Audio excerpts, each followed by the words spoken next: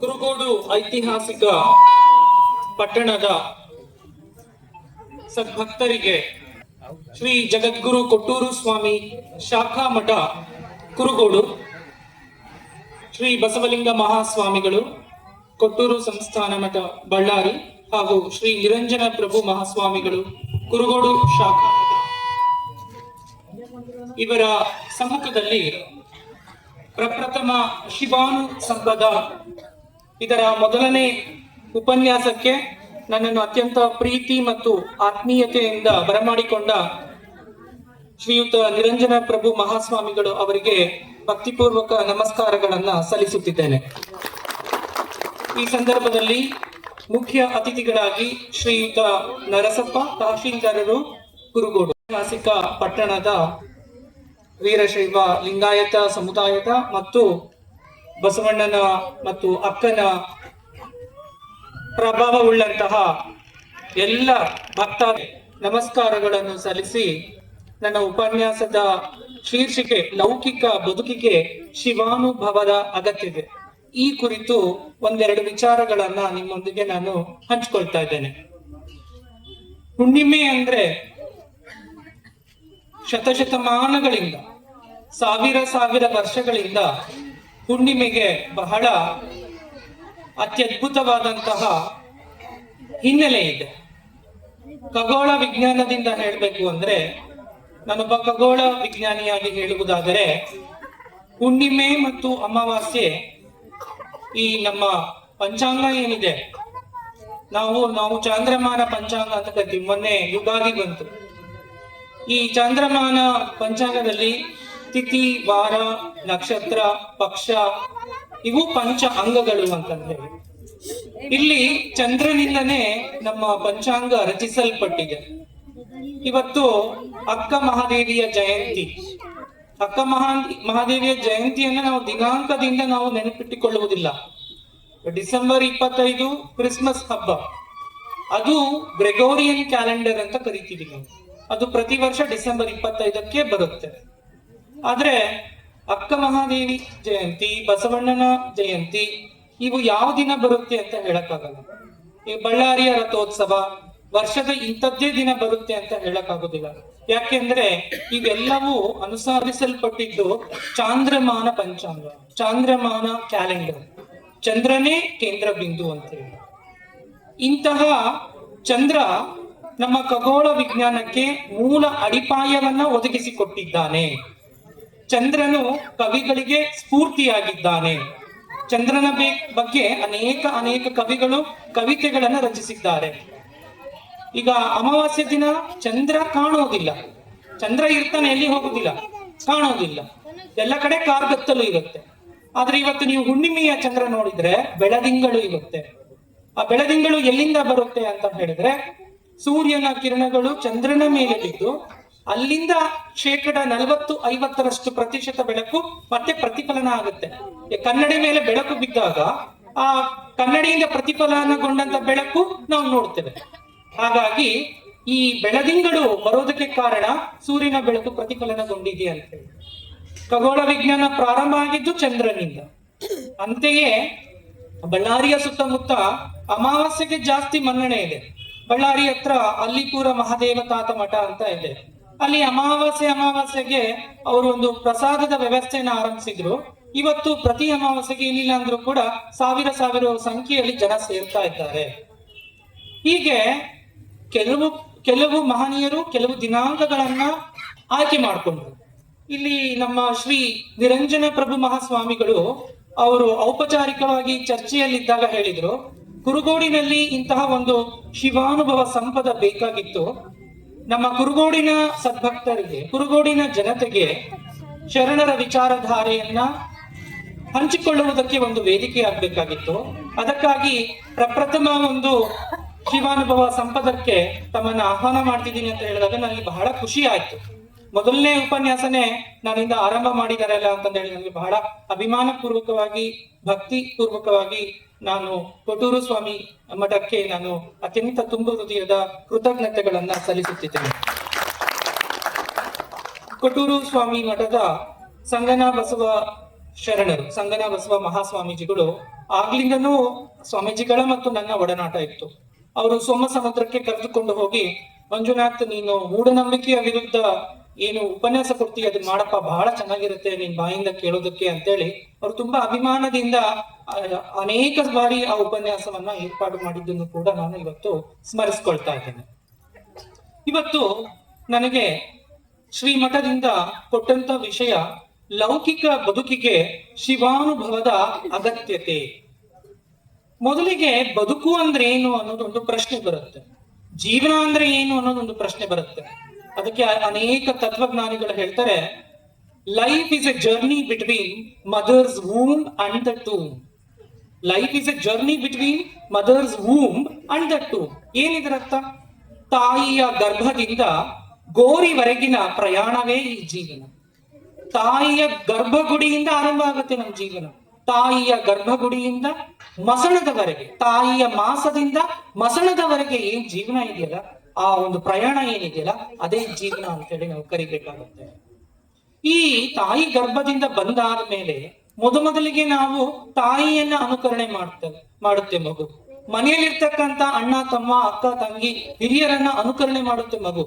ಇಲ್ಲಿ ನಾವು ನಮ್ಮ ಅಕ್ಕ ಮಹಾದೇವಿ ಬಳಗದ ಎಲ್ಲ ಮಹಿಳೆಯರು ಅನೇಕ ಭಕ್ತಿ ಗೀತೆಗಳನ್ನ ಪ್ರಸ್ತುತಪಡಿಸಿದ್ರು.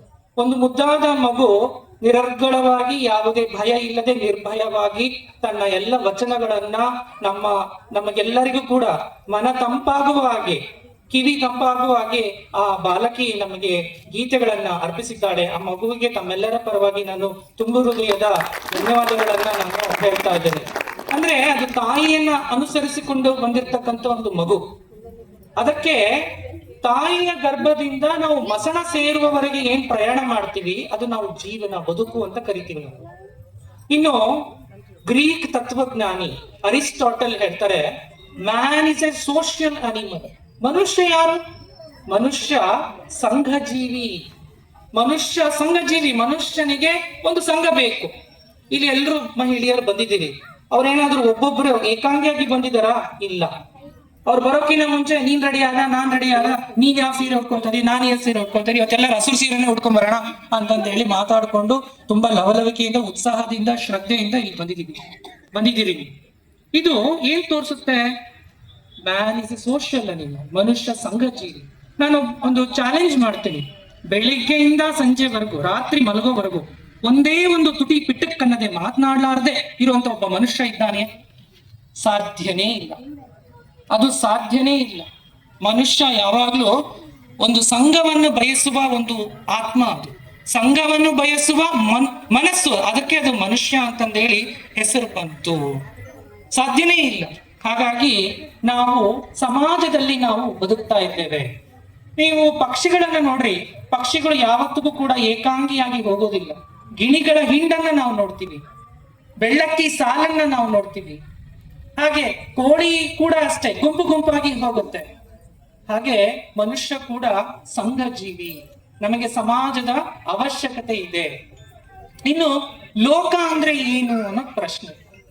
ಏನ್ರಿ ಲೋಕ ಅಂದ್ರೆ ಏನು? ಲೋಕ ಅಂದ್ರೆ ಕೆಲವರಿಗೆ ತಾವು ಕಂಡಿದ್ದು, ತಾವು ನೋಡಿದ್ದು, ತಾವು ಕೇಳಿಸಿಕೊಂಡದ್ದು ಅದೇ ಲೋಕ ಆಗುತ್ತೆ. ಈ ಸಂತ ಶಿಶುನಾಳ ಶರೀಫರ ಒಂದು ಜೀವನ ವೃತ್ತಾಂತದಲ್ಲಿ ಒಬ್ರು ಪ್ರಶ್ನೆ ಮಾಡ್ತಾರೆ, ಜಗದ್ಗುರುಗಳು ಬಂದಿದ್ದಾರೆ, ಬನ್ನಿ ತಾವು ಭೇಟಿ ಆಗ್ಬೇಕು ಅಂತ ಹೇಳ್ತಾರೆ. ಅವಾಗ ಶರೀಫರು ಪ್ರಶ್ನೆ ಮಾಡ್ತಾರೆ, ಎಷ್ಟಿದೆ ಜಗತ್ತು, ಎಷ್ಟು ದೊಡ್ಡ ಜಗತ್ತು, ಆ ಎಲ್ಲಾ ಜಗತ್ತಿಗೆ ನೀವು ಗುರುನಾ ಅಂತಂದೇಳಿ ಅನೇಕ ಆಧ್ಯಾತ್ಮಿಕ ಪ್ರಶ್ನೆಗಳನ್ನ, ಸವಾಲುಗಳನ್ನ ಅವ್ರಿಗೆ ಹಾಕ್ತಾರೆ. ಲೋಕ ಅಂದ್ರೆ ಏನು? ಲೋಕದಲ್ಲಿ ಎಲ್ಲ ಇರ್ತದೆ. ಲೋಕದಲ್ಲಿ ಕೊಡೋದು ಇರ್ತದೆ, ಪಡೆಯೋದು ಇರುತ್ತೆ. ನಾವು ಲೋಕಕ್ಕೆ ಕೊಟ್ಟದ್ದಕ್ಕಿಂತ ಪಡೆದದ್ದೇ ಜಾಸ್ತಿ. ಈಗ ನಾನು ಇಲ್ಲಿ ಒಂದು ಮೈಕ್ ಮುಂದೆ ಧ್ವನಿವರ್ಧಕದ ಮುಂದೆ ಮಾತಾಡ್ತಾ ಇದ್ದೀನಿ. ಈ ಧ್ವನಿವರ್ಧಕವನ್ನು ಆವಿಷ್ಕಾರ ಮಾಡಿದವರು ಯಾರು? ನಾನಂತೂ ಅಲ್ಲ, ನಮ್ ತಂದೆ ಅಂತೂ ಅಲ್ಲ. ಇಲ್ಲಿ ತುಂಬಾ ಸುಂದರವಾದ ಬಿಳಿ ಬಣ್ಣದ ಬೆಳಕು ಬರ್ತಾ ಇದೆ, ಲೈಟ್. ಇದನ್ನ ಆವಿಷ್ಕಾರ ಮಾಡಿದವ್ರು ಯಾರು? ನಾವಂತೂ ಅಲ್ಲ, ನಮ್ ದೇಶದವರಂತೂ ಅಲ್ಲ. ಈ ಎಲ್ಲ ನೀವು ಒಳ್ಳೊಳ್ಳೆ ಬಟ್ಟೆಯನ್ನ ನೀವು ಧರಿಸ್ಕೊಂಡು ಬಂದಿದ್ದೀರಿ. ಈ ಬಟ್ಟೆಯನ್ನ ನೇಯ್ದವ್ರು ಯಾರು? ದೀಪ ಬೆಳಗಿದ್ವಿ, ಆ ಹತ್ತಿಯನ್ನ ಬೆಳೆದವ್ರು ಯಾರು? ನಾವು ಊಟ ಮಾಡ್ತೀವಿ, ಆ ಅಕ್ಕಿ ಭತ್ತವನ್ನ ಬೆಳೆದವ್ರು ಯಾರು? ನಮಗ್ ಗೊತ್ತಿಲ್ಲ. ಹಾಗೆ ನಾವು ಜಗತ್ತಿನಿಂದ ನಾವು ಕೊಟ್ಟದ್ದಕ್ಕಿಂತ ಪಡೆದುಕೊಂಡಿದ್ದೇ ಜಾಸ್ತಿ. ನಾವು 1% ಕೊಟ್ರೆ 99% ನಾವು ಸಮಾಜದಿಂದ ಪಡೆದುಕೊಂಡಿರ್ತೀವಿ. ಅದಕ್ಕಾಗಿನೇ ಈ ಲೋಕದಲ್ಲಿ ನಾವು ಕ್ರಮೇಣ ಲೋಕದ ಜೊತೆಗೆ ನಾವು ಹೊಂದಾಣಿಕೆಯನ್ನ ಮಾಡಿಕೊಳ್ತೀವಿ. ಇನ್ನು ಲೌಕಿಕ ಬದುಕು ಅಂದ್ರೆ ನಾವೇನ್ ಲೋಕದಲ್ಲಿ ಜೀವನ ಮಾಡ್ತಾ ಇದ್ದೀವಿ ಅದು ಲೌಕಿಕ ಬದುಕು.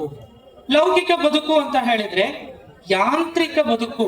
ಅಂದ್ರೆ ಬೆಳಗ್ಗೆ ಎಲ್ರು ನಾವು ಅಲಾರಾಮ್ ಇಟ್ಕೊಂಡು ಎಲ್ರು ನಾವು ಹೇಳ್ತೀವಿ 6 ಗಂಟೆಗೆ, ಕೆಲವರು 5 ಗಂಟೆಗೆ ಎದ್ದು ಬಿಟ್ಟು ಕಸ ಹೊಡೆದು, ಅಂಗಳಕ್ಕೆ ನೀರ್ ಹಾಕಿ, ರಂಗೋಲಿ ಹಾಕಿ, ಆಮೇಲೆ ಚಹಾ ಕಿಟ್ಟು, ಹಾಲು ತಂದು ಚಹಾ ಮಾಡಿಕೊಟ್ಟು, ಮಕ್ಕಳನ್ನ ಬಿಸಿ, ಅವರಿಗೆ ಸ್ನಾನ ಮಾಡಿಸಿ, ಮಕ್ಕಳನ್ನ ಶಾಲೆಗೆ ಕಳಿಸಿ, ಆಮೇಲೆ ನೀವು ಎಲ್ಲ ಅಡಿಗೆ ಮಾಡಿ, ಆಮೇಲೆ ನೀವು ಉಪಹಾರ ಮಾಡ್ತೀರಿ. ಅದಕ್ಕೆ ಈ ಲೌಕಿಕ ಬದುಕು, ಯಾಂತ್ರಿಕ ಬದುಕು, ಈ ಬದುಕಿನ ಒಂದು ವೃತ್ತಾಂತದಲ್ಲಿ ನಾವು ನಮ್ಮನ್ನ ನಾವು ಮರೆತು ಬಿಡ್ತೀವಿ. ಈ ಲೌಕಿಕ ಬದುಕು ಕೆಲವು ಸಲ ಎಷ್ಟು ಕ್ರೂರವಾಗಿರುತ್ತೆ ಅಂತ ಹೇಳಿದ್ರೆ ಅದು ನಿರ್ದಯಿಯಾಗಿನೂ ಆಗಿರುತ್ತೆ. ಮೊದಲೆಲ್ಲ ಅಪಘಾತ ಆದ್ರೆ ಹೋಗಿ ಸಹಾಯ ಮಾಡ್ತಾ ಇದ್ರು. ಒಂದು ಬಸ್ ಅಪಘಾತ ಆಗಿದೆ, ಹೋಗಿ ಸಹಾಯ ಮಾಡಿ ತಕ್ಷಣನೇ ಅವರಲ್ಲಿ ಇರ್ತಕ್ಕಂಥ ಗಾಡಿನ ತಗೊಂಡೋಗಿ ಆಸ್ಪತ್ರೆಗೆ ಸೇರಿಸ್ತಾ ಇದ್ರು. ಈಗ ಅದೇನಾಗಿದೆ, ಮಾಯ ಆಗ್ಬಿಟ್ಟು ಆ ಒಂದು ಅಪಘಾತದ ಸಂದರ್ಭದಲ್ಲಿ ವಿಡಿಯೋ ಮಾಡ್ತೀವಿ, ಫೇಸ್ಬುಕ್ ಲೈವ್ ಮಾಡ್ತೀವಿ, ಯಾರು ಕೂಡ ಸಹಾಯ ಮಾಡೋದಕ್ಕೆ ಹೋಗೋದಿಲ್ಲ. ಇದು ನಿರ್ದಯವಾದಂತಹ ಒಂದು ಮನುಷ್ಯನ ಸ್ವಭಾವ. ಹೀಗೆ ಬದುಕು ಏನಾಗ್ತಾ ಇದೆ, ಬದಲಾಗ್ತಾ ಇದೆ. 12ನೇ ಶತಮಾನದಲ್ಲಿ ಇದ್ದಂತಹ ಬದುಕು ಬೇರೆ, ಈಗ 2026ನೇ ಇಸ್ವಿಯಲ್ಲಿ ನಾವು ನಡೆಸ್ತಾ ಇರ್ತಕ್ಕಂಥ ಜೀವನ ಬೇರೆ, ನಾವು ನಡೆಸ್ತಾ ಇರ್ತಕ್ಕಂಥ ಬದುಕು ಬೇರೆ. ಇನ್ನು ಕೆಲವರು ಅಹಂಕಾರದ ಬದುಕನ್ನ ಅವರು ರೂಪಿಸ್ಕೊಂಡಿರ್ತಾರೆ. ಬದುಕು ಅನ್ನೋದು ನಾನಾ ರೀತಿಯಾಗಿರುತ್ತೆ, ನಾನಾ ರೂಪಗಳನ್ನ ಕಂಡುಕೊಂಡಿರುತ್ತೆ. ಜಟಿಲವಾದ ಜಂಜಾಟಗಳ ಬದುಕು ಇದು. ಬೆಂಗಳೂರಿನಲ್ಲಿ ಬದುಕು ಬೇರೆ.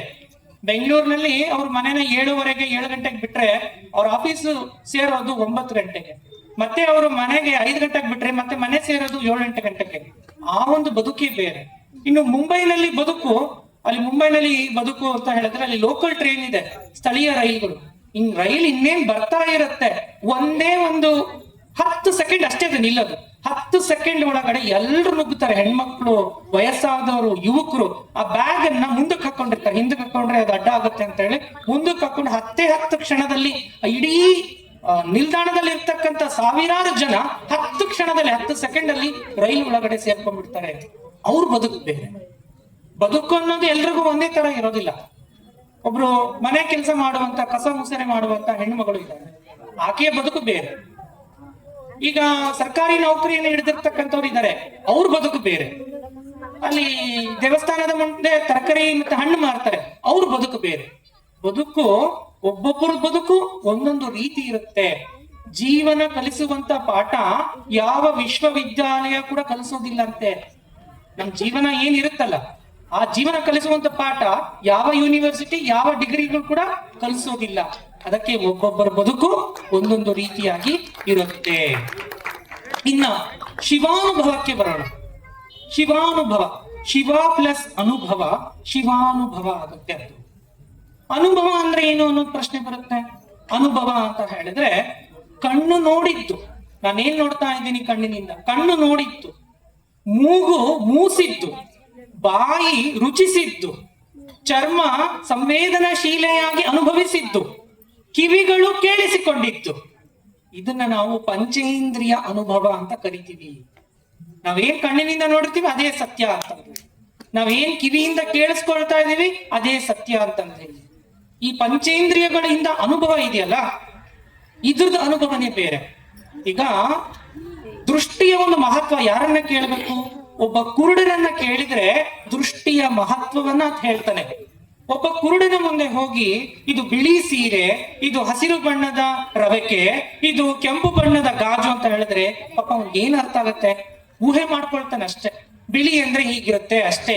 ಯಾಕಂದ್ರೆ ಆತನಿಗೆ ದೃಷ್ಟಿನೇ ಇಲ್ಲ. ಕಿವಿ ಇಲ್ಲದವರಿಗೆ ನಾನು ಸಂಗೀತವನ್ನ ಕೇಳಿಸ್ತೀನಿ, ಹಿಂದೂಸ್ತಾನಿ ಸಂಗೀತ ನಾನು ಕೇಳಿಸ್ತೀನಿ ಅಂತಂದು ಹೇಳಿದ್ರೆ ಅದು ಸಾಧ್ಯನೇ ಇಲ್ಲ. ನಾನು ಸಂಗೀತದ ಮಾಧುರ್ಯವನ್ನ ಕೇಳಿಸ್ಕೊಳ್ಬೇಕಾದ್ರೆ ನನಗೆ ಕಿವಿ ಇರ್ಲೇಬೇಕು. ಬಿಸಿ ಮಂಗಳಾರತಿ ತಗೊಳ್ತೀರಿ ಅಥವಾ ಒಂದು ಬಿಸಿ ಇರುತ್ತೆ, ಬಿಸಿ ಅನುಭವ ಬೇಕಂದ್ರೆ ನಿಮಗೆ ಚರ್ಮ ಇರ್ಲೇಬೇಕು, ಇಲ್ಲಾಂದ್ರೆ ಅದು ಸಾಧ್ಯನೇ ಇಲ್ಲ. ಇದು ಅನುಭವ ಅಂತಂದೇಳಿ. ಈಗ ಒಂದು ಗಾದೆ ಮಾತೆ ಇದೆ, ಹೊಸ ಅಗಸ ಬಟ್ಟೆಯನ್ನ ಎತ್ತಿ ಎತ್ತಿ ಒಗಿತಾನೆ ಅನ್ನೊಂದು ಗಾದೆ ಮಾತು. ಅಂದ್ರೆ ಯಾಕೆ ಹೊಸದಾಗಿ ಕೆಲ್ಸಕ್ಕೆ ಸೇರ್ಕೊಂಡಿದ್ದಾನೆ, ಹುರುಪಿನಿಂದ ಕೆಲಸ ಮಾಡ್ತಾನೆ ಅಂತಂದ್ರೆ. ಹುರುಪಿನಿಂದ ಕೆಲಸ ಮಾಡ್ಬೇಕಾದ್ರೆ ಅನೇಕ ಅಚಾತುರ್ಯಗಳು ನಡೆಯುತ್ತೆ. ಅದು ಅಂದ್ರೆ ಆತನಿಗೆ ಅನುಭವ ಇರೋದಿಲ್ಲ. ಅನುಭವ ಅನ್ನೋದೇನಿದೆಯಲ್ಲ ಅದು ಜೀವನದ ಜೊತೆ ಜೊತೆಗೆ ಬರುತ್ತೆ. ಅನುಭವ ಒಂದು ದಿನಕ್ಕೆ ಬರೋದಿಲ್ಲ, ಅದು ಜೀವನದ ಜೊತೆ ಜೊತೆಗೆ ಬರುತ್ತೆ. ಅದಕ್ಕೆ ನೀವು ಮನೆಯಲ್ಲಿ ಇರ್ತೀರಿ, ಮನೆಯಲ್ಲಿ ಒಂದು ಮಗು ಇರುತ್ತೆ, 8 ವರ್ಷ 10 ವರ್ಷದ ಮಗು, ಒಂದು ಮಧ್ಯಪ್ರಾಯದ ಒಬ್ಬ ಮಹಿಳೆ, ಸೊಸೆ, ಒಬ್ರು ಹಿರಿಯರು, ಅತ್ತೆನೋ ಅಜ್ಜಿನೋ ಅಮ್ಮನೋ ಇರ್ತಾರೆ. ಅತ್ತೆ ಅಜ್ಜಿ ಅಮ್ಮನ ಅನುಭವನೇ ಬೇರೆ, ಸೊಸೆಯ ಅನುಭವನೇ ಬೇರೆ, ಆ ಮಗುವಿನ ಅನುಭವನೇ ಬೇರೆ. ಈಗ ನಮಗೆ ಪ್ರತಿಯೊಂದು ನಮ್ಮ ಅತ್ತೆ ಏನಾದ್ರು ಹೇಳಿದ್ರೆ ಅಥವಾ ನಮ್ಮ ಅಜ್ಜಿ ಏನಾದ್ರು ಹೇಳಿದ್ರೆ, ಅಮ್ಮ ಹೇಳಿದ್ರೆ ನಮಗೆ ಸಿಟ್ಟು ಬರುತ್ತೆ. ಏನಪ್ಪ ಹಿಂಗ್ ಮಾಡ್ತಾರಲ್ಲ ಅನ್ನೋದು ಸಿಟ್ಟು ಬರುತ್ತೆ, ಅದು ಸಹಜ ಕೂಡ. ಯಾವಾಗ ನೀವು ಮತ್ತೆ ಆ ವಯಸ್ಸಿಗೆ ಹೋಗ್ತಿರಲ್ಲ ಅವಾಗ ನೀವು ಅನ್ಕೊಳ್ತೀರಿ, ಓಹೋ ನಮ್ಮ ಅತ್ತೆ ಹೇಳಿದ್ದೆ ನಿಜ, ಅದಕ್ಕೆ ನಮ್ಮ ಅತ್ತೆ ಹೇಳ್ತಿದ್ರು ಅನ್ನೋದು ಅವಾಗ ಬರುತ್ತೆ. ಅದು ಅಲ್ಲಿವರೆಗೂ ಅದು ಬರೋದಿಲ್ಲ. ಅದಕ್ಕೆ ನಾವು ಅದನ್ನ ಅನುಭವ ಅಂತಂದೇಳಿ ನಾವು ಕರಿತೀವಿ. ಇನ್ನ ಶಿವಾನುಭವ ಅಂದ್ರೆ ಏನು? ಶಿವ ಸಾಕ್ಷಾತ್ಕಾರ ಅಂದ್ರೆ ಏನು?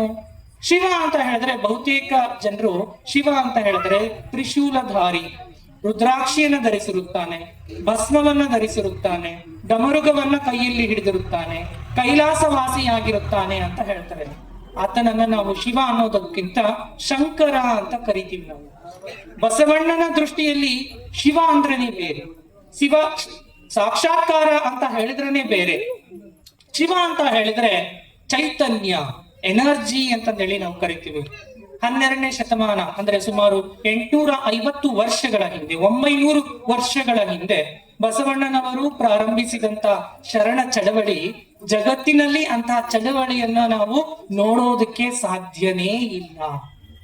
ಅಲ್ಲಮ ಪ್ರಭುಗಳು ಅನುಭವ ಮಂಟಪದ ಅಧ್ಯಕ್ಷರಾಗಿರುತ್ತಾರೆ, ಶೂನ್ಯ ಪೀಠದ ಅಧ್ಯಕ್ಷರಾಗಿರುತ್ತಾರೆ.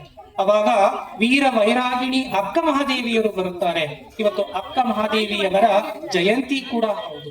ಅಕ್ಕನ ವಚನಗಳನ್ನ ನಾವು ಇವತ್ತು ಸ್ಮರಿಸುವ ಔಚಿತ್ಯ ಕೂಡ ಇದೆ ನಮಗೆ. ಆಗ ಅಲ್ಲಮ ಪ್ರಭುಗಳು ಅನೇಕ ಕಠೋರವಾದ ಪ್ರಶ್ನೆಗಳನ್ನ ಕೇಳ್ತಾನೆ. ನೀನ್ ಈ ತರ ಬಂದಿದೆಯಲ್ಲ ನಿರ್ವಸ್ತ್ರವಾಗಿ, ನಿನಗೆ ನಾಚಿಕೆ ಇಲ್ಲವೇ ಅಂತ ಕೇಳ್ತಾನೆ. ಅವಾಗ ನಿರ್ಭಯದಿಂದ ನಿರ್ಭಿಡೆಯಿಂದ ಅಕ್ಕ ಅಲ್ಲಮನ ಎಲ್ಲ ಪ್ರಶ್ನೆಗಳಿಗೆ ಸಮಾಧಾನದಿಂದ ಸಾವಧಾನದಿಂದ ಉತ್ತರವನ್ನು ಕೊಟ್ಟ ಬಗೆ ಏನಿದೆಯಲ್ಲ, ಆಕೆಯನ್ನ ವೀರ ವೈರಾಗಿಣಿ ಅಂತ ಕರೆಯೋದಕ್ಕೆ ಆ ಒಂದು ಚರ್ಚೆ, ಆ ಒಂದು ಸಂವಾದನೆ ಸಾಕ್ಷಿ ಅಂತ ನಾನು ಹೇಳೋದಕ್ಕೆ ಇಷ್ಟಪಡ್ತಾ ಇದ್ದೇನೆ. ಶಿವ ಅಂತ ಅಂದ್ರೆ ಏನು? ಚೈತನ್ಯ. ನಮ್ಮ ಆಧುನಿಕ ಕಾಲಘಟ್ಟದ ರಾಷ್ಟ್ರಕವಿ ಕುವೆಂಪು ಅವರು ಕೂಡ ಚೈತನ್ಯದ ಬಗ್ಗೆ ಅನೇಕ ಕವಿತೆಗಳನ್ನು ರಚಿಸಿದ್ದಾರೆ. ಓ ನನ್ನ ಚೇತನ ಆಗು ನೀ ಅನಿಕೇತನ, ರೂಪಗಳನ್ನು ದಾಟಿ ನಾಮ ಕೋಟಿಗಳನ್ನು ಮೀಟಿ, ಎದೆಯ ಬಿರಿಯ ಭಾವದೀಟಿ, ಓ ನನ್ನ ಚೇತನ ಆಗು ನೀ ಅನಿಕೇತನ ಅಂತ ಹೇಳಿ ಹೇಳ್ತಾರೆ. ಇನ್ನು ಶಿವನನ್ನು ಕಾಣುವ ಬಗೆ ಹೇಗೆ? ಊದಿನ ಕಡ್ಡಿ ಬೆಳಗಿದ್ರೆ ನಮಗೆ ಶಿವ ಒಲಿತನ? ಕಾಯಿ ಒಡೆಸ್ಕೊಂಡು ಕರ್ಪೂರ ಬೆಳಗಿದ್ರೇನೆ ನಮಗೆ ಶಿವ ಒಲಿತನ? ಇಲ್ಲ, ಅವು ಕೇವಲ ಆಚಾರಗಳಷ್ಟೇ. ಶಿವನನ್ನ ಒಲಿಸುವ ಬಗೆ ಹೇಗೆ ಅನ್ನೋದೇನಿದೆಯಲ್ಲ ಅದು ಅತ್ಯಂತ ಜಟಿಲವಾದಂತಹ ಪ್ರಶ್ನೆ. ಅದು ನಮ್ಮನ್ನ ನಾವು ಪ್ರಶ್ನೆ ಮಾಡಿಕೊಳ್ಳುವ ವಿಧಾನ ಕೂಡ ಹೌದು. ಶಿವನನ್ನ ನಾವು ಹೇಗೆ ಕಾಣಬೇಕು? ನಮ್ಮ ನಡೆಯಲ್ಲಿ ಶಿವನನ್ನ ಕಾಣಬೇಕು, ನಮ್ಮ ನುಡಿಯಲ್ಲಿ ಶಿವನನ್ನ ಕಾಣಬೇಕು, ನಮ್ಮ ಕಾಯಕದಲ್ಲಿ ಶಿವನನ್ನ ಕಾಣಬೇಕು. ಕಾಯಕ ಅಂದ್ರೆ ಏನು? ಕೆಲಸ. ಅಂದ್ರೆ ಈಗ ನಮಗೆ 2 ಕೈ ಇದೆ, 2 ಕಾಲಿದೆ, ದೇಹ ಇದೆ, ಮಿದುಳಿದೆ, ಕಣ್ಣಿದೆ, ಕಿವಿ ಇದೆ. ಅದನ್ನ ಯಾವ್ದಾದ್ರು ಸದುಪಯೋಗ ಮಾಡ್ಕೊಡ್ಬೇಕಲ್ಲ. ನಾನೇನು ಕೆಲಸ ಮಾಡೋದಿಲ್ಲ, ಹಾಗೆ ನಾನು ಮಣ್ಣಿನಿಂದ ಬಂದು ಮಣ್ಣಿಗೆ ಹೋಗ್ತೀನಿ ಅಂತ ಹೇಳಿದ್ರೆ ಈ ಕಾಯದ ಅಸ್ತಿತ್ವದ ಮತ್ತು ಔಚಿತ್ಯದ ಪ್ರಶ್ನೆ ಬರುತ್ತೆ. ಎರಡು ಕೈ ಇದೆ, ಗುಂಡುಕಲ್ಲಿದ್ದಂಗಿದ್ದೀನಿ, ಅದನ್ನ ನಾನು ಯಾವುದಾದ್ರೂ ಒಂದು ಸದುಪಯೋಗ ಮಾಡ್ಬೇಕಲ್ಲ, ಸಮಾಜಕ್ಕಾಗಿ ನಾನು ಸದುಪಯೋಗ ಮಾಡ್ಕೋಬೇಕಲ್ಲ. ಅದಕ್ಕಾಗಿ ಕಾಯದಿಂದ ಕಾಯಕ ಬರುತ್ತೆ. ನಮ್ಮ ನಡೆಯಲ್ಲಿ ಶಿವನನ್ನ ಕಾಣಬೇಕು, ನುಡಿಯಲ್ಲಿ ಶಿವನನ್ನ ಕಾಣಬೇಕು, ಕಾಯಕದಲ್ಲಿ ಶಿವನನ್ನ ಕಾಣಬೇಕು. ಇನ್ನು ಕೆಲವರು ಸಮಾಜ ಸೇವೆಯಲ್ಲಿ ಶಿವನನ್ನ ಕಾಣ್ತಾರೆ. ಅನೇಕ ಜನ ಮಹನೀಯರಿದ್ದಾರೆ ಇವತ್ತು. ಉದಾಹರಣೆಗೆ ನಮ್ಮ ಕರ್ನಾಟಕದಲ್ಲಿ ಅಜೀಂ ಪ್ರೇಮ್ಜಿ ಅಂತಂದು ಹೇಳಿ ಇದ್ದಾರೆ. ಅವರು ಕಾರ್ಖಾನೆಗಳನ್ನ ಸ್ಥಾಪಿಸಿಬಿಟ್ಟು ಅನೇಕ ಸಾವಿರಾರು ಕೋಟಿಗಳನ್ನ ಅವರು ದುಡಿದಿದ್ದಾರೆ. ಅಜೀಂ ಪ್ರೇಮ್ಜಿ ಅವರು ಇವತ್ತು ಸಾವಿರಾರು ಕೋಟಿಗಳನ್ನ ಕರ್ನಾಟಕ ಸರ್ಕಾರಕ್ಕೆ ದಾನವಾಗಿ ಕೊಟ್ಟಿದ್ದಾರೆ. ಸರ್ಕಾರಿ ಶಾಲೆಯಲ್ಲಿ ಓದುವಂತ ವಿದ್ಯಾರ್ಥಿಗಳಿಗೆ, ಸರ್ಕಾರಿ ಕಾಲೇಜಿನಲ್ಲಿ ಓದುವಂತ ವಿದ್ಯಾರ್ಥಿಗಳಿಗೆ ಮಾಸಿಕ 25,000 ಸ್ಕಾಲರ್ಶಿಪ್ ಅನ್ನ ಕೊಡ್ತಾ ಇದ್ದಾರೆ. ಅದು ಒಂದು ರೀತಿಯ ಸಮಾಜ ಸೇವೆ. ಸಮಾಜ ಸೇವೆಯ ಮೂಲಕ ಶಿವನನ್ನ ಕಂಡುಕೊಳ್ಳುವುದು ಇದು ಒಂದು ವಿಧಾನ. ಇನ್ನೊಂದು ಪರೋಪಕಾರ ಬುದ್ಧಿ ಏನಿದೆಯಲ್ಲ, ಇದು ಕೂಡ ಶಿವನನ್ನು ಕಾಣುವ ಬಗೆ. ಶಿವ ಅಂತ ಹೇಳಿದ್ರೆ ದೇವಸ್ಥಾನಕ್ಕೆ ಹೋದ್ರೆ ನಾನು ಶಿವರಾತ್ರಿ ದಿನ ಉಪವಾಸ ಮಾಡಿದ್ರೆ ನಾನು ಶಿವನನ್ನ ಒಲಿಸಿದ ಹಾಗೆ ಅನ್ನೋದು ಅದು ತಪ್ಪು ತಿಳುವಳಿಕೆ ಆಗುತ್ತೆ, ತಪ್ಪು ಕಲ್ಪನೆ ಆಗುತ್ತೆ, ತಪ್ಪು ಚಿಂತನೆ ಆಗುತ್ತೆ. ಶರಣರ ಚಳವಳಿಯ ಮುಖ್ಯ ಕೇಂದ್ರ ಬಿಂದು ಶಿವ. ನೀವು ಬಸವಣ್ಣನವರ ವಚನಗಳನ್ನು ನೋಡಿದ್ರೆ ಅದು ಶಿವನ ಸುತ್ತಮುತ್ತನೇ ಇರುತ್ತೆ. ಬಸವಣ್ಣ ಒಂದು ವಚನದಲ್ಲಿ ಹೇಳುತ್ತಾನೆ, ನೀನೊಲಿದರೆ ಕೊರಡು ಕೊನರುವುದಯ್ಯ, ನೀನೊಲಿದರೆ ಬರಡು ಹಯನುವುದಯ್ಯ, ನೀನೊಲಿದರೆ ವಿಷವೇ ಅಮೃತಬಹುದಯ್ಯ, ನೀನೊಲಿದರೆ ಸಕಲ ಪಡಿ ಪದಾರ್ಥ ಇದಿರಲ್ಲಿರ್ಪುದವು ಕೂಡಲ ಸಂಗಮ ದೇವ.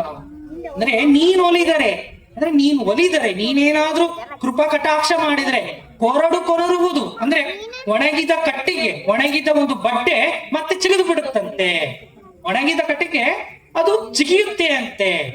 ನೀನೊಲಿದರೆ ಬರಡು ಹಯನುವುದಯ್ಯ, ಒಂದು ಗೊಡ್ಡು ಎಮ್ಮೆ ಅಥವಾ ಗೊಡ್ಡು ಆಕಳು ಮತ್ತೆ ಹಾಲು ಕೊಡೋದನ್ನ ಪ್ರಾರಂಭ ಮಾಡುತ್ತಂತೆ. ನೀನೊಲಿದರೆ ವಿಷವು ಅಮೃತವಾಗುವುದಯ್ಯ, ವಿಷ ಕೂಡ ಅಮೃತವಾಗುತ್ತಂತೆ. ನೀನೊಲಿದರೆ ಸಕಲ ಪಡಿ ಪದಾರ್ಥ ಇದರಲ್ಲಿರ್ಪುದವು ಕೂಡಲ ಸಂಗಮ ದೇವ. ನೀನು ಅಂದ್ರೆ ಯಾರು ಅನ್ನೋದು ಮತ್ತೆ ಪ್ರಶ್ನೆ ಬರುತ್ತೆ. ನೀನು ಅನ್ನೋದು ಒಂದು ಮಾನವೀಯ ಮೌಲ್ಯ, ಮಾನವೀಯ ಪ್ರೀತಿ, ಕರುಣೆ, ಅಂತಃಕರಣ, ಒಳ್ಳೆಯದು ಮತ್ತು ಕೆಟ್ಟದು ಎನ್ನೋ ತಿಳುವಳಿಕೆ ಅಂತ ನಾವು ಇಲ್ಲಿ ಅರ್ಥ ಮಾಡಿಕೊಳ್ಳಬೇಕಾಗತ್ತೆ. ಇದು ಬಸವಣ್ಣನವರ ಒಂದು ವಚನ. ಇನ್ನು ಇವತ್ತು ಅಕ್ಕ ಮಹಾದೇವಿಯ ಜಯಂತಿ. ಅಕ್ಕ ಮಹಾದೇವಿ ವೀರ ವೈರಾಗಿಣಿ. ಅಕ್ಕ ಮಹಾದೇವಿಯ ಒಂದು ಜನ್ಮ ವೃತ್ತಾಂತ ನಿಜಕ್ಕೂ ಅಕ್ಕ ಮಹಾದೇವಿ ನಮ್ಮ ಕರ್ನಾಟಕದಲ್ಲಿ ಇದ್ರ ಇಡೀ ಕನ್ನಡಿಗರಿಗೆ, ಇಡೀ ನಮ್ಮ ಭಾರತ ದೇಶಕ್ಕೆ, ಇಡೀ ನಮ್ಮ ಜಗತ್ತಿನ ಮಹಿಳಾ ಸಮುದಾಯಕ್ಕೆ ಅಕ್ಕ ಮಹಾದೇವಿ ಮಾದರಿ ವ್ಯಕ್ತಿತ್ವವಾಗಿ ನಿಲ್ಲುತ್ತಾಳೆ. ಅಕ್ಕ ಮಹಾದೇವಿ ನಮ್ಮ ಕನ್ನಡಿಗರನ್ನೋದು ನಾವು ಹೆಮ್ಮೆ ಪಡಬೇಕು. ಅಲ್ರಿ 900 ವರ್ಷಗಳ ಹಿಂದೆ ವಿವಸ್ತ್ರಳಾಗಿ ಶಿವನನ್ನು ಹುಡುಕುತ್ತಾ, ಚನ್ನಮಲ್ಲಿಕಾರ್ಜುನನ್ನ ಹುಡುಕುತ್ತಾ ಊರು ಹೋಗ್ತಾಳೆ. ಅನೇಕ ಸವಾಲುಗಳನ್ನು ಎದುರಿಸುತ್ತಾಳೆ. ವಿವಸ್ತ್ರವಾಗುವುದು ಅಷ್ಟು ಸುಲಭವಲ್ಲ, ವಿವಸ್ತ್ರವಾಗುವುದಷ್ಟು ಸುಲಭವಲ್ಲ. ಬಿಸಿಲಿಗೆ ದೇಹ ಒಡ್ಡಬೇಕಾಗತ್ತೆ, ಬಿಸಿಲು ಚುರುಗುಡುತ್ತೆ.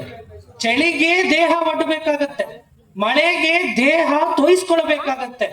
ಇನ್ನು ರಾತ್ರಿ ಸೊಳ್ಳೆಗಳ ಕಾಟ, ಹುಳ ಹುಪ್ಪಡಿಗಳ ಕಾಟ. ಅಂತ ಸಂದರ್ಭದಲ್ಲಿ ಅಕ್ಕ ಮಹಾದೇವಿ ವಿವಸ್ತ್ರಳಾಗಿ ತನ್ನ ದೇಹವನ್ನ ಯಾವ ರೀತಿ ಕಾಪಾಡಿಕೊಂಡಿರಬಹುದು? ಅದು ಸವಾಲಿನ ಪ್ರಶ್ನೆ. ಅದಕ್ಕೆ ಉತ್ತರ ಏನು ಅಂತಂದ ಹೇಳಿದ್ರೆ ಅವರ ಮನೋಸ್ಥೈರ್ಯ. ಅಷ್ಟು ಗಟ್ಟಿ ಮನಸ್ಸು, ಗಟ್ಟಿಗಿತ್ತಿ ಅಂತ ಕರಿಬೇಕಾಗತ್ತೆ ಅಕ್ಕ ಮಹಾದೇವಿ. ಅದಕ್ಕೆ ಅವರಿಗೆ ನಾವು ಬಿರುದು ಕೊಟ್ಟಿರೋದು ವೀರ ವೈರಾಗಿಣಿ ಅಕ್ಕ ಅಂತಂತ ಹೇಳ್ಬಿಟ್ಟು. ಚನ್ನಮಲ್ಲಿಕಾರ್ಜುನನೇ ನನ್ನ ಪತಿ ಅಂತ ಹೇಳ್ತಾಳೆ, ಚನ್ನಮಲ್ಲಿಕಾರ್ಜುನನೇ ನನ್ನ ಪತಿ ಅಂತ ಹೇಳ್ತಾಳೆ. ಕೊನೆಗೆ ಕದಳಿಯ ವನದಲ್ಲಿ ಐಕ್ಯಳಾಗುತ್ತಾಳೆ. ಇವತ್ತು ಶ್ರೀಶೈಲ ಚನ್ನಮಲ್ಲಿಕಾರ್ಜುನ ಈ ಒಂದು ಡಿಸೆಂಬರ್, ಜನವರಿ, ಫೆಬ್ರವರಿನಲ್ಲಿ ಸಾವಿರಾರು ಸಂಖ್ಯೆಯಲ್ಲಿ ಭಕ್ತರು ಪಾದಾರ್ಪಣೆ ಮಾಡ್ಕೊಂಡು, ಅಂದ್ರೆ ನಡ್ಕೊಂಡು ಬಿಟ್ಟು ಶ್ರೀಶೈಲಕ್ಕೆ ತಲುಪ್ತಾರೆ ಅಂತ ಹೇಳಿದ್ರೆ ಅದು ಶ್ರೀಶೈಲ ಚನ್ನಮಲ್ಲಿಕಾರ್ಜುನ ಮತ್ತು ಅಕ್ಕ ಮಹಾದೇವಿಯ ಒಂದು ಅವರ ಒಂದು ಕೊಡುಗೆ, ಅವರ ಒಂದು ಅಗಾಧವಾದಂತಹ ಮಹಿಮೆಯನ್ನ ತೋರಿಸುತ್ತೆ. ಅಕ್ಕ ಮಹಾದೇವಿ ಹೇಳುತ್ತಾಳೆ, ನಡೆ ಶುಚಿ, ನುಡಿ ಶುಚಿ, ತನು ಶುಚಿ, ಮನ ಶುಚಿ, ಭಾವ ಶುಚಿ, ಇಂತಿ ಪಂಚ ತೀರ್ಥಂಗಳ ನೊಳಗೊಂಡು ಮೃತ್ಯುದಲ್ಲಿ ನಿಂದ ನಿಮ್ಮ ಶರಣರ ತೋರಿ ಎನ್ನನ್ನುಳುಹುಕೊಳ್ಳ ಚನ್ನ ಮಲ್ಲಿಕಾರ್ಜುನ. ನಮ್ಮ ನಡೆ ಹೇಗಿರ್ಬೇಕು? ಶುದ್ಧವಾಗಿರ್ಬೇಕು. ಯಾರಿಗೂ ಕೂಡ ನಾವು ನೋವನ್ನ ಉಂಟು ಮಾಡಬಾರದು. ನುಡಿ ಹೇಗಿರ್ಬೇಕು? ಯಾರ ಮನಸ್ಸಿಗೂ ನೋವು ಉಂಟು ಮಾಡಬಾರ್ದು, ಯಾರ ಮನಸ್ಸಿಗೂ ಗಾಯವನ್ನು ಉಂಟು ಮಾಡಬಾರ್ದು. ತನು ನಮ್ಮ ದೇಹ ಕೂಡ ಶುದ್ಧವಾಗಿರ್ಬೇಕು, ಮನಸ್ಸು ಕೂಡ ಶುದ್ಧವಾಗಿರ್ಬೇಕು, ನಮ್ಮ ಭಾವ ಅದು ಕೂಡ ಶುದ್ಧವಾಗಿರ್ಬೇಕು. ಇದು ಅಕ್ಕ ಮಹಾದೇವಿಯವರ ವಚನ. ಅಕ್ಕ ಮಹಾದೇವಿ ನಾವು ನೀವು ಯಾರೂ ನೋಡಿಲ್ಲ, 900 ವರ್ಷಗಳಂತ ಇದ್ದಿದ್ದು. ಬಸವಣ್ಣನನ್ನ ಯಾರು ಕೂಡ ನಾವು ನೋಡಿಲ್ಲ, 900 ವರ್ಷಗಳ ಹಿಂದೆ ಅವರು ಇದ್ದಿದ್ದು. 900 ವರ್ಷಗಳ ಹಿಂದೆ ಜಾತಿ ತಾರತಮ್ಯದ ವಿರುದ್ಧ ಹೋರಾಟ ಮಾಡಿದ್ರು. 900 ವರ್ಷಗಳ ಹಿಂದೆ ಮಹಿಳೆಗೆ ಯಾವುದೇ ಸ್ಥಾನಮಾನ ಇರಲಿಲ್ಲ. ಆದ್ರೆ ಶರಣ ಪರಂಪರೆಯಲ್ಲಿ ಅಲ್ಲಮ ಪ್ರಭು ಬಸವಣ್ಣನವರು ಮಹಿಳೆಗೆ ವಿಶೇಷ ಸ್ಥಾನಮಾನ ಕೊಟ್ರು. ಲಿಂಗಾಯತ ಸಮುದಾಯದಲ್ಲಿ ಮಹಿಳೆಗೆ ಸಿಗುವಂತ ಗೌರವ, ಮಹಿಳೆಗೆ ದಕ್ಕುವಂತ ಆತ್ಮಾಭಿಮಾನ ಯಾವ ಒಂದು ಧರ್ಮದಲ್ಲಿ ಸಿಗ್ಲಿಕ್ಕೆ ಸಾಧ್ಯನೇ ಇಲ್ಲ. ಇವತ್ತು ನೀವು ಇಷ್ಟು ಚೆನ್ನಾಗಿ ಬಂದು ಕುತ್ಕೊಂಡು ಇಲ್ಲಿ ಪ್ರವಚನ ಕೇಳ್ತಾ ಇದ್ದೀರಿ, ಉಪನ್ಯಾಸ ಕೇಳ್ತಾ ಇದ್ದೀರಿ ಅಂತ ಹೇಳಿದ್ರೆ ಅದು ಅಂದಿನ ಬಸವಣ್ಣ, ಅಂದಿನ ಅಲ್ಲಮ ಪ್ರಭು, ಅಂದಿನ ಚನ್ನಬಸವಣ್ಣ ಅವರ ಕೊಡುಗೆಯನ್ನ ನಾವು ಇವತ್ತು ಸ್ಮರಿಸಲೇಬೇಕು. ಯಾವ ಧರ್ಮದಲ್ಲೂ ಕೂಡ ಮಹಿಳೆಗೆ ಸಮಾನತೆಯನ್ನು ಕೊಟ್ಟಿಲ್ಲ. ಮಹಿಳೆ ಯಾವತ್ತಿದ್ರು ಮಹಿಳೆಯ ಬುದ್ಧಿ ಮೊಣಕಾಲಿನ ಕೆಳಗೆ. ಮಹಿಳೆ ಏನಿದ್ರು ಸೌಟು ಹಿಡಿಯುವುದಕ್ಕೆ ಲಾಯಕ್ಕು. ಇನ್ನು ಕೆಲವು ಧರ್ಮಗಳಲ್ಲಿ ಮಹಿಳೆಗೆ ಯಾವುದೇ ರೀತಿಯಾದಂತ ಸ್ವಾತಂತ್ರ್ಯ ಇಲ್ಲ. ಆದ್ರೆ ಲಿಂಗಾಯತ ಸಮುದಾಯದಲ್ಲಿ, ಈ ಶರಣರ ಚಳವಳಿಯಲ್ಲಿ ಮಹಿಳೆಗೆ ತಕ್ಕದಾದಂತಹ ಗೌರವ. ಮಹಿಳೆ ತಾಯಿಯಾಗಿ, ಮಹಿಳೆ ಸಹೋದರಿಯಾಗಿ, ಮಹಿಳೆ ಪತ್ನಿಯಾಗಿ, ಮಹಿಳೆ ಸಮಾಜ ಕಟ್ಟುವ ಬಗೆ ಇದೆಯಲ್ಲ, ಆ ಶರಣರು ಮಹಿಳೆಯನ್ನ ಅತ್ಯಂತ ಗೌರವದಿಂದ ನಡೆಸಿಕೊಂಡ್ರು. ಅದಕ್ಕೆ ಸಾಕ್ಷಿ ಅಲ್ಲಮ ಪ್ರಭುಗಳು. ಇನ್ನು ಶಿವಶರಣೆ ಕಾಳವ್ವೆ, ಎಷ್ಟೊಂದು ಶಿವಶರಣೆಯರು ಬಂದು ಹೋಗಿದ್ದಾರೆ. ಸತ್ಯಕ್ಕ ಬಂದಿದ್ದಾರೆ, ಶಿವಶರಣೆ ಕಾಳವ್ವೆ ಅಂತೇಳಿ. ಅವ್ರದೊಂದು ವಚನ: ಕೈ ತಪ್ಪಿ ಕೆತ್ತಲು ಕಾಲಿಗೆ ಮೂಲ, ಮಾತು ತಪ್ಪಿ ನುಡಿಯಲು ಬಾಯಿಗೆ ಮೂಲ, ವ್ರತಹೀನನ ನೆರೆಯಲು ನರಕಕ್ಕೆ ಮೂಲ, ಕರ್ಮಹರ ಕಾಳೇಶ್ವರ. ನೋಡ್ರಿ, 4 ಸಾಲು ಇರೋದು. ಕಾಳವ ಎಷ್ಟು ವರ್ಷಗಳಾಯ್ತು ಇದು ಬರೆದು, ಎಷ್ಟು ಶತಮಾನಗಳಾಯ್ತು. ಆದ್ರೆ ಇವತ್ತಿಗೂ ಆ ವಚನವನ್ನ ನಾನು ಇವತ್ತು ನಿಮ್ ಮುಂದೆ ನಾನು ಪ್ರಸ್ತುತ ಪಡಿಸ್ತಾ ಇದ್ದೇನೆ. ಇನ್ನೊಮ್ಮೆ ಹೇಳ್ತೀನಿ ಕೇಳಿ: ಕೈ ತಪ್ಪಿ ಕೆತ್ತಲು ಕಾಲಿಗೆ ಮೂಲ. ಇನ್ನು ಅಪ್ಪಿ ತಪ್ಪಿ ಏನಾದ್ರೂ ಮಾತಾಡಿದರೆ ಅದು ನಮ್ ಕಾಲಿಗೆ ಮೂಲ ಆಗ್ತದೆ. ಕೈ ತಪ್ಪಿ ಕೆತ್ತಲು ಕಾಲಿಗೆ ಮೂಲ, ಮಾತು ತಪ್ಪಿ ನುಡಿಯಲು ಬಾಯಿಗೆ ಮೂಲ. ಅಕಸ್ಮಾತ್ ಒಂದು ಮಾತು ಅಂದು ಬಿಡ್ತೀರಿ, ಆದ್ರೆ ಅದನ್ನೇ ಸಾಧಿಸ್ತಾರೆ. ನೀವೇನೋ ಅನುಭವ ಅಂದು ಬಿಡ್ತೀರಿ, ಅತ್ತೆ ಸೊಸೆಗೆ ಅಂದು ಬಿಡ್ತಾಳೆ. ಆ ಸೊಸೆ ಅದನ್ನು ಸಾಯವರೆಗೂ ಸಾಯಿಸ್ಕೊಂತ ಹೋಗ್ಬಿಡ್ತಾಳೆ. ನಮ್ಮ ತಿಂಗಂದ್ಲು. ಇಲ್ಲ ತಾಯಿ ಮಗನಿಗೆ ಹೇಳ್ತಾರೆ ಅಥವಾ ಮಗಳಿಗೆ ಹೇಳ್ತಾರೆ, ಆ ಮಗಳು ಸಾಯಿಸ್ಕೊಂತ ಹೋಗಿ ನಮ್ಮಮ್ಮ ಹಿಂಗಂದ್ಲು. ಅದಕ್ಕೆ ಹೇಳೋದು ಮಾತು ತಪ್ಪಿ ನುಡಿಯಲು ಬಾಯಿಗೆ ಮೂಲ. ಅದು ಅದಕ್ಕೆ ಮಾತಾಡ್ಬೇಕಾದ್ರೆ ನಾವು ಅತ್ಯಂತ ಜಾಗರೂಕವಾಗಿ ಮಾತಾಡ್ಬೇಕಾಗತ್ತೆ. ಅದಕ್ಕೆ ಬಸವಣ್ಣನವರ ಮತ್ತೊಂದು ವಚನ ನೆನಪಾಗುತ್ತೆ: ನುಡಿದರೆ ಮುತ್ತಿನ ಹಾರದಂತಿರಬೇಕು, ನುಡಿದರೆ ಸ್ಫಟಿಕದ ಸಲಾಕಿಯಂತಿರಬೇಕು, ನುಡಿದರೆ ಮಾಣಿಕ್ಯದ ದೀಪ್ತಿಯಂತಿರಬೇಕು, ನುಡಿದರೆ ಲಿಂಗ ಮೆಚ್ಚಿದ ಜಂಗಮ ಅಹುದಹುದು ಎನ್ನಬೇಕು. ಅದಕ್ಕೆ ಮಾತು ನಾವು ಅತ್ಯಂತ ಜಾಗರೂಕತೆಯಿಂದ ಮಾತಾಡ್ಬೇಕಾಗತ್ತೆ. ಮೈಕ್ ಸಿಕ್ಕಿದೆ ಅಂತ ಹೇಳಿ ನಾವು ಯದ್ವಾ ತದ್ವಾ ಮಾತಾಡಕ್ ಆಗೋದಿಲ್ಲ. ಕಟ್ಟೆ ಸಿಕ್ಕಿದೆ ಅಂತಂದ ಹೇಳಿ ಇಬ್ರು ಸೇರ್ಕೊಂಡ್ಬಿಟ್ಟು ಇಬ್ರು ಕಟ್ಟೆ ಸಿಕ್ಕಿದೆ ಅಂತ ಹೇಳಿ ಇನ್ನೊಬ್ಬರ ಬಗ್ಗೆ ನಾವು ಆಡ್ಕೊಳ್ಳೋದು ಅದು ಅಕ್ಷಮ್ಯ ಅಪರಾಧವಾಗುತ್ತೆ. ಅದಕ್ಕೆ ನಮ್ಮ ಚುಟುಕುಗಳ ಬ್ರಹ್ಮ ದಿನಕರ ದೇಸಾಯಿ ಹೇಳ್ತಾರೆ: ಅತ್ಯಂತ ಕಡಿಮೆಯಾಗಿರಬೇಕು ಮಾತು, ಕಾಗದಕ್ಕೆ ಬೀಳಬಾರದು ಯಾವ ತೂತು. ಅತ್ಯಂತ ಕಡಿಮೆಯಾಗಿರಬೇಕು ಮಾತು, ಕಾಗದಕ್ಕೆ ಬೀಳಬಾರದು ಯಾವ ತೂತು. ತುಸು ಮಾತಿನೊಳಗಿರಲಿ ಕಸುವಿನಂಬಾರಿ. ಏನ್ ಮಾತಾಡಿದ್ರಪ್ಪ ಅವರು, ಎರಡೇ ಮಾತನಾಡಿದ್ರು ಕೂಡ ಮುತ್ತಿನಂತ ಮಾತಾಡಿದ್ರಪ್ಪ. ಆ ತರ ನಮ್ಮ ಮಾತಿನ ಒಂದು ಮಹತ್ವವನ್ನ ನಾವು ತಿಳ್ಕೋಬೇಕಾಗತ್ತೆ. 1 ಗಂಟೆ ಮಾತಾಡೋದಕ್ಕಿಂತ 2 ನಿಮಿಷ ಮಾತಾಡಿದ್ರು ಕೂಡ, ಮುತ್ತಿನಂತ ಮಾತಾಡಿದ್ರು ಕೂಡ ಒಂದು 4 ಜನರ ಮನಸ್ಸನ್ನ ಅದು ಅರಳಿಸ್ಬೇಕಾಗತ್ತೆ. ಇನ್ನು ಅಕ್ಕ ಮಹಾದೇವಿಯ ಮತ್ತೊಂದು ವಚನ. ಅವರು ಅಕ್ಕ ಮಹಾದೇವಿ ಮನೆಯಲ್ಲಿ ಇರ್ಲಿಲ್ಲ, ಗುಹೆಯಲ್ಲಿ ಇರ್ತಾ ಇತ್ತು, ಬೆಟ್ಟದಲ್ಲಿ ಇರ್ತಾ ಇತ್ತು. ಊರೂರಿಗೆ ಅವರು ಅಲದ್ರು. ಅವರು ಅಕ್ಕ ಮಹಾದೇವಿ ಎಲ್ಲ ವಚನಗಳು ನೋಡ್ರಿ, ನವಿಲ್ ಮೇಲಿರುತ್ತೆ, ಗಿಳಿ ಮೇಲಿರುತ್ತೆ, ಗುಬ್ಬಿ ಮೇಲಿರುತ್ತೆ, ಪಾರಿವಾಳದ ಮೇಲಿರುತ್ತೆ, ದುಂಬಿ ಮೇಲಿರುತ್ತೆ, ಹುಳುವಿನ ಮೇಲಿರುತ್ತೆ. ಹಂಗೆ ಜೇಡರ ಹುಳುವಿನ ಬಗ್ಗೆ ಕೂಡ ಅಕ್ಕ ಮಹಾದೇವಿ ಸೊಗಸಾದ ವಚನವನ್ನ ಬರೆದಿದ್ದಾಳೆ. ಅಕ್ಕ ಮಹಾದೇವಿ ಹೇಳ್ತಾಳೆ: ಬೆಟ್ಟದ ಮೇಲೊಂದು ಮನೆಯ ಮಾಡಿ, ಮೃಗಗಳಿ ಗಂಜಿದೊಡೆ ಎಂತಯ್ಯ, ಸಮುದ್ರದ ತಡೆಯಲೊಂದು ಮನೆಯ ಮಾಡಿ ನೊರೆ ತೊರೆಗಳಿಗಂಜಿದೊಡೆ ಎಂತಯ್ಯ. ಸಂತೆಯೊಳಗೊಂದು ಮನೆಯ ಮಾಡಿ ಶಬ್ದಕ್ಕೆ ನಾಚಿದಡೆ ಎಂತಯ್ಯ. ಚನ್ನ ಮಲ್ಲಿಕಾರ್ಜುನ ದೇವ ಕೇಳಯ್ಯ. ಲೋಕದೊಳಗೆ ಹುಟ್ಟಿದ ಬಳಿಕ ಸ್ತುತಿ ನಿಂದೆಗಳು ಬಂದಡೆ ಮನದಲ್ಲಿ ಕೋಪವ ತಾಳದೆ ಸಮಾಧಾನಿಯಾಗಿರಬೇಕು. ನಾವು ಲೋಕದಲ್ಲಿ ಜೀವನ ಮಾಡ್ತಿದೀವಿ ಅಂತ ಹೇಳಿದ್ರೆ ಬೆಟ್ಟದ ಮೇಲೊಂದು ಮನೆ ಮಾಡ್ಬಿಟ್ಟು ನಾನು ಮೃಗಗಳಿಗೆ ಅಂಜುತ್ತೀನಿ ಅಂದ್ರೆ ಅದು ಒಪ್ಪಲಾರದ್ದು. ಮತ್ತೆ ಗುಡ್ಡದ ಮೇಲೆ ಮನೆ ಮಾಡಿದ್ಮೇಲೆ ಹಾವು, ಚೋಳು, ಮುಂಗುಸು ಎಲ್ಲವನ್ನ ನಾನು ಅನುಭವಿಸ್ಬೇಕಾಗತ್ತೆ. ಸಮುದ್ರದ ತಡಿಯಲೊಂದು ಮನೆ ಮಾಡ್ಬಿಟ್ಟು ನೊರೆ ತೆರೆಗಳಿಗೆ ಹಂಚಿದರೆ ಅದಕ್ಕೆ ಅರ್ಥ ಇರಂಗಿಲ್ಲ. ನಾವು ಸಂತೆಯಲ್ಲಿ ಮನೆ ಮಾಡಿದೀವಿ ಅಂದ್ಮೇಲೆ ನಿಂದನೆ ಇರುತ್ತೆ. ಆ ನಿಂದನೆಗಳನ್ನೆಲ್ಲ ನಾವು ಸಹಿಸ್ಕೊಂಡು ಸಮಾಧಾನದಿಂದ ನಾವು ಜೀವನವನ್ನ ಮಾಡಬೇಕು ಅನ್ನೋ ಒಂದು ವಚನವನ್ನ ಅಕ್ಕ ಮಹಾದೇವಿ ಹೇಳುತ್ತಾಳೆ. ಅಂದ್ರೆ ಅಕ್ಕ ಮಹಾದೇವಿಯಿಂದ ನಾವು ನಮ್ಮ ಮನಸ್ಸನ್ನ ದೃಢಗೊಳ್ಳಬೇಕು, ಸಂಕಲ್ಪ ಮಾಡಿಕೊಳ್ಳಬೇಕು. ಈ ಹರಳು ಹೆಂಗ ಗಟ್ಟಿಯಾಗಿರುತ್ತೋ ಹಾಗೆ ನಮ್ಮ ಮನಸ್ಸನ್ನ ಗಟ್ಟಿಯಾಗಿ ಮಾಡ್ಕೋಬೇಕು. ನಿಂದನೆಗಳು ಬಂದ ಮೇಲೆ, ನಿಂದನೆ ಬಂದಿದೆ ಅಂತಂದು ಹೇಳಿ ನಾವು ಚಂಗನೆ ಬಾವಿಗೆ ಹಾರೋದಲ್ಲ. ಅದೇನಾಗತ್ತೆ, ಅದು ಆತ್ಮದ್ರೋಹ ಆಗುತ್ತೆ. ಇನ್ನು ಸತ್ಯಕ್ಕ, ಇವರು ಒಬ್ರು ಶಿವಶರಣೆ. ಸತ್ಯಕ್ಕ ಇವರು ಒಂದು ವಚನ ಹೇಳ್ತಾರೆ, ಅರ್ಚನೆ ಪೂಜನೆ ನೇಮವಲ್ಲ, ಮಂತ್ರ ತಂತ್ರ ನೇಮವಲ್ಲ, ಧೂಪ ದೀಪಾರತಿ ನೇಮವಲ್ಲ, ಪರಧನ ಪರಸ್ತ್ರೀ ಪರದೈವಂಗಳಿಗೆರಗದ ಇಬ್ಬುದೇ ನೇಮ, ಶಂಭುಜ ಕೇಶ್ವರನಲ್ಲಿ ಇವು ಕಾಣಿರಣ್ಣ ನಿತ್ಯ ನೇಮ. ನೇಮ ಅಂದ್ರೆ ಏನು? ನೇಮ ಅಂದ್ರೆ ನಿಯಮ, ಅಂದ್ರೆ ಧರ್ಮ. ಅವ್ರು ಹೇಳ್ತಾರೆ ಅರ್ಚನೆ ಪೂಜನೆನೇ ನೇಮ ಅಲ್ಲ, ಮಂತ್ರ ತಂತ್ರನೇ ನೇಮ ಅಲ್ಲ, ಧೂಪ ದೀಪಾರತಿ ಮಂಗಳಾರತಿ ಇದೇ ನೇಮವಲ್ಲ, ಪರಧನ ಇನ್ನೊಬ್ಬರು ಹಣವನ್ನ ಅಪೇಕ್ಷೆ ಪಡಬಾರದು ಅದು ನಿಯಮ, ಪರಸ್ತ್ರೀ ವ್ಯಾಮೋಹಕ್ಕೆ ಬೀಳಬಾರದು ಅದು ನಿಯಮ, ಪರದೈವಗಳಿಗೆ ನಾವು ನಮಸ್ಕಾರ ಮಾಡಬಾರದು ಅದು ನಿಯಮ ಅಂತ ಹೇಳಿ ಅವತ್ತೇ ಹೇಳ್ತಾರೆ. ಈ ಒಂದು ಶರಣರ ವಚನಗಳೇನಿದೆಯಲ್ಲ ಇವು ಅನುಭವ ಜನ್ಯ ಅಂತ ಕರಿತೀವಿ. ಶರಣರ ವಚನಗಳು ಎಲ್ರು ನೋಡ್ರಿ ಕಾಯಕ ಮಾಡ್ತಾ ಇದ್ರು, ಎಲ್ರು ಕಾಯಕ ಮಾಡ್ತಿದ್ರು, ಯಾರು ಸುಮ್ಮನೆ ಕೂತಿರ್ಲಿಲ್ಲ. ಎಲ್ರು ಕೆಲವರು ಕಸ ಹೊಡಿತಾ ಇದ್ರು, ಕೆಲವರು ಕುಂಬಾರಿಕೆ ಮಾಡ್ಕೇಳ್ತಾ ಇದ್ರು, ಕೆಲವರು ಕ್ಷೌರಿಕ ಕೆಲಸ ಮಾಡ್ತಿದ್ರು, ಹಡಪದ ಅಪ್ಪಣ್ಣ ಅಂತಂದೇಳಿ. ಹೀಗೆ ತಮ್ಮ ಕಾಯಕದ ಜೊತೆಗೆ ಅವರ ಆಧ್ಯಾತ್ಮಿಕ ಕಡೆಗೆ ತಮ್ಮ ಒಲವನ್ನ ತೋರಿಸಿದ್ರು. ಯಾರು ಕೂಡ ಸುಮ್ಮನೆ ಕೂತಿರ್ಲಿಲ್ಲ, ಎಲ್ರು ಕೂಡ ಅವರು ಕಾಯಕದಲ್ಲಿ ನಿರತರಾಗಿದ್ರು. ಇದು ಕಾಯಕ ಸಂಸ್ಕೃತಿ, ಅಂದ್ರೆ ದುಡಿದು ತಿನ್ನಬೇಕು ಅನ್ನೋ ಒಂದು ಬುದ್ಧಿಯನ್ನ ಕಲಿಸಿಕೊಟ್ಟಿದ್ದು ಕೂಡ ಶರಣ ಪರಂಪರೆ, ಶರಣ ಚಳುವಳಿ. ಆಮೇಲೆ ದುಡಿದದ್ದನ್ನ ದಾನ ಮಾಡಿದ್ರೆ ಅದೇನ್ ಶ್ರೇಷ್ಠ ಅಲ್ಲ, ಆ ದಾಸೋಹ ಮಾಡಿದ್ರೆ ಅದಕ್ಕೆ ಶ್ರೇಷ್ಠ ಆಗತ್ತೆ. ದಾಸೋಹ ಅಂದ್ರೆ ಏನು?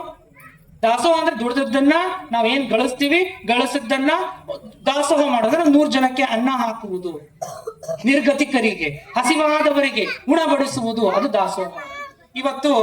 ಇವತ್ತಿನ ಮೊದಲ ಈ ಶಿವಾನುಭವ ಸಂಪದ ಮೊದಲ ದಾಸೋಹ ಸೇವೆಯನ್ನ ಚಾನಾಳ್ ಆನಂದ್ ಅಧ್ಯಕ್ಷರು, ದೊಡ್ಡ ಬಸವೇಶ್ವರ ದೇವಸ್ಥಾನ ಆಡಳಿತ ಮಂಡಳಿಯವರು ಆ ಶರಣರ ಒಂದು ಸ್ಫೂರ್ತಿಯಿಂದ ಇವತ್ತು ದಾಸೋಹ ಸೇವೆ ಮಾಡ್ತಾ ಇದ್ದಾರೆ. ಅವರಿಗೆ ಭಕ್ತಿಪೂರ್ವಕವಾಗಿ ತಮ್ಮೆಲ್ಲರ ಪರವಾಗಿ ಚಪ್ಪಾಳೆಯನ್ನ, ಧನ್ಯವಾದಗಳ ಮತ್ತು ಅಭಿನಂದನೆಗಳನ್ನ ಸಲ್ಲಿಸೋಣ. ಈ ಮುಂದಿನ ಒಂದು ಹುಣ್ಣಿಮೆಗೆ ಮತ್ತೊಬ್ರು ಬರ್ತಾರೆ ದಾಸೋಹವನ್ನ ಮಾಡುವುದಕ್ಕೆ, ದಾಸೋಹ ಸೇವೆಯನ್ನ ಮಾಡುವುದಕ್ಕೆ. ಈ ದಾಸೋಹ ಅನ್ನೋದು ತುಂಬಾ ವಿಭಿನ್ನವಾದದ್ದು. ದಾಸೋಹ ಅನ್ನೋದು ವಿಭಿನ್ನವಾದದ್ದು. ಇವತ್ತು ಬರೇ ಪ್ರವಚನ ಇದ್ರೆ ಅದಕ್ಕೆ ಮಜಾ ಇರಲ್ಲ. ಮೊದಲು ಪ್ರವಚನ ಇರಬೇಕು, ಕಿವಿ ತಂಪಾಗ್ಬೇಕು, ಮನಸ್ಸು ಅರಳಬೇಕು. ಇದೆಲ್ಲ ಏನು ನಮ್ಮ ಮನಸ್ಸಿಗೆ, ಮತ್ತೆ ದೇಹಕ್ಕೂ ಬೇಕಲ್ಲ. ಬರೇ ಮನಸ್ಸಿಗೆ ಕೊಟ್ರೆ ಸರಿ ಇರಲ್ಲ.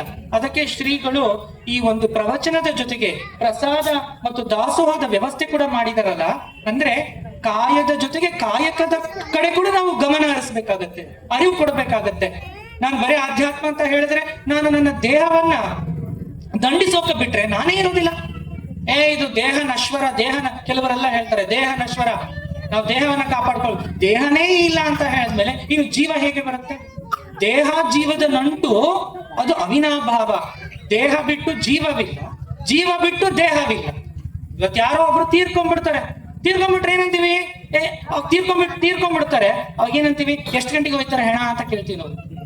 ಎಷ್ಟು ಗಂಟೆಗೆ ಎತ್ತುತ್ತಾರೆ, ಸಾಯಂಕಾಲ ಎತ್ತುತ್ತಾರ ಅಂತ ಹೆಣ, ಅದು ಹೆಣ ಅಂತಾನೆ ಅಂದ್ಬಿಡ್ತೀವಿ. ಯಾಕಂದ್ರೆ ಅದ್ರಲ್ಲಿ ಜೀವ ಇಲ್ಲ, ಅದು ಬರೀ ಶರೀರ ಮಾತ್ರ, ಅದು ದೇಹ ಮಾತ್ರ.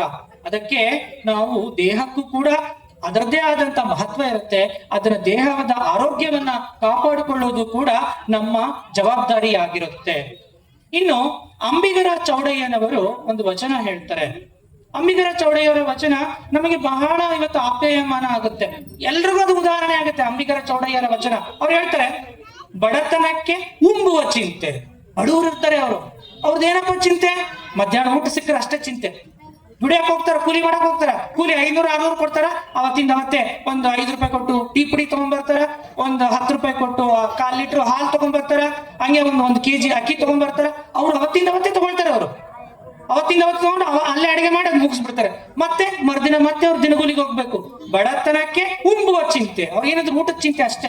ಬಡತನಕ್ಕೆ ಉಂಬುವ ಚಿಂತೆ, ಉಣಲಾದರೆ ಉಡುವ ಚಿಂತೆ. ಕೆಲವು ಉಣಕ್ಕಿರುತ್ತೆ, ಉಡಕ್ಕಿರಂಗಿಲ್ಲ. ಬಾಬಾ ಉಂಡ್ಬಿಟ್ಟಿನಪ್ಪ, ಎಂತ ಸೀರೆ ಉಡ್ಕೊಂಡ್ ಮಾಡಿದ್ಲಪ್ಪ ಆಕಿ, ಲಕ್ಷ್ಮಿ ಸೀರೆ 50,000 ಸೀರೆ. ಅದು ಟಗದ ಹೊಳಿತಿತ್ತು. ಯಾರು ಎಂತ ಜೀನ್ಸ್ ಹಾಕೊಂಬಂದಿದ್ದಪ್ಪ, ಅದು ಸೂಪರ್ ಇತ್ತದು, ತುಂಬಾ ಚೆನ್ನಾಗಿತ್ತು, ಅದು ಲೆನಿನ್ ಜೀನ್ಸ್ ಅಂತದು, ಲೆನಿನ್ ಕಂಪನಿದಂತೆ ಅಂತಂದ್ ಹೇಳ್ಬಿಟ್ಟು. ಅಯ್ಯ ನೋಡಬೇಕು, ಉದ್ದ ಲಾಂಗ್ ಚೈನ್ ಹಾಕೊಂಬಂದಿದ್ಲು, ಎಷ್ಟ್ ಚೆನ್ನಾಗಿತ್ತು ಅಂತಂದೇಳಿ. ಇದು ಉಣಲಾದರೆ ಉಡುವ ಚಿಂತೆ. ಬಡತನಕ್ಕೆ ಉಂಬುವ ಚಿಂತೆ, ಉಣಲಾದರೆ ಉಡುವ ಚಿಂತೆ, ಉಡಲಾದರೆ ಇಡುವ ಚಿಂತೆ. ಒಟ್ಟಿಗೆ ಐತಪ್ಪ, ಬಟ್ಟಿಗೆ ಐತಪ್ಪ, ಈಗ ನಾನು ಉಳಿಸ್ಬೇಕು, ನನ್ ಮಕ್ಳಿಗೆ ಉಳಿಸ್ಬೇಕು. ನನ್ನ ಮಕ್ಳಿಗೆ ಠೇವಣಿ ಮಾಡಿದೀನಿ, ನನ್ನ ಮಗಳ ಹೆಸರಲ್ಲಿ 5,000 ಕಟ್ಟಕತೀನಿ, ನನ್ನ ಮಗನ ಹೆಸರಲ್ಲಿ 3,000 ಕಟ್ಟಕತೀನಿ, ನನಗೆ 2,000 ಕಟ್ಟಕಂತ ಇದೀನಿ, ಮತ್ ಬ್ಯಾಂಕ್ ಬ್ಯಾಲೆನ್ಸ್ ಇಷ್ಟಿದೀನಿ, ಬಂಗಾರ 8 ತೊಲೆ ಮಾಡ್ಕೊಂಡಿದೀನಿ, 10 ತೊಲೆ ಮಾಡ್ಕೊಂಡಿದೀನಿ. ಈಗ ಇನ್ನೊಮ್ಮೆ ಹೇಳ್ತೀನಿ ಕೇಳ್ರಿ, ಬಡತನಕ್ಕೆ ಉಂಬುವ ಚಿಂತೆ, ಉಣಲಾದರೆ ಉಡುವ ಚಿಂತೆ, ಉಡಲಾದರೆ ಇಡುವ ಚಿಂತೆ, ಗಂಟಿಡುವ ಚಿಂತೆ, ಇಡಲಾದರೆ ಹೆಂಡಿರ ಚಿಂತೆ, ಹೆಂಡಿರಾದರೆ ಮಕ್ಕಳ ಚಿಂತೆ, ಮಕ್ಕಳಾದರೆ ಬದುಕಿನ ಚಿಂತೆ, ಬದುಕಾದರೆ ಕೇಡಿನ ಚಿಂತೆ, ಕೇಡಾದರೆ ಮರಣದ ಚಿಂತೆ.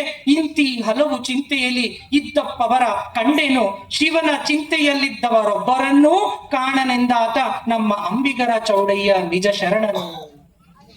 ಎಷ್ಟು ಅದ್ಭುತವಾಗಿ ಈ ವಚನವನ್ನ ಹೇಳಿದ್ದಾರೆ. ಇದು ಎಲ್ರಿಗೂ ಅನ್ವಯ ಆಗುತ್ತೆ, ನನಗೂ ಅನ್ವಯ ಆಗುತ್ತೆ, ನಿಮಗೂ ಅನ್ವಯ ಆಗುತ್ತೆ. ಎಲ್ರು ಕೂಡ ನಾವು ಮನಸ್ಸು ಮುಟ್ಟಿ ನಾವು ಮಾತಾಡ್ಕೊಳ್ಬೇಕಾಗತ್ತೆ. ಅಂದ್ರೆ ಆಸೆಗೆ ಕೊನೆ ಇಲ್ಲ, ಆಸೆಗೆ ಮಿತಿ ಇಲ್ಲ. ಸಣ್ಣ ಮನೆ ಇರ್ತದೆ, ಒಂದು ಉದಾಹರಣೆ, ಸಣ್ಣ ಮನೆ ಇರುತ್ತೆ. ನಾನು ಎಷ್ಟೋ ನೋಡಿದ್ದೀನಿ, ನಾನು ಇಲ್ಲೇ ಓಡಾಡ್ಬೇಕಾದ್ರೆ ಒಂದ್ ಸಣ್ಣದ, ಅದು ಎಷ್ಟು 10 by 10 ಇರುತ್ತೆ. ಅದ್ರಾಗೆ ಅಡಿಗೆ ಮನೆ, ಅದರಲ್ಲೇ ಮಲ್ಕೋಬೇಕು, ಅದರಲ್ಲೇ ಸ್ನಾನ ಮಾಡ್ಬೇಕಷ್ಟೇ. ಬಂದವರೆಲ್ಲ ಹೇಳ್ತಾರೆ, ಅಯ್ಯೋ ಏನವ ಇಷ್ಟು ಸಣ್ಣ ಮನೆ ಆಗಿದೀಗಿ, ಒಂದ್ ಅಡಿಗೆ ಮನೆ ಬ್ಯಾರೆ ಆಗಿ ಒಂದ್ ಪಡ್ಸಲ್ ಇದ್ರೆ ಎಷ್ಟು ಚಲೋ ಇರ್ತಿತ್ತು ಅಂತಂದ್ರೆ. ಇನ್ನೊಬ್ರು ಮನೆಗೆ ಹೋಗ್ತಾರ, ಅಡಿಗೆ ಮನೆ ಇರ್ತೈತೆ, ಪಡ್ಸಾಲ ಇರ್ತೈತೆ. ಅಯ್ಯೋ ಅಡಿಗೆ ಮನೆ ಐತೆ, ಪಡ್ಸಾಲೆ ಐತೆ, ಒಂದ್ ಬೆಡ್ರೂಮ್ ಇದ್ರೆ ಚಲೋ ಇರ್ತಿತ್ತು ನೋಡು, ಅಲ್ಲಿ ಸಪರೇಟ್ ಮಲ್ಗಕ್ ಬರ್ತಿತ್ತು ಅಂತಂದ್ರೆ. ಇನ್ನು ಅವ್ರ ಮನೆಗೆ ಹೋಗ್ತಾರೆ, ಅವ್ರಿಗೆ ಮನೆಗೆ ಅಡಿಗೆ ಮನೆ ಇರ್ತೈತೆ, ಪಡ್ಸಾಲೆ ಇರ್ತೈತೆ, ಒಂದ್ ಬೆಡ್ರೂಮ್ ಇರುತ್ತೆ. ಅವಾಗ ಚಿಂತೆ ಬರುತ್ತೆ, ಸಣ್ಣ ಮನೆ ಆಯ್ತು, ಡಬಲ್ ಬೆಡ್ರೂಮ್ ಇದ್ರೆ ಬಹಳ ಚೆನ್ನಾಗಿರ್ತಿತ್ತು ನೋಡು ಅಂತಂದ್ರೆ. ಇನ್ನೊಬ್ರು ಮನೆಗೆ ಹೋಗ್ತಾರೆ, ಡಬಲ್ ಬೆಡ್ರೂಮ್ ಇರುತ್ತೆ. ಅಯ್ಯೋ ಡಬಲ್ ಬೆಡ್ರೂಮ್ ಐತೆ, ಯಾರ ಮಂದಿ ಬಂದ್ರೆ ಉಳ್ಕೊಳಕಿಲ್ಲ, ಮ್ಯಾಗ ಒಂದ್ ರೂಮ್ ಕಟ್ಟಿಸ್ಬೇಕು ನಾವು ಅಂತಂದೇಳಿ ಇನ್ನೊಂದು ರೂಮ್ ಕಟ್ಟಿಸ್ತೀವಿ. ಅಂದ್ರೆ ಇದು ಕೊನೆಯೇ ಇಲ್ಲ. ಇದಕ್ಕ ಸಮಾಧಾನ ಅನ್ನೋದು ಬರೋದೇ ಇಲ್ಲ, ನಮಗೆ ಸಮಾಧಾನ ಅನ್ನೋದು ಬರೋದೇ ಇಲ್ಲ. ಅದಕ್ಕೆ ಗೌತಮ ಬುದ್ಧ ಹೇಳ್ತಾರೆ, ಆಸೆ ಎಂಬುದು ದುಃಖಕ್ಕೆ ಮೂಲ ಅಂತ ಹೇಳಿ. ಈ ಮನಸ್ಸು ಸಂತೋಷ ನೀವು ನೋಡ್ರಿ, ಗಂಡಂದ್ರಿದ್ದಾರೆ, ಹೆಂಡತಿ ಏನೋ ಕೇಳಿರ್ತಾಳೆ, ಸೀರೆ ಅಂತಂದ್ರೆ ಸೀರೆ ತಂದ್ಕೊಡ್ಬಿಡ್ತಾರೆ, ಅಲ್ಲಿ ನಿಲ್ಲುತ್ತಾ ಇನ್ನೊಂದು ತಿಂಗಳು ಇನ್ನೊಂದು ಬೆಳಿಗ್ಗೆ ಬರುತ್ತೆ, ಇನ್ನೊಂದು ಅದನ್ನು ತೀರಿಸ್ತಾರೆ ಅನ್ಕೊಳ್ರಿ, ಅಲ್ಲಿಗೆ ನಿಲ್ಲುತ್ತಾ ಸೀರೆ ಒಂದಿರುತ್ತೆ, ಹೇಳಿದ್ರು ಚಲೋ ಇತ್ತು ಅಂತ. ಹಂಗೆ ಈ ಆಸೆಗೆ ಮಿತಿ ಇಲ್ಲ ಅನ್ನೋದು. ಇವೆಲ್ಲವೂ ಕೂಡ ಅಂಬಿಗರ ಚೌಡಯ್ಯ ಅವರ ಏನ್ ವಚನ ಇದೆ, ಎಲ್ಲರೂ ಕೂಡ ನಾವು ಹುಟ್ಟಿ ನಾವು ನೋಡಿಕೊಳ್ಳಬೇಕು. ನಮ್ಮ ಜೀವನ ವಿಧಾನವನ್ನ ನಾವು ವಿಮರ್ಶೆ ಮಾಡ್ಕೊಳ್ಬೇಕಾಗತ್ತೆ. ಅಕ್ಕ ಮಹಾದೇವರನ್ನ ಹೇಳಿದ್ದೆ, ಒಂದು ಜೇಡರ ಒಂದು ಹುಳುವಿನ ಬಗ್ಗೆ ಒಂದು ವಚನ ಬರೆದಿದ್ದಾರೆ ಅಂತಂದ್ರೆ, ತೆರಳಿಯ ಹುಳು ತನ್ನ ಸ್ನೇಹದಿಂದ ಮನೆಯ ಮಾಡಿ, ತನ್ನ ನೂಲು ತನ್ನನ್ನೇ ಸುತ್ತಿ ಸುತ್ತಿ ಸಾವ ತೆರನಂತೆ, ಮನಬಂಧುದ ಬಯಸಿ ಬಯಸಿ ಬೇವುತ್ತಿರುವನಯ್ಯ, ಅಯ್ಯ ಎನ್ನ ಮನದ ದುರಾಶೆಯ ಮಾಡಿಸಿ ನಿಮ್ಮತ್ತ ತೋರ ಚನ್ನ ಮಲ್ಲಿಕಾರ್ಜುನ. ಈ ಜೇಡರ ಹುಳು ಅಥವಾ ತೆರಣಿಯ ಹುಳು, ಅದು ತನ್ನ ನೂಲಿನಿಂದ ಗೂಡು ಮಾಡ್ಕೊಂಡು ನೂಲು ಹೊಸ ಗೂಡು ಮಾಡ್ಕೊಂಡು ಅದರಲ್ಲೇ ಸತ್ತೋಗ್ಬಿಡುತ್ತೆ. ಅಂದ್ರೆ ನಮ್ಮ ಮನಸ್ಸು ಏನಿದೆಯಲ್ಲ, ಮನಸ್ಸಿಗೆ ಬಂದಿದ್ದೆಲ್ಲ ಮಾಡೋದು, ಅದಕ್ಕೆ ನಿಯಂತ್ರಣ ಅನ್ನೋದು ಇರೋದಿಲ್ಲ. ಅದಕ್ಕೆ ನಾವು ನಿಯಂತ್ರಣವನ್ನ ಹಾಕಿಕೊಳ್ಬೇಕಾಗುತ್ತೆ. ಅದಕ್ಕಾಗಿ ನಮ್ಮ ಜೀವನ ಎಷ್ಟೇ ಜಂಜಾಟದಲ್ಲಿರ್ಲಿ, ಇವತ್ತು ಎಲ್ರೂ ಬಿಸಿ ಇದ್ದೀರಿ, ನೀವೇ ಸುಮ್ಮನೆ ಇದ್ದೀರಾ? ಬೆಳಗ್ಗೆಯಿಂದ ಸಂಜೆವರೆಗೆ ಎಷ್ಟು ಕೆಲಸ ಮಾಡಿದ್ರಿ ನೀವೇ ನೋಡ್ಕೊಳ್ರಿ. ಬೆಳಿಗ್ಗೆದ್ದಾಗಿನಿಂದ ಇಲ್ಲಿವರೆಗೂ ಈಗ ಸುಮಾರು 8 ಗಂಟೆ ಆಗಿದೆ ಅನ್ಕೊಳ್ಳಿ. ಬೆಳಿಗ್ಗೆಯಿಂದ 8 ಗಂಟೆವರೆಗೆ ನೀವು ಏನೇನ್ ಮಾಡಿದಿರಿ? ಎಲ್ರೂ ಬಿಸಿ. ಇರುವೆ ಇರುತ್ತೆ, ಇರುವೆ ಖಾಲಿ ಕುಂತಿರ್ತದ, ಇರುವೆಗೆ ಇರುವೆ ಭಾರ, ಆನೆಗೆ ಆನೆ ಭಾರ. ಇರುವೆಯಾದ ಒಂದು ಚಿಂತೆ ಇರುತ್ತೆ, ಆನೆಗೆ ಆನೆ ಚಿಂತನೆ ಇರುತ್ತೆ. ಹಾಗಾಗಿ ಈ ಬದುಕು ಯಾರನ್ನೂ ಕೂಡ ಸುಮ್ಮನೆ ಬಿಡೋದಿಲ್ಲ. ಇವತ್ತಿನ ನಮ್ಮ ಗುರುಗಳನ್ನ ತೆಗೆದುಕೊಳ್ಳೋಣ. ನಮ್ಮ ಗುರುಗೋಡಿನ ಒಂದು ಭಾಗದಲ್ಲಿ ಮಾನಸಿಕ ಚಿಂತನೆ, ಶಿವಚಿಂತನೆ ಇಲ್ಲ, ಶರಣರ ಚಿಂತನೆಗಳು ಇಲ್ಲ ಅನ್ನೋದನ್ನ ಅವರು ಕುತ್ಕೊಂಡು ಯೋಚನೆ ಮಾಡಿ ಕೆಲವು ತಿಂಗಳ ಹಿಂದೆ ಅವರು ಯುವಕರಿಂದ ದುಶ್ಚಟಗಳನ್ನ ದೂರ ಮಾಡಬೇಕು ಅಂತ ಹೇಳಿ ಜೋಳಿಗೆ ಹಿಡಿದು ಅವರು ಓಣಿ ತಿರುಗಿಬಿಟ್ಟು, ವಾರ್ಡ್ಗಳನ್ನ ತಿರುಗಿಬಿಟ್ಟು ದುಷ್ಟ ಚಟಗಳನ್ನೆಲ್ಲ ಜೋಳಿಗೆಗೆ ಹಾಕಿಕೊಂಡು ಅವರು ಒಂದು ಸಂಪ್ರದಾಯವನ್ನ ಈ ಕುರುಗೋಡಿನ ಒಂದು ಪಟ್ಟಣಕ್ಕೆ ತಂದುಕೊಟ್ಟಿದ್ದಾರೆ. ಹಾಗಾಗಿ ಈ ವಿಚಾರಗಳು ಏನಿದೆಯಲ್ಲ, ಈ ವಿಚಾರಗಳನ್ನ ನಾವು ನಮ್ಮ ಮನಸ್ಸಿಗೆ ನಾವು ತಂದುಕೊಳ್ಬೇಕಾಗುತ್ತೆ. ಈ ಶರಣರ ಒಂದು ಚಳವಳಿಯಲ್ಲಿ ಅನೇಕ ಶರಣರು ಬಂದು ಹೋಗಿದ್ದಾರೆ. ಜೇಡರ ದಾಸಿಮಯ್ಯ ಬಂದು ಹೋಗಿದ್ದಾರೆ, ಆಮೇಲೆ ಅಲ್ಲಮ ಪ್ರಭುಗಳು ಬಂದು ಹೋಗಿದ್ದಾರೆ, ವೇಮನ ಕವಿ ಅಂತಂದ ಹೇಳಿ, ಆಮೇಲೆ ಸರ್ವಜ್ಞ, ಆಮೇಲೆ ಸೂಳೆ ಸಂಕಪೆ, ಹೀಗೆ ಅನೇಕ ಮಹನೀಯರು ಬಂದೋಗಿದ್ದಾರೆ. ಈ ನಮ್ಮ ಲಿಂಗಾಯತ ಪರಂಪರೆ ಏನಿದೆಯಲ್ಲ, ಲಿಂಗಾಯತ ಪರಂಪರೆಯಲ್ಲಿ ಇವರೆಲ್ಲ ಏನ್ ವಚನಗಳು ರಚನೆ ಮಾಡಿದಾರಲ್ಲ, ಯಾವ ಗುರುಕುಲದಲ್ಲಿ ಪಾಠವನ್ನು ತಗೊಂಡಿಲ್ಲ ಅವರು, ಯಾವ ಒಂದು ದೊಡ್ಡದಾದಂತ ಮಠದಲ್ಲಿ ಅವರು ಪ್ರವಚನವನ್ನ ಮಾಡಿಸಿಕೊಂಡಿಲ್ಲ. ಅವರು ತಮ್ಮ ಜೀವನದ ಅನುಭವದಿಂದ ತಮ್ಮ ವಚನಗಳನ್ನ ಬರೆದರು. ಈ ವಚನಗಳನ್ನ ಇವತ್ತು ನಮಗೆ ತಂದುಕೊಟ್ಟವರು ಯಾರು ಅಂತ ಪ್ರಶ್ನೆ ಬರುತ್ತೆ. ಇವತ್ತು ನಾವು ಬಸವಣ್ಣನವರ ವಚನಗಳು ಓದ್ತಾ ಇದೀವಲ್ಲ, ಇವತ್ತು ನಮ್ಮ ಕೈಗೆ ನಮ್ಮ ಪುಸ್ತಕ ರೂಪದಲ್ಲಿ, ಪಠ್ಯ ಪುಸ್ತಕ ರೂಪದಲ್ಲಿ, ಪ್ರವಚನ ಒಂದು ರೂಪದಲ್ಲಿ ಯಾರು ತಂದುಕೊಟ್ರು? ಅನೇಕ ಜನ ತಮ್ಮ ಜೀವನವನ್ನೇ ಸಲ್ಲಿಸಿದ್ದಾರೆ ಇದಕ್ಕೆ. ಅಲ್ಲಿ ಅವರು ಲಿಂಗದೇವರ ಬೆಳಗಾವಿಯಲ್ಲಿ ತಮ್ಮ ಎಲ್ಲ ಆಸ್ತಿನೆಲ್ಲ ಕೊಟ್ರಲ್ಲ, ಶಿರಸಂಗಿ ಲಿಂಗರಾಜರು ಅಂತಂದೇಳಿ ಇಡೀ ಒಂದು ವಚನ ಚಳವಳಿಗೆ, ಶರಣರ ಒಂದು ಚಳವಳಿಗೆ ತಮ್ಮ ಆಸ್ತಿಯನ್ನೇ ಕೊಟ್ಟದ್ದನ್ನ ನಾವು ನೋಡ್ಬೋದಾಗುತ್ತೆ. ಇನ್ನೂ ಕೆಲವರು ಮನೆಗೆ ಹೋಗಿ ತಾಳಿಗೆರೆಯನ್ನ ಸಂಗ್ರಹ ಮಾಡಿ ಬಂದ್ರು. ನಿಮ್ಮ ಮನೆಯಲ್ಲಿ ತಾಳಿಗೆರೆಯನ್ನ ಪೂಜೆ ಮಾಡ್ತಾ ಇದ್ರು. ಆದ್ರೆ ಒಬ್ರು ಕೋಟು ಧರಿಸಿಕೊಂಡು ಬಿಟ್ಟು ಮನೆಗೆ ಊರಿಗೆ ಹೋಗ್ಬಿಟ್ಟು ಫಾಗು ಹಳಕಟ್ಟಿಯವರು ವಚನ ಸಂಗ್ರಹ ಮಾಡಿದ್ರಲ್ಲ, ಅವ್ರು ಮಾಡದೆ ಹೋಗಿದ್ರೆ ಇವತ್ತು ವಚನ ನಮಗೆ ಸಿಗ್ತಿರ್ಲಿಲ್ಲ. ಅವರು ಒಂದ್ಸತೆ ಯಾವಾಗ್ಲೂ ಕೋಟ್ ಹಾಕೊಂಡಿರ್ತಾರಂತೆ, ಮಧ್ಯಾಹ್ನ ಆಗೈತೆ, ಶೆಕೆ ಆಗೈತೆ, ನೀವು ಕೋಟ್ ಬಿಚ್ಚಿ ಊಟ ಮಾಡ್ರಿ ಆರಾಮಿರುತ್ತೆ ಅಂದ್ರೆ ಅವ್ರು ಬಿಚ್ತಿದ್ದಿಲ್ಲ ಫಾಗು ಹಳಕಟ್ಟಿಯವರು. ಒಮ್ಮೆ ಅಕ್ಕಪಕ್ಕದಲ್ಲಿ ಇದ್ದವರು ತುಂಬಾ ಬಲವಂತ ಮಾಡಿ ಬಿಚ್ಚಿಸ್ತಾರೆ. ಈ ಬಿಚ್ಚಿ ಹಾಕಿದಾಗ ನೋಡಿದ್ರೆ ಒಳಗ ಅಂಗಿ ಎಲ್ಲ ಹರಿದಿರುತ್ತೆ ನೋಡ್ರಿ. ಫಾಗು ಹಳಕಟ್ಟಿಯವರು ಊರೂರಿಗೆ ಹೋಗಿ ಮನೆಗೆ ಹೋಗಿ ವಚನಗಳನ್ನ ತಗೊಂಡ್ಬಂದ್ರು. ಇವತ್ತು ಲಿಂಗಾಯತ ಅಂತ ಹೇಳೋದಕ್ಕೆ ನನಗೆ ಹೆಮ್ಮೆ ಆಗತ್ತೆ. ಈಗ ನಾನು ಬಸವಣ್ಣನ ನಾಡಿನಿಂದ ಬಂದವನು, ಬಸವ ಪರಂಪರೆಯಿಂದ ಬಂದವನು. ಬಸವಣ್ಣನ ಪ್ರತಿಮೆ ಲಂಡನ್ ನಲ್ಲಿ ಇದೆ, ಬಸವಣ್ಣನ ಪ್ರತಿಮೆ ಅನೇಕ ದೇಶಗಳಲ್ಲಿದೆ. ಬಸವಣ್ಣನ ವಚನಗಳು ಜಗತ್ತಿನ ನಾನಾ ಭಾಷೆಗಳಿಗೆ ತರ್ಜುಮೆಗೊಂಡಿದೆ. ನಮ್ಮ ಮಾನ್ಯ ಪ್ರಧಾನಮಂತ್ರಿಗಳು ಬಸವಣ್ಣನವರ ವಚನಗಳನ್ನ, ವಿಚಾರಧಾರೆಯನ್ನ ಬೇರೆ ದೊಡ್ಡ ವೇದಿಕೆಯಲ್ಲಿ ಬಸವಣ್ಣನ ಬಗ್ಗೆ ಕೊಂಡಾಡಿದ್ದಾರೆ.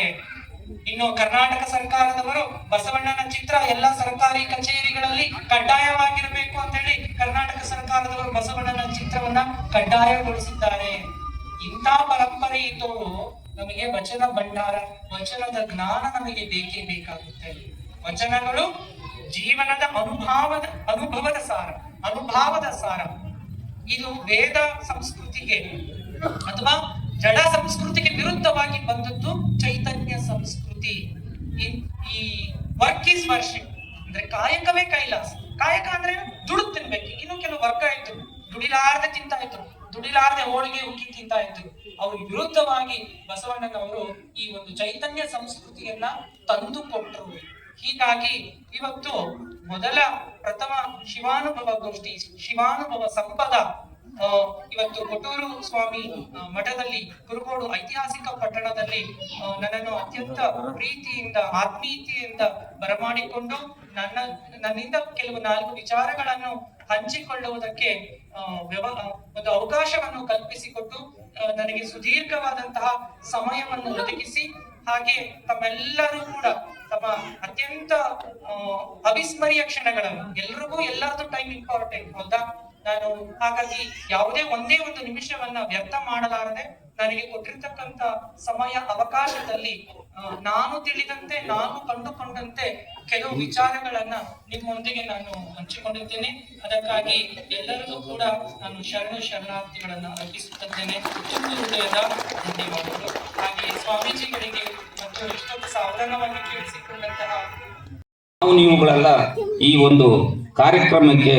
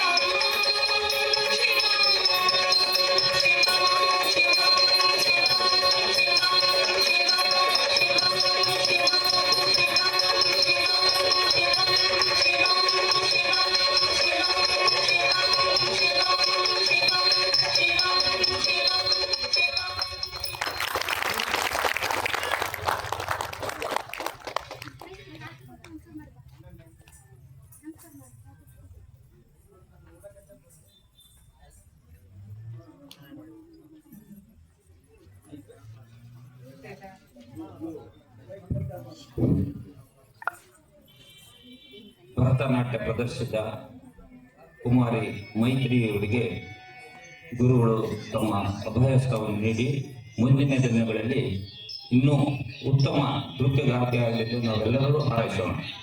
ಈಗ ಮುಖ್ಯ ಅತಿಥಿಗಳಾಗಿ ಈ ಒಂದು ಕಾರ್ಯಕ್ರಮಕ್ಕೆ ಆಗಮಿಸಿದಂತಹ ನಮ್ಮ ತಾಲೂಕಿನ ತಹಸೀಲ್ದಾರ್ ಅವರು ಶ್ರೀ ನರಸಪ್ಪಯ್ಯವರು ತಮ್ಮ ಈ ಒಂದು ಕಾರ್ಯಕ್ರಮದ ಗೌರವ ನುಡಿಗಳನ್ನು ಹೇಳ್ತಾರೆ.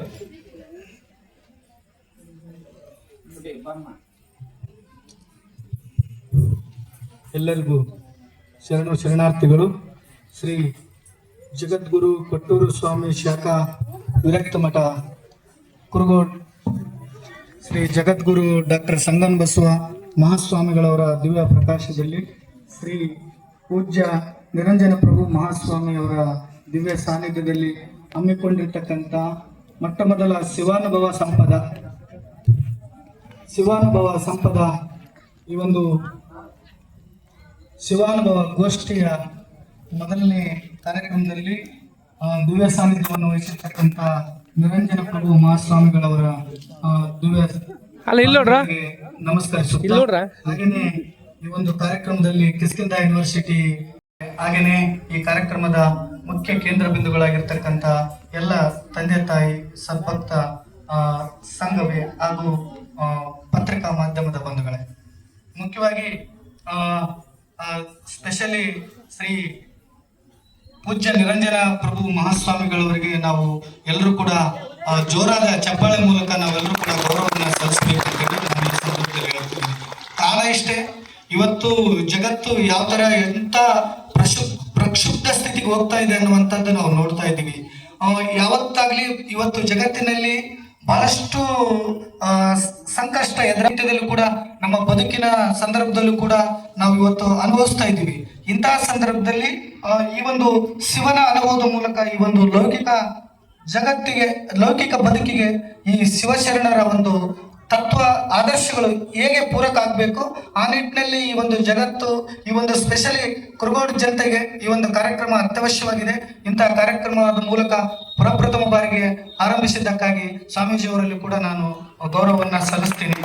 ಸ್ವಾಮೀಜಿಗಳ ಜೊತೆಗೆ ಇವತ್ತು ಲೌಕಿಕ ಬದುಕಿಗೆ ಶಿವಾನುಭವದ ಅಗತ್ಯತೆ ಅನ್ನುವಂಥದ್ದು ವಿಚಾರ ಡಾಕ್ಟರ್ ಪ್ರೊಫೆಸರ್ ಅವರು ಬಹಳಷ್ಟು ಸುದೀರ್ಘವಾಗಿ ಹೇಳಿದ್ರು.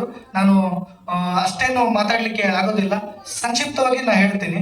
ನಾವು 12ನೇ ಶತಮಾನದಲ್ಲಿ ಶರಣರು ಅಂತ ಅನ್ನಂಗಿಲ್ಲ, ಶಿವಶರಣರು ಅಂತ ಅಂತೀವಿ. ಅಂದ್ರೆ ಶಿವಶರಣರು ತಮ್ಮ ಅನುಭವದ ಮೂಲಕ ಇವತ್ತು ಜಗತ್ತಿಗೆ ಇವತ್ತು ಬಹಳಷ್ಟು ಸರಳವಾಗಿ ಕನ್ನಡ ಭಾಷೆಯಲ್ಲಿ ಇವತ್ತು ಯಾವ ತರ ಇರಬೇಕು, ಧರ್ಮ ಅಂದ್ರೆ ಏನು, ಆ ಅರ್ಥ ಅಂದ್ರೇನು, ಆ ಕಾಮ ಅಂದ್ರೇನು, ಆ ಜಗತ್ತು ಹೇಗಿದೆ ಅನ್ನುವಂಥದ್ದು ತೋರಿಸಿಕೊಟ್ಟಿರುವಂಥದ್ದು ನಾವು ವಚನಗಳ ಮೂಲಕ ನೋಡ್ತೀವಿ. ಅವರು ಈಸಿಯಾಗಿ ಇವತ್ತು ಧರ್ಮದ ನಡುವೆ ಬಹಳಷ್ಟು ಕಚ್ಚಾಡ್ತಾ ಇದ್ವಿ. ಆದ್ರೆ ಅವತ್ತೇ ಹೇಳಿದ್ರು ಬಸವಣ್ಣವರು, ಧರ್ಮ ಅಂದ್ರೆ ದಯವಿಲ್ಲದ ಧರ್ಮ ದಾವುದಯ್ಯ ಅನ್ನುವಂತ ಮಾತು. ದಯವಿಲ್ಲದ ಧರ್ಮ ದಾವುದಯ್ಯ, ದಯವೇ ಬೇಕು ಸಕಲ ಪ್ರಾಣಿಗಳೆಲ್ಲರಲ್ಲೂ, ದಯವೇ ಧರ್ಮದ ಮೂಲ ಕೂಡಲ ಸಂಗಮ ದೇವ ಅನ್ನುವಂಥದ್ದು. ಅಂದ್ರೆ ಧರ್ಮದಲ್ಲಿ ನಾವು ಯಾವತ್ತು ದಯೆಯನ್ನ ಅಳವಡಿಸಿಕೊಂಡ್ರೆ ಎಲ್ಲ ಧರ್ಮಗಳನ್ನು ಕೂಡ ಒಂದಾಗಿ ಕಾಣ್ತೀವಿ ಅನ್ನುವಂಥದ್ದು. ಆ ಒಂದು ತತ್ವವನ್ನು ನಾವು ಅಳವಡಿಸಿಕೊಂಡ್ರೆ ನಮ್ಮ ಲೌಕಿಕ ಜಗತ್ತು ಕೂಡ ಬಹಳ ಪ್ರಶಾಂತವಾಗಿರುತ್ತೆ, ಶುದ್ಧವಾಗಿರುತ್ತೆ ಅನ್ನುವಂಥದ್ದು ಶರಣರೇ ತೋರಿಸಿಕೊಟ್ಟಿದ್ದಾರೆ. ಹಂಗಾಗಿ ನಾವು ಈಚೆಗೆ ಹೇಳ್ಬೇಕಂದ್ರೆ ಸತ್ಯ ನುಡಿಯುವುದೇ ದೇವಲೋಕ, ಮಿತ್ತ ನುಡಿಯುವುದೇ ಮರ್ತಲೋಕ. ಅಂದ್ರೆ ಈ ಒಂದು ಸ್ವರ್ಗ ಮರ್ತ ಬೇರೆಲ್ಲ ಕಾಣಿರೋ ಸತ್ಯ ನುಡಿಯುವುದೇ ದೇವಲೋಕ, ಮತ್ತೆ ಮಿಥ್ಯೆ ನುಡಿಯುವುದೇ ಮರ್ತಲೋಕ, ಆಚಾರವೇ ಸ್ವರ್ಗ ಅನಾಚಾರವೇ ನರಕ, ಇದಕ್ಕೆ ನೀವೇ ಪ್ರಮಾಣ ಕೂಡಲ ಸಂಗಮ ದೇವ ಅನ್ನುವಂಥದ್ದು. ಯಾರು ಸತ್ಯವಂತರಿರ್ತಾರೆ, ಸತ್ಯವಂತರ ಸಂಘವಿರಲು ತೀರ್ಥವೇತಕ್ಕೆ, ನಿತ್ಯ ಜ್ಞಾನಿಯಾದ ಮೇಲೆ ಚಿಂತೆ ಏತಕ್ಕೆ ಅನ್ನುವಂಥದ್ದು ದಾಸರು ಹೇಳ್ತಾರೆ. ಅಂದ್ರೆ ಯಾರು ಸತ್ಯವಂತರ ಸಂಘದಲ್ಲಿ ಇರ್ತಾರೋ ಯಾವತ್ತೂ ಅವರಿಗೆ ಚಿಂತನೆ ಬರಂಗಿಲ್ಲ, ನಿತ್ಯ ಜ್ಞಾನಿ ಆದ ಮೇಲೆ ಚಿಂತನೆ ಬರಂಗಿಲ್ಲ ಅನ್ನುವಂಥದ್ದು. ಹೀಗೆ ಹಲವಾರು ತತ್ವ ಆದರ್ಶಗಳ ಮೂಲಕ ಸ್ಪೆಷಲಿ ಕರ್ನಾಟಕದ ಸಂದರ್ಭದಲ್ಲಿ ನಾವು ನೋಡ್ಬೇಕಂದ್ರೆ 12ನೇ ಶತಮಾನದಲ್ಲಿ ಪ್ರತಿಯೊಬ್ಬರು ಕೂಡ ಶಿವನನ್ನ ಕಾಣ್ಕೊಂತಾನೆ. ನಮ್ದು ಅತಿ ಹೆಚ್ಚು ಶಿವನನ್ನ ಪರಂಪರೆ ಇರ್ತಕ್ಕಂಥ ಒಂದು ರಾಜ್ಯ. ಅತಿ ಹೆಚ್ಚು ತತ್ವಜ್ಞಾನಿಗಳು ಅಥವಾ ತತ್ವಪದಕಾರರಾಗಿರ್ಬೋದು, ಈ ಒಂದು ಸೂಫಿ ಸಂತರಾಗಿರ್ಬೋದು, ಶರಣರಾಗಿರ್ಬೋದು, ಬಹು ಸಂಸ್ಕೃತಿಗಳ ನಾಡು ನಮ್ದು. ಅಂತಹ ಸಂಸ್ಕೃತಿಗಳ ನಾಡಿನಲ್ಲಿ ಇವತ್ತು ಕೊಟ್ಟೂರು ಸ್ವಾಮಿ ಶಾಖಾ ಮಠದಲ್ಲಿ ಈ ಒಂದು ಶಿವಾನುಭವ ಗೋಷ್ಠಿ ನಡೆಸಿರ್ತಕ್ಕಂಥದ್ದು ನಮ್ಮೆಲ್ಲರಿಗೂ ಕೂಡ ಪೂರಕವಾಗಬೇಕು. ಇನ್ನು ಇದು ನಿತ್ಯ ನೆಕ್ಸ್ಟ್ ಹುಣ್ಣಿಮೆಗೆ ಇನ್ನೂ ಹೆಚ್ಚಿನ ಒಂದು ರೀತಿಯಲ್ಲಿ ಜನರು ಪಾಲ್ಗೊಂಡು ಶಿವನ ತತ್ವಾನುಭವದ ಮೂಲಕ ನಾವು ಲೌಕಿಕ ಜಗತ್ತನ್ನು ಈಸಬೇಕು, ಇದು ಜಯಿಸಬೇಕು ಅಂತೇಳಿ ಶರಣರು ಹೇಳಿದ್ದಾರೆ. ಹಂಗಾಗಿ ಪ್ರತಿಯೊಬ್ಬರು ಕೂಡ ನಾವು ಧರ್ಮದ ಸಾರವನ್ನ, ನಮ್ಮ ಜೀವನದ ತತ್ವಗಳನ್ನ ಅಳವಡಿಸಿಕೊಂಡಾಗ ನಾವು 100% ಜೀವನದಲ್ಲಿ ಸಕ್ಸಸ್ ಆಗ್ತೀವಿ. ಹಾಗಾಗಿ ಶರಣರ ಆದಿಯಾಗಿ ಇವತ್ತು ಅಕ್ಕ ಮಹಾದೇವರ ಜಯಂತಿಯ ಶುಭಾಶಯಗಳನ್ನು ಕೋರ್ತಾ 12ನೇ ಶತಮಾನದಲ್ಲಿ ಹಲವಾರು ಶಿವಶರಣೆಯರು ಕೂಡ ಇವತ್ತು ಹೇಳಿದ್ರು, ಯಾರು ಪ್ರೊಫೆಸರ್ ಅವರು, ಸುಳ್ಳ ಸಂಕವಾಗಿರ್ಬೋದು, ಸತ್ಯವಾಗಿರ್ಬೋದು, ಮುಕ್ತಾಯಕ್ಕಾಗಿರ್ಬೋದು, ಕಾಳವಾಗಿರ್ಬೋದು, ಎಲ್ಲ ಶಿವಶರಣೆಯರು ಕೂಡ ಅಕ್ಕಮಹಾದೇವರ ಆದಿಯಾಗಿ ಎಲ್ಲ ಶಿವಶರಣೆಯರು ಆ ಒಂದು ಸ್ತ್ರೀ ಸ್ವಾತಂತ್ರ್ಯವನ್ನ ಮತ್ತೆ ಸ್ತ್ರೀ ಧರ್ಮವನ್ನ ಪಾಲನೆ ಮಾಡಿ ಜಗತ್ತು ಹೇಗಿರ್ಬೇಕನ್ನುವಂಥದ್ದು ತೋರಿಸಿಕೊಟ್ಟಿದ್ದಾರೆ ವಚನಗಳ ಮೂಲಕ. ಅದರ ಜೊತೆಗೆ ಇವತ್ತು ನಾವು ನೋಡ್ತಾ ಇದ್ದೀವಿ. ನೆಕ್ಸ್ಟ್ ಇವತ್ತೇನು ಅವಧೂತರ ಪರಂಪರೆ ಆಗಿರ್ಬೋದು, ಸೂಫಿ ಪರಂಪರೆ ಆಗಿರ್ಬೋದು, ಸಂತ ಶಶನಾಳ ಶರೀಫರಾಗಿರ್ಬೋದು, ಅಜಾತ ನಾಗಲಿಂಗ ಶಿವಯೋಗಿಗಳಾಗಿರ್ಬೋದು, ಕಡಕಾಳ್ ಮಡಿವಾಳಪ್ಪ ಅವರಾಗಿರ್ಬೋದು, ಈ ಭಾಗದಲ್ಲಿ ಎಮ್ಮಿಗನೂರು ಜಡಿತಾತ ಅವರಾಗಿರ್ಬೋದು, ದಾದಲಿಂಗೇಶ್ವರರಾಗಿರ್ಬೋದು, ಅನಂತರ ಎಳ್ಳಾರ್ತಿ ಶಕ್ಷವಲ್ಲಿ ತಾತನವರಾಗಿರ್ಬೋದು. ಅಂದ್ರೆ ಧರ್ಮದ ಸಾರವನ್ನ ಜಗತ್ತಿಗೆ ತೋರಿಸಿಕೊಟ್ಟವರು, ಶರಣರ ಆದಿಯಾಗಿ ಎಲ್ಲರೂ ಕೂಡ ತೋರಿಸಿಕೊಟ್ಟಿದ್ದಾರೆ. ಅವರ ಆದಿಯಲ್ಲಿ ನಾವೆಲ್ಲರೂ ಕೂಡ ನಡೆದಾಗ ಲೌಕಿಕ ಜೀವನ ಸುಖಮಯವಾಗಿರುತ್ತೆ, ಜಗತ್ತು ಕೂಡ ಅಲ್ಲೋಲ ಕಲ್ಲೋಲವಾಗದೆ ತನ್ನ ಒಂದು ಶಾಂತತೆಯಿಂದ ಸರ್ವಧರ್ಮ ಅಂದ್ರೆ ಜಗತ್ತು, ನಾವೇನು ಹೇಳ್ತೀವಿ ಭಾರತೀಯರು, ಒಂದು ಜಗತ್ತು ಈ ಒಂದು ಇದನ್ನೇ ನಮಗೆ ಒಂದು ಸರ್ವೇ ಜನ ಸುಖಿನೋ ಭವಂತು ಎನ್ನುವಂತ ಮಾತು ಕೂಡ ನಾವು ಪಾಲಿಸ್ತೀವಿ ಅಂತ ಹೇಳ್ತಾ, ಇವತ್ತು ಪ್ರೊಫೆಸರ್ ಅವರು ಬಹಳಷ್ಟು ಸುದೀರ್ಘವಾಗಿ ಶಿವದ ಅನುಭವದ ಬಗ್ಗೆ ಲೌಕಿಕವಾಗಿ ಹೇಗಿರ್ಬೇಕನ್ನುವಂಥದ್ದು ಹೇಳಿಕೊಟ್ಟಿದ್ದಾರೆ. ಹಾಗಾಗಿ ಇನ್ನು ಅಪ್ಪಾಜಿಯವರ ಒಂದು ಪ್ರವಚನ ಅಂದ್ರೆ ಈ ಒಂದು ಆಶೀರ್ವಚನ ಇದೆ, ನಾವೆಲ್ಲರೂ ಕೂಡ ಕೇಳೋಣ ಅಂತ ಹೇಳ್ತಾ ನನಗೆ ಕರೆಸಿ ಒಂದು ಅತಿಥಿಗಳ ನುಡಿ ಹೇಳಲಿಕ್ಕೆ ಅವಕಾಶ ಮಾಡಿಕೊಟ್ಟಂತ ಸ್ವಾಮೀಜಿಗಳ ಪಾದಗಳಿಗೆ ವಂದಿಸಿ ನಾನು ಎರಡು ಮಾತುಗಳನ್ನು ಮುಗಿಸ್ತೀನಿ. ನಮಸ್ಕಾರ. ವಿಭೂತಿ ಚಿನ್ನ ಚಿನ್ನವಯ್ಯ, ವಿಭೂತಿ ಚಿನ್ನ ಚಿನ್ನವಯ್ಯ, ವಿಭೂತಿ ಧರಿಸಿದರೆ ಹೋಗುವುದು ಭವರೋಗ, ವಿಭೂತಿ ಧರಿಸಿದರೆ ಹೋಗುವುದು ಭವರೋಗ, ವಿಭೂತಿ ಚಿನ್ನ ಚಿನ್ನವಯ್ಯ, ವಿಭೂತಿ ಚಿನ್ನ ಚಿನ್ನವಯ್ಯ.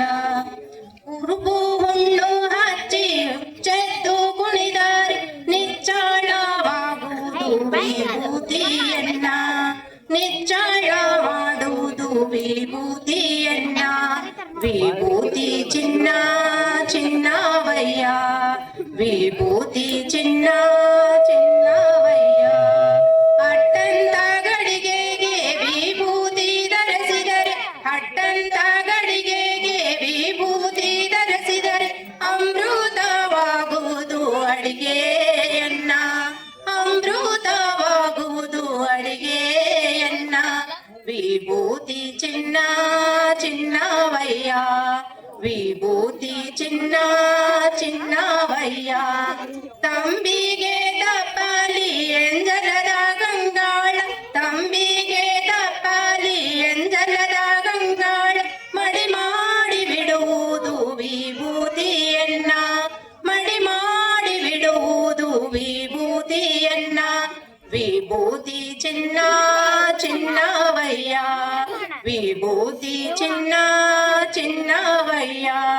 ಮಕ್ಕಳು ಮರಿಗೆ ಪೀಡೆ ಪರಿಹಾರ, ಮಕ್ಕಳು ಮರಿಗೆ ಪೀಡೆ ಪರಿಹಾರ, ನೊಸಲಿಗೆ ಧರಿಸಲು ವಿಭೂತಿಯನ್ನ, ನೊಸಲಿಗೆ ಧರಿಸಲು ವಿಭೂತಿಯನ್ನ, ವಿಭೂತಿ ಚಿನ್ನ ಚಿನ್ನವಯ್ಯ, ವಿಭೂತಿ ಚಿನ್ನ ಚಿನ್ನವಯ್ಯ.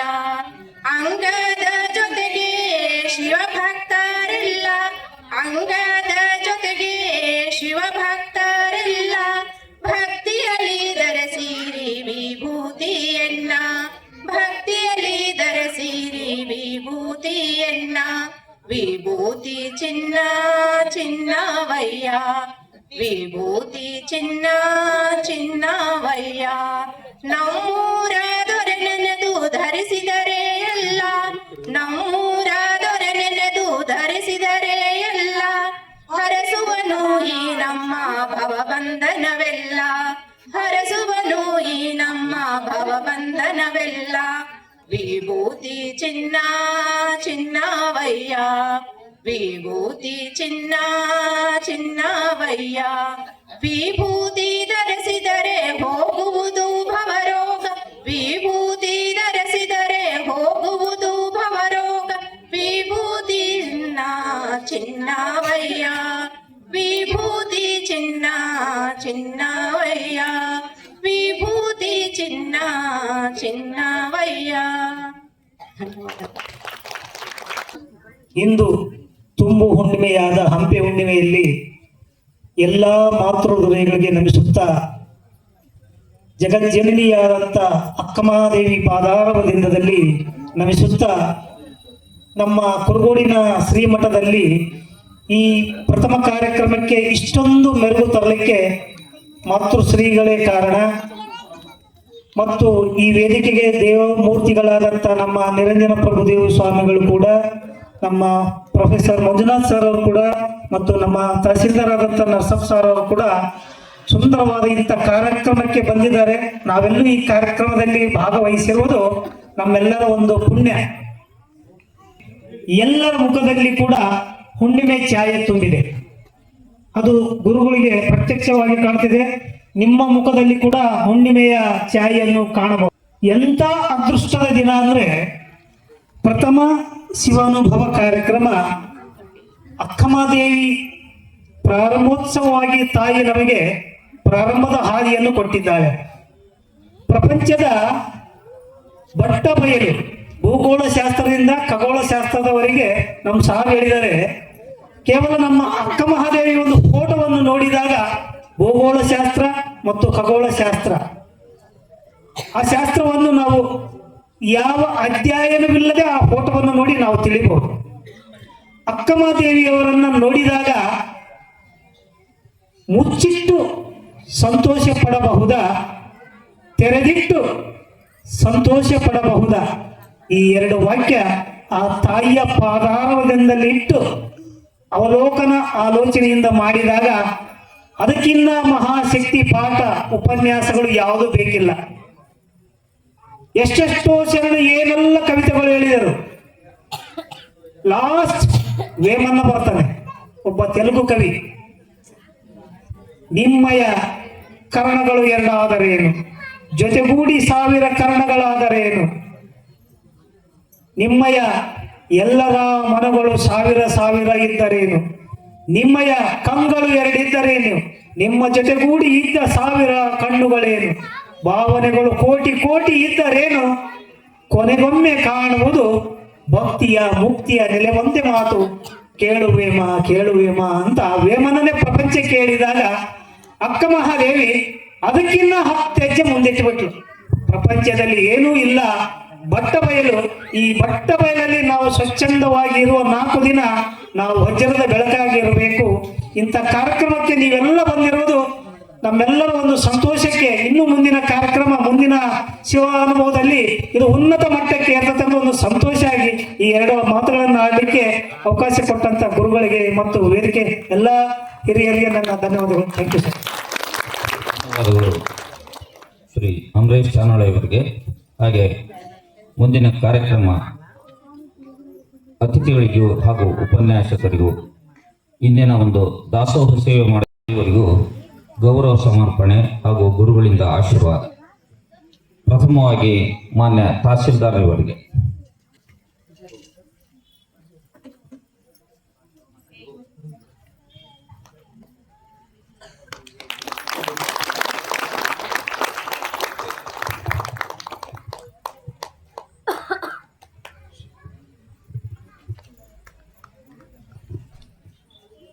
ಡಾಕ್ಟರ್ ಮಂಜುನಾಥ್ ಸರ್ ಇವರಿಗೆ.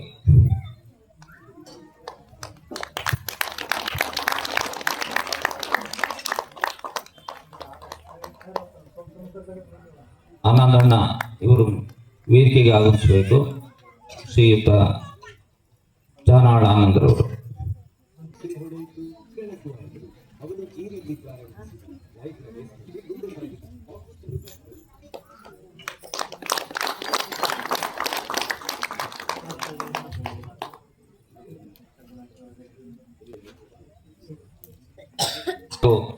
ಇಂದಿನ ಒಂದು ಕಾರ್ಯಕ್ರಮಕ್ಕೆ ಆಗಮಿಸಿದಂಥ ಮಾಧ್ಯಮ ಮಿತ್ರರಾದ ಭೀಮಣ್ಣರವರು, ಪೊಂಪನಗೌಡರವರು, ವಾಗೀಶ್ವರವರು ಆಗಮಿಸಿರ್ತಾರೆ. ಅವರಿಗೂ ಒಂದು ಗುರು ಗೌರವ ಸನ್ಮಾನ ಹಾಗೂ ಗುರುಗಳಿಂದ ಆಶೀರ್ವಾದ.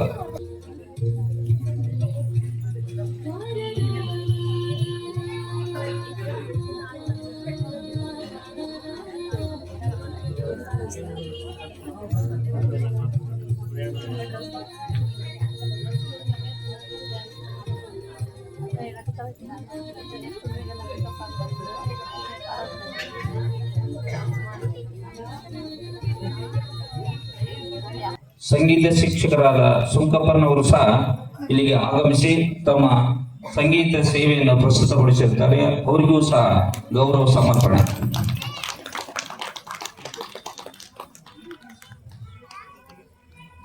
ಕೊನೆಯದಾಗಿ ಗುರುಗಳಿಂದ ಆಶೀರ್ವಚನ. ಶಿವಸಾಂಬಜೈ ನಮಃ. ಜೋರ ನೋಡ್ಬೇಕು, ಜನ ನೋಡಿದ್ರೆ ಸಿಕ್ಕಾಪಟ್ಟೆ ಸೇರಿರಿ ಹೆಣ್ಮಕ್ಳು. ಜೈಕಾರ ಹಾಕ್ರಂದ್ರೆ ಶಿವ ಶಿವ ಅಂತ ಜೋರ ಅನ್ನುವಲ್ರಿ ನೋಡಿ. ಇವತ್ತು ನೋಡಿದ್ರೆ ನಿಮ್ಮದು ಅಕ್ಕಮಹಾದೇವಿ ಜಯಂತಿ. ಹೆಂಗ ಆಗ್ಬೇಕು ನೀವು ಜೈಕಾರ ಅಕ್ಕಮಹಾದೇವಿ ಇಲ್ಲಿ ಓಡಿ ಬರ್ಬೇಕು ಶ್ರೀಶೈಲ ಬಿಟ್ಟು. ಆಗ್ತಿರಿಲ್ಲ ಹಂಗೆ? ಜಗಜ್ಯೋತಿ ಬಸವೇಶ್ವರ ಮಹಾರಾಜಗೆ, ದೊಡ್ಡ ಬಸವೇಶ್ವರ ಮಹಾರಾಜಗೆ, ಜಗದ್ಗುರು ಕೊಟ್ಟೂರೇಶ್ವರ ಮಹಾರಾಜಗೆ, ಶರಣ ನೀಲಮ್ಮ ತಾಯಿ ಮಾತಾಗೆ, ಜಗದ್ಗುರು ಸಂಗನ ಬಸವೇಶ್ವರ ಮಹಾರಾಜಗೆ, ಜಗದ್ಗುರು ಕೊಟ್ಟೂರು ಬಸವಲಿಂಗೇಶ್ವರ ಮಹಾರಾಜಗೆ, ಶಿವಸಾಂಬಜೈ ನಮಃ. ಈ ಒಂದಿಷ್ಟು ಟಾಣಿಕ್ ಸಿಕ್ಕಿನ. ಓಂ ಶ್ರೀ ಗುರು ಬಸವಲಿಂಗಾಯ ನಮಃ. ಹುಲ್ಲಾಗು ಬೆಟ್ಟದಲ್ಲಿ ಮನೆಗೆ ಮಲ್ಲಿಗೆಯಾಗು, ಕಲ್ಲಾಗು ಕಷ್ಟಗಳ ವಿಧಿಯ ಮಳೆಸುವಿಗೆ, ಬೆಲ್ಲ ಸಕ್ಕರೆಯಾಗು ದೀನ ದುರ್ಬಲರಿಗೆ, ಎಲ್ಲರೊಳಗೊಂದಾಗು ಮಂಕುತಿಮ್ಮ. ಸದಾ ಸ್ಮರಣೀಯರಾಗಿರ್ತಕ್ಕಂಥ ಬಸವಾದಿ ಪ್ರಮುಖರನ್ನ ಮನದಲ್ಲಿ ಸ್ಮರಣೆ ಮಾಡಿಕೊಂಡು ಈ ಒಂದು ಭಾಗದಲ್ಲಿ ತ್ರಿಕಾಲಲಿಂಗ ಪೂಜೆಯನ್ನು ಮಾಡ್ತಾ ತಮ್ಮ ತಪೋಪ್ರಭಾವದ ಮೂಲಕ ಭಕ್ತರ ಮನೆಯನ್ನ ಕಟ್ಟಿರ್ತಕ್ಕಂಥ ಮಹಾ ತಪಸ್ವಿಯಾದ ಜಗದ್ಗುರು ಕೊಟ್ಟೂರೇಶನಲ್ಲಿ ಪ್ರಣಾಮಗಳನ್ನು ಸಲ್ಲಿಸ್ತಾ ಈ ನಾಡನ್ನ ಐತಿಹಾಸಿಕ ಕ್ಷೇತ್ರವನ್ನಾಗಿ ಮಾಡಿರ್ತಕ್ಕಂಥ ಹಂಪಿಯ ವಿರೂಪಾಕ್ಷೇಶ್ವರನ ಎದುರಿಗೆ ನಂದಿಯಾಗಿ ಬಂದು ಕುರುಗೋಡಿನಲ್ಲಿ ವಾಸವಾಗಿರ್ತಕ್ಕಂಥ ದೊಡ್ಡ ಬಸವೇಶ್ವರನಲ್ಲಿ ಪ್ರಣಾಮಗಳನ್ನು ಸಲ್ಲಿಸ್ತಾ ಈ ಒಂದು ಭಾಗದಲ್ಲಿ ಅಕ್ಕ ಮಹಾದೇವಿಯಂತೆ ತನ್ನ ತನುವನ್ನ ಮನವನ್ನ ಅಧ್ಯಾತ್ಮದತ್ತ ಒಯ್ದು ಅಧ್ಯಾತ್ಮ ಕೃಷಿಯಲ್ಲಿ ತಮ್ಮನ್ನೇ ತಾವು ಮಿಂದು ಜಗತ್ತಿಗೆ ಬೆಳಕಾಗಿರ್ತಕ್ಕಂಥ ಶರಣ ನೀಲಮ್ಮ ತಾಯಿಯನ್ನು ಮನದಲ್ಲಿ ಸ್ಮರಣೆ ಮಾಡಿಕೊಂಡು ಈ ಒಂದು ಭಾಗದಲ್ಲಿ ಕಾಯಕ ಯೋಗಿಗಳಾಗಿ ತ್ರಿವಿಧ ದಾಸೋಹಿಗಳಾಗಿ ಹಳ್ಳಿಗೆ ಏಕರಾತ್ರಿ ಪಟ್ಟಣಕ್ಕೆ ಪಂಚರಾತ್ರಿ ಎಂಬಂತೆ ಮಠವನ್ನ ಕಟ್ಟಿ ಸದ್ಭಕ್ತರ ಮನವನ್ನ ಕಟ್ಟಿ ಸಮಾಜೋ ಧಾರ್ಮಿಕ ಸಮಾಜೋ ಶೈಕ್ಷಣಿಕ ಸಮಾಜೋ ಸಾಂಸ್ಕೃತಿಕ ಸಮಾಜೋ ವೈಚಾರಿಕ ಕಾರ್ಯಗಳನ್ನು ಮಾಡ್ತಾ ನಿಮ್ಮೆಲ್ಲರ ಸದ್ಭಕ್ತರ ಮನದಲ್ಲಿ ಅಜರಾಮರವಾಗಿ ಉಳಿದಿರತಕ್ಕಂಥ ಹಂಪಿ ಹೇಮಕೂಟ ಶೂನ್ಯ ಸಿಂಹಾಸನಾಧೀಶ್ವರರು ಶ್ರೀಮನ್ ಮಹಾರಾಜ ನಿರಂಜನ ಜಗದ್ಗುರು ಡಾಕ್ಟರ್ ಲಿಂಗೈಕ್ಯ ಸಂಗನ ಬಸವ ಮಹಾಸ್ವಾಮಿಗಳ ಕರ್ತೃತ್ವ ಶಕ್ತಿಗೆ ತಲೆಬಾಗಿ ಅವರ ಕರಕಮಲ ಸಂಜಾತರಾಗಿ ಹಂಪಿ ಹೊಸಪೇಟೆ ಬಳ್ಳಾರಿ ಜಗದ್ಗುರು ಪೀಠದ ಒಡೆಯರಾಗಿ ಗುರುಮುಟ್ಟಿ ಗುರುವಾಗಿ ಗುರುತರ ಸೇವೆಯನ್ನ ಸಮಾಜದಲ್ಲಿ ಮಾಡ್ತಾ ಇರತಕ್ಕಂತಹ ಹಂಪಿ ಹೇಮಕೂಟ ಶೂನ್ಯ ಸಿಂಹಾಸನಾಧೀಶ್ವರರು ಶ್ರೀಮನ್ ಮಹಾರಾಜ ನಿರಂಜನ ಜಗದ್ಗುರು ಕೊಟ್ಟೂರು ಬಸವಲಿಂಗ ಮಹಾಸ್ವಾಮಿಗಳ ಅನುಪಸ್ಥಿತಿಯ ಪಾವನ ಸಾನ್ನಿಧ್ಯಾನದಲ್ಲಿ ಪ್ರಣಾಮಗಳನ್ನು ಸಲ್ಲಿಸ್ತಾ ಜಗದ್ಗುರು ಕೊಟ್ಟೂರೇಶನ ಪ್ರಾಂಗಣದಲ್ಲಿ ಶಿವಾನುಭವ ಕಾರ್ಯಕ್ರಮವನ್ನ ಪ್ರತಿ ಹುಣ್ಣಿಮೆಗೆ ಮಾಡಿ ಅಂತಂದು ಜಗದ್ಗುರುಗಳು ಅಪ್ಪಣೆ ಮಾಡಿದರು. ಅವರ ಅಪ್ಪಣೆ ರೀತಿಯಲ್ಲಿ ಮೊದಲನೇ ಶಿವಾನುಭವ ಸಂಪದವನ್ನ ಹಂಪಿ ಹುಣ್ಣಿಮೆಯ ದಿನ, ಹಂಪಿ ವಿರೂಪಾಕ್ಷೇಶನ ಜಾತ್ರಾ ಮಹೋತ್ಸವದ ದಿನ, ಅಕ್ಕ ಮಹಾದೇವಿಯ ಜಯಂತ್ಯೋತ್ಸವದ ದಿನ, ಹನುಮ ಜಯಂತಿಯ ದಿನ ಇವತ್ತು ನಾವೆಲ್ಲರೂ ಕೂಡ್ಕೊಂಡು ಮಾಡಬೇಕು ಅಂತಂದ್ರೆ ಸ್ಟಾರ್ಟ್ ಮಾಡಿದ್ವಿ ಗುರುಗಳ ಅಪ್ಪಣೆಯ ಮೇರೆಗೆ.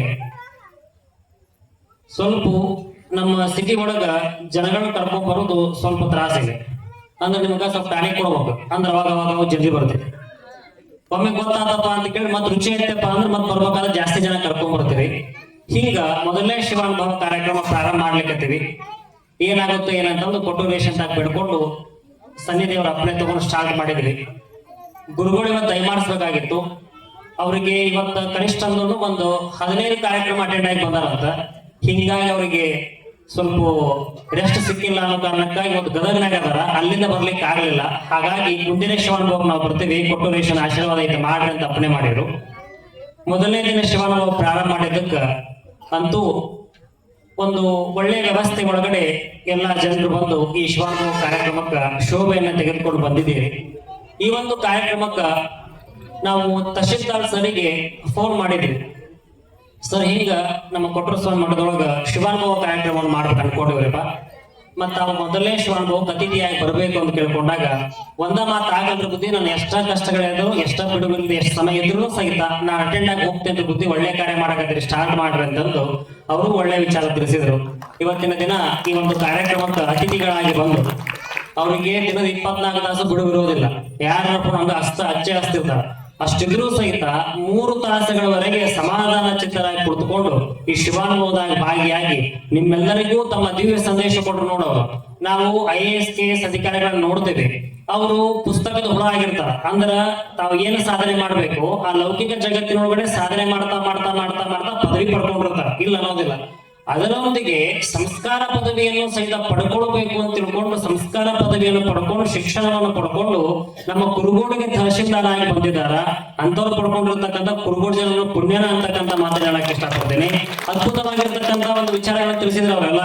ಹಲವಾರು ಶರಣರ ಕಥೆ, ಶರಣರ ಬಗ್ಗೆ ಏನ್ ಹೆಸರು ಹೇಳಿದ್ರು, ಅವ್ರ ಸಂಸ್ಕಾರ ಹೆಂಗ್ ಪಡ್ಕೊಂಡ್ರು, ನಾವ್ ಹೆಂಗ್ ಪಡ್ಕೋಬೇಕು ಅಂತಕ್ಕಂಥ ತಿಳಿಸಿದ್ರು. ಅಂತ ತಹಶೀಲ್ದಾರ್ ಸಾಹೇಬರು ಇಂದಿನ ದಿನ ಕಾರ್ಯಕ್ರಮಕ್ಕೆ ಆಗಮಿಸಿದ್ರು. ಅವರಿಗೂ ಸಹಿತ ಈ ಕಾರ್ಯಕ್ರಮದ ಮೂಲಕ ಶರಣಾರ್ಥಿಯನ್ನು ಸಲ್ಲಿಸ್ತಾ ಮತ್ತ ಉಪನ್ಯಾಸಕ್ಕೆ ಯಾರು ತರಿಸ್ಬೇಕು ಅಂತ ವಿಚಾರ ಮಾಡಿ ನೋಡಿದಾಗ ನಾವು ಮೊದಲನೇದಾಗಿ ಉಪನ್ಯಾಸಕ್ಕ ನಮ್ಮ ಕಿಷ್ಕಿಂಧ ಯೂನಿವರ್ಸಿಟಿ ಒಳಗ ಪ್ರೊಫೆಸರ್ ಆಗಿರ್ತಕ್ಕಂಥ ಡಾಕ್ಟರ್ ಮಂಜುನಾಥ್ S ಡೀನರು ಅಂತಕ್ಕಂಥವ್ರನ್ನ ಕರೆ ಮಾಡಿದ್ವಿ. ಸರ್ ಹಿಂಗ ಮತ್ ನೀವು ನಮ್ಮ ಕುರುಗೋಡು ನಗರದಾಗ ನಾವು ಶಿವಾನುಭವ ಕಾರ್ಯಕ್ರಮ ಮಾಡ್ಲಿಕ್ಕೆ ಬರ್ತೀರಿ ಅಂದಾಗ ಡೇಟ್ ಕೇಳಿದ್ರು. ಅಪ್ಪವ್ರ ನಾ ಬರ್ತೀನಿ ಹೇಳ್ರಿ ಅಂತ ಹೇಳಿದ್ರು. ಅಪ್ಪವ್ರು ಬರ್ತೀನಿ ಅಂತ ಹೇಳಿದ್ರು. ವಿಷಯ ಕೇಳಿದ್ರು, ಲೌಕಿಕ ಬದುಕಿಗೆ ಶಿವಾನುಭವದ ಅಗತ್ಯತೆ ಅಂತಕ್ಕಂಥದ್ದನ್ನ ಹೇಳಿದ್ನಿ. ಅಪ್ಪರನ್ನ ಆಯ್ತ್ರಿ, ನಾನು ಹಲವಾರು ವಚನಗಳನ್ನ ಸ್ಟಡಿ ಮಾಡ್ಕೊಂಡು ನಾ ಬಂದು ಉಪನ್ಯಾಸ ಮಾಡ್ತೀನಿ ಅಂತ ಒಪ್ಪಿಕೊಂಡ್ರು. ಅವ್ರು ಬಹಳಷ್ಟು ಬಿಸಿ ಇರ್ತಾರ. ಅವ್ರು ಹೇಳಿದ್ರಲ್ಲ ನಿಮ್ಗಾಗ್ಲೇ ಏನು ಸೈಂಟಿಸ್ಟ್ ಅವ್ರು ಸುಮ್ಮನೆ ಖಾಲಿ ಇರಂಗಿಲ್ಲ. ಇಲ್ಲಿ ಕಿಷ್ಕಿಂಧ ಯೂನಿವರ್ಸಿಟಿ ಉದ್ಘಾಟನೆ ಅಂತಲ್ರಿ ಈಗ ಒಂದು 4-5-6 ತಿಂಗಳಿಂದ ನಮಗೂ ಇನ್ವೈಟ್ ಮಾಡಿದ್ರು, ನಾವು ಹೋಗಿದ್ವಿ. ಅದ್ಭುತವಾಗಿರ್ತಕ್ಕಂಥ ಯೂನಿವರ್ಸಿಟಿಯನ್ನು ಕಟ್ಟಾರ, ಅಲ್ಲಿ ಇವರೆಲ್ಲ ಸೇವೆ ಮಾಡ್ತಾ ಇದಾರ.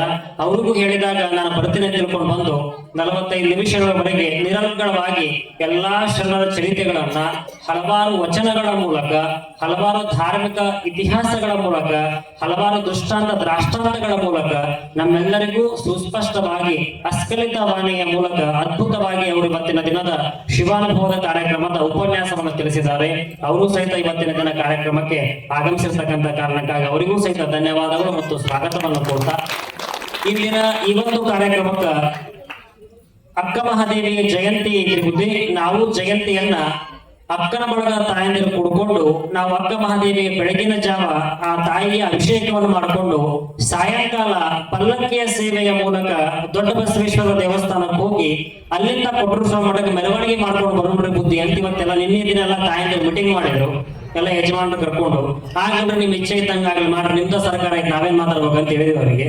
ಹಿಂಗಾಗಿ ಎಲ್ಲಾ ತಾಯಂದಿರು ಕುಡ್ಕೊಂಡು ಅಕ್ಕ ಮಹಾದೇವಿ ಜಯಂತಿಯನ್ನು ಬೆಳಿಗ್ಗೆ 5 ಗಂಟೆಯಿಂದ ನಿನ್ನೆ ರಾತ್ರಿ 11 ಗಂಟೆವರೆಗೆ ಮಠದಾಗಿದ್ದುಕೊಂಡು ರಂಗೋಲಿ ಹಾಕಿ ಆ ತಾಯಿ ಮೂರ್ತಿ ತೊಳೆದು ಅಭಿಷೇಕ ಮಾಡ್ಲಿಕ್ಕೆ ಏನೇನು ಬೇಕೆಲ್ಲ ತಯಾರು ಮಾಡಿ ರೆಡಿ ಮಾಡಿ ರಾತ್ರಿ 11 ಗಂಟೆಗೆ ಹೋಗ್ಯಾರ. ಬೆಳಿಗ್ಗೆ ಮತ್ತೆ 5 ಗಂಟೆಗೆ ಎದ್ದು ಬಂದುಕೊಂಡು ಆ ತಾಯಿ ಅಭಿಷೇಕ ಪೂಜಾ ಕಾರ್ಯಗಳನ್ನ ಕೈಕರ್ಯವನ್ನ ಮುಗಿಸ್ಕೊಂಡು ಈ ಸಾಯಂಕಾಲ ಅಡ್ಡ ಪಲ್ಲಕ್ಕಿಯನ್ನು ತೆಗೆದುಕೊಂಡು ಬಂದ್ರು. ಅಡ್ಡ ಪಲ್ಲಕ್ಕಿ ಹೊರಬೇಕಾದಾಗ ಅವ್ರು ಹೇಳಿದ್ರು, ಅಪ್ಪ ಅವರು ಅಕ್ಕ ಮಹಾದೇವಿ ಜಯಂತಿ ಐತಿ, ನಾವು ಅಡ್ಡ ಪಲ್ಲಕ್ಕಿ ಹೊತ್ಕೊಂಡ್ ಬರ್ತೀವಿ ಅಂತ ಅಕ್ಕನ ಬಳೋದವ್ರು ಹೇಳಿದ್ರು. ಆಗಲೂ ಅದು ನಡೆದ ಬಿಡ್ಲಿ ಮಾಡ್ರಿ ಅಂತ ಹೇಳಿದ್ವಿ. ಮೊದಲನೇದಾಗಿ ಅಕ್ಕ ಮಹಾದೇವಿ ಜಯಂತಿಗೆ ಪ್ರಯುಕ್ತ ತಾಯಂದಿರು ಕುಡ್ಕೊಂಡು ಆ ತಾಯಿ ಪಲ್ಲಕ್ಕಿಯನ್ನು ಹೊತ್ಕೊಂಡು ಬಂದಾರ. ಅವರಿಗೂ ಒಂದು ಜೋರಾಗಿ ಚಪ್ಪಾಳೆ ಹೊಡೆಯುವುದರ ಮೂಲಕ ಅವರಿಗೂ ತಿಳಿಸಿದೆ ಅಂತಕ್ಕಂಥ ಮಾತನ್ನ ಹೇಳ್ತಾ ಇನ್ನ ಉಳಿದಂಗ ನಮ್ಮ ಕುರುಗೋಡು ನಗರದ ಈ ಒಂದು ಭಾಗದಲ್ಲಿ ಎಲ್ಲರೂ ಕೂಡ್ಕೊಂಡು ಹಿಂಗೆ ಶಿವಾನುಭವ ಕಾರ್ಯಕ್ರಮ ಮಾಡ್ಬೇಕಂತ ಮೀಟಿಂಗ್ ಕರೆದಾಗ ನಮ್ಮ ಕುರುಗೋಡು ನಗರದ ಸ್ವಲ್ಪ ಪ್ರಮುಖ ಸದ್ಭಕ್ತರು ಕೂಡ್ಕೊಂಡು ಆಗಿನ ಬುದ್ಧಿ ಇದು ಒಂದು ಎಸೆನ್ಸಿಯಲ್ ಆಗಿ ಬೇಕಾಗಿದೆ ನಮಗೆ ಈ ಕುರುಗೋಡಿಗೆ, ಅದನ್ನ ಮೊದಲು ಸ್ಟಾರ್ಟ್ ಮಾಡ್ರಿ ಅಂತ ತಿಳ್ಕೊಂಡು ಎಲ್ಲಾ ಸದ್ಭಕ್ತರು ಕೂಡ್ಕೊಂಡು ಯಜಮಾನರು ಹೇಳಿದ್ರು.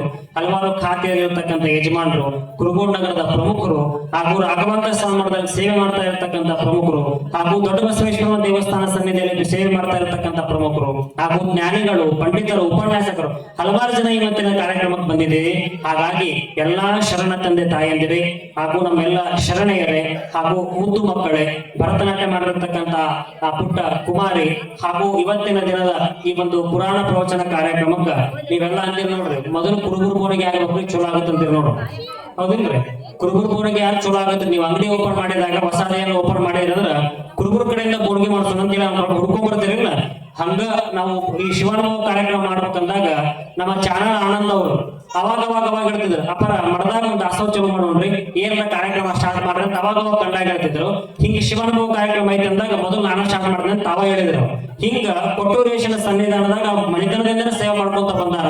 ಇವತ್ತಿನ ದಿನದ ಮೊದಲನೆಯ ಶಿವಾನುಭವ ಸಂಪದಕ್ಕ ದಾಸೋಹ ಸೇವೆಯನ್ನು ಮಾಡಿರ್ತಕ್ಕಂಥ ನಮ್ಮ ಚಾನಲ್ ಕುಟುಂಬದ ಆನಂದನವರಿಗೂ ಸಹಿತ ಶರಣಾರ್ಥಿಯನ್ನು ಸಲ್ಲಿಸ್ತಾ ಹಿಂಗೆ ಈ ಒಂದು ಕಾರ್ಯಕ್ರಮಕ್ಕೆ ಆಗಮಿಸಿರ್ತಕ್ಕಂಥ ಸರ್ವ ಸದ್ಭಕ್ತರೆ ತಮ್ಮೆಲ್ಲರಿಗೂ ಶರಣವು ಶರಣಾರ್ಥಿಗಳು.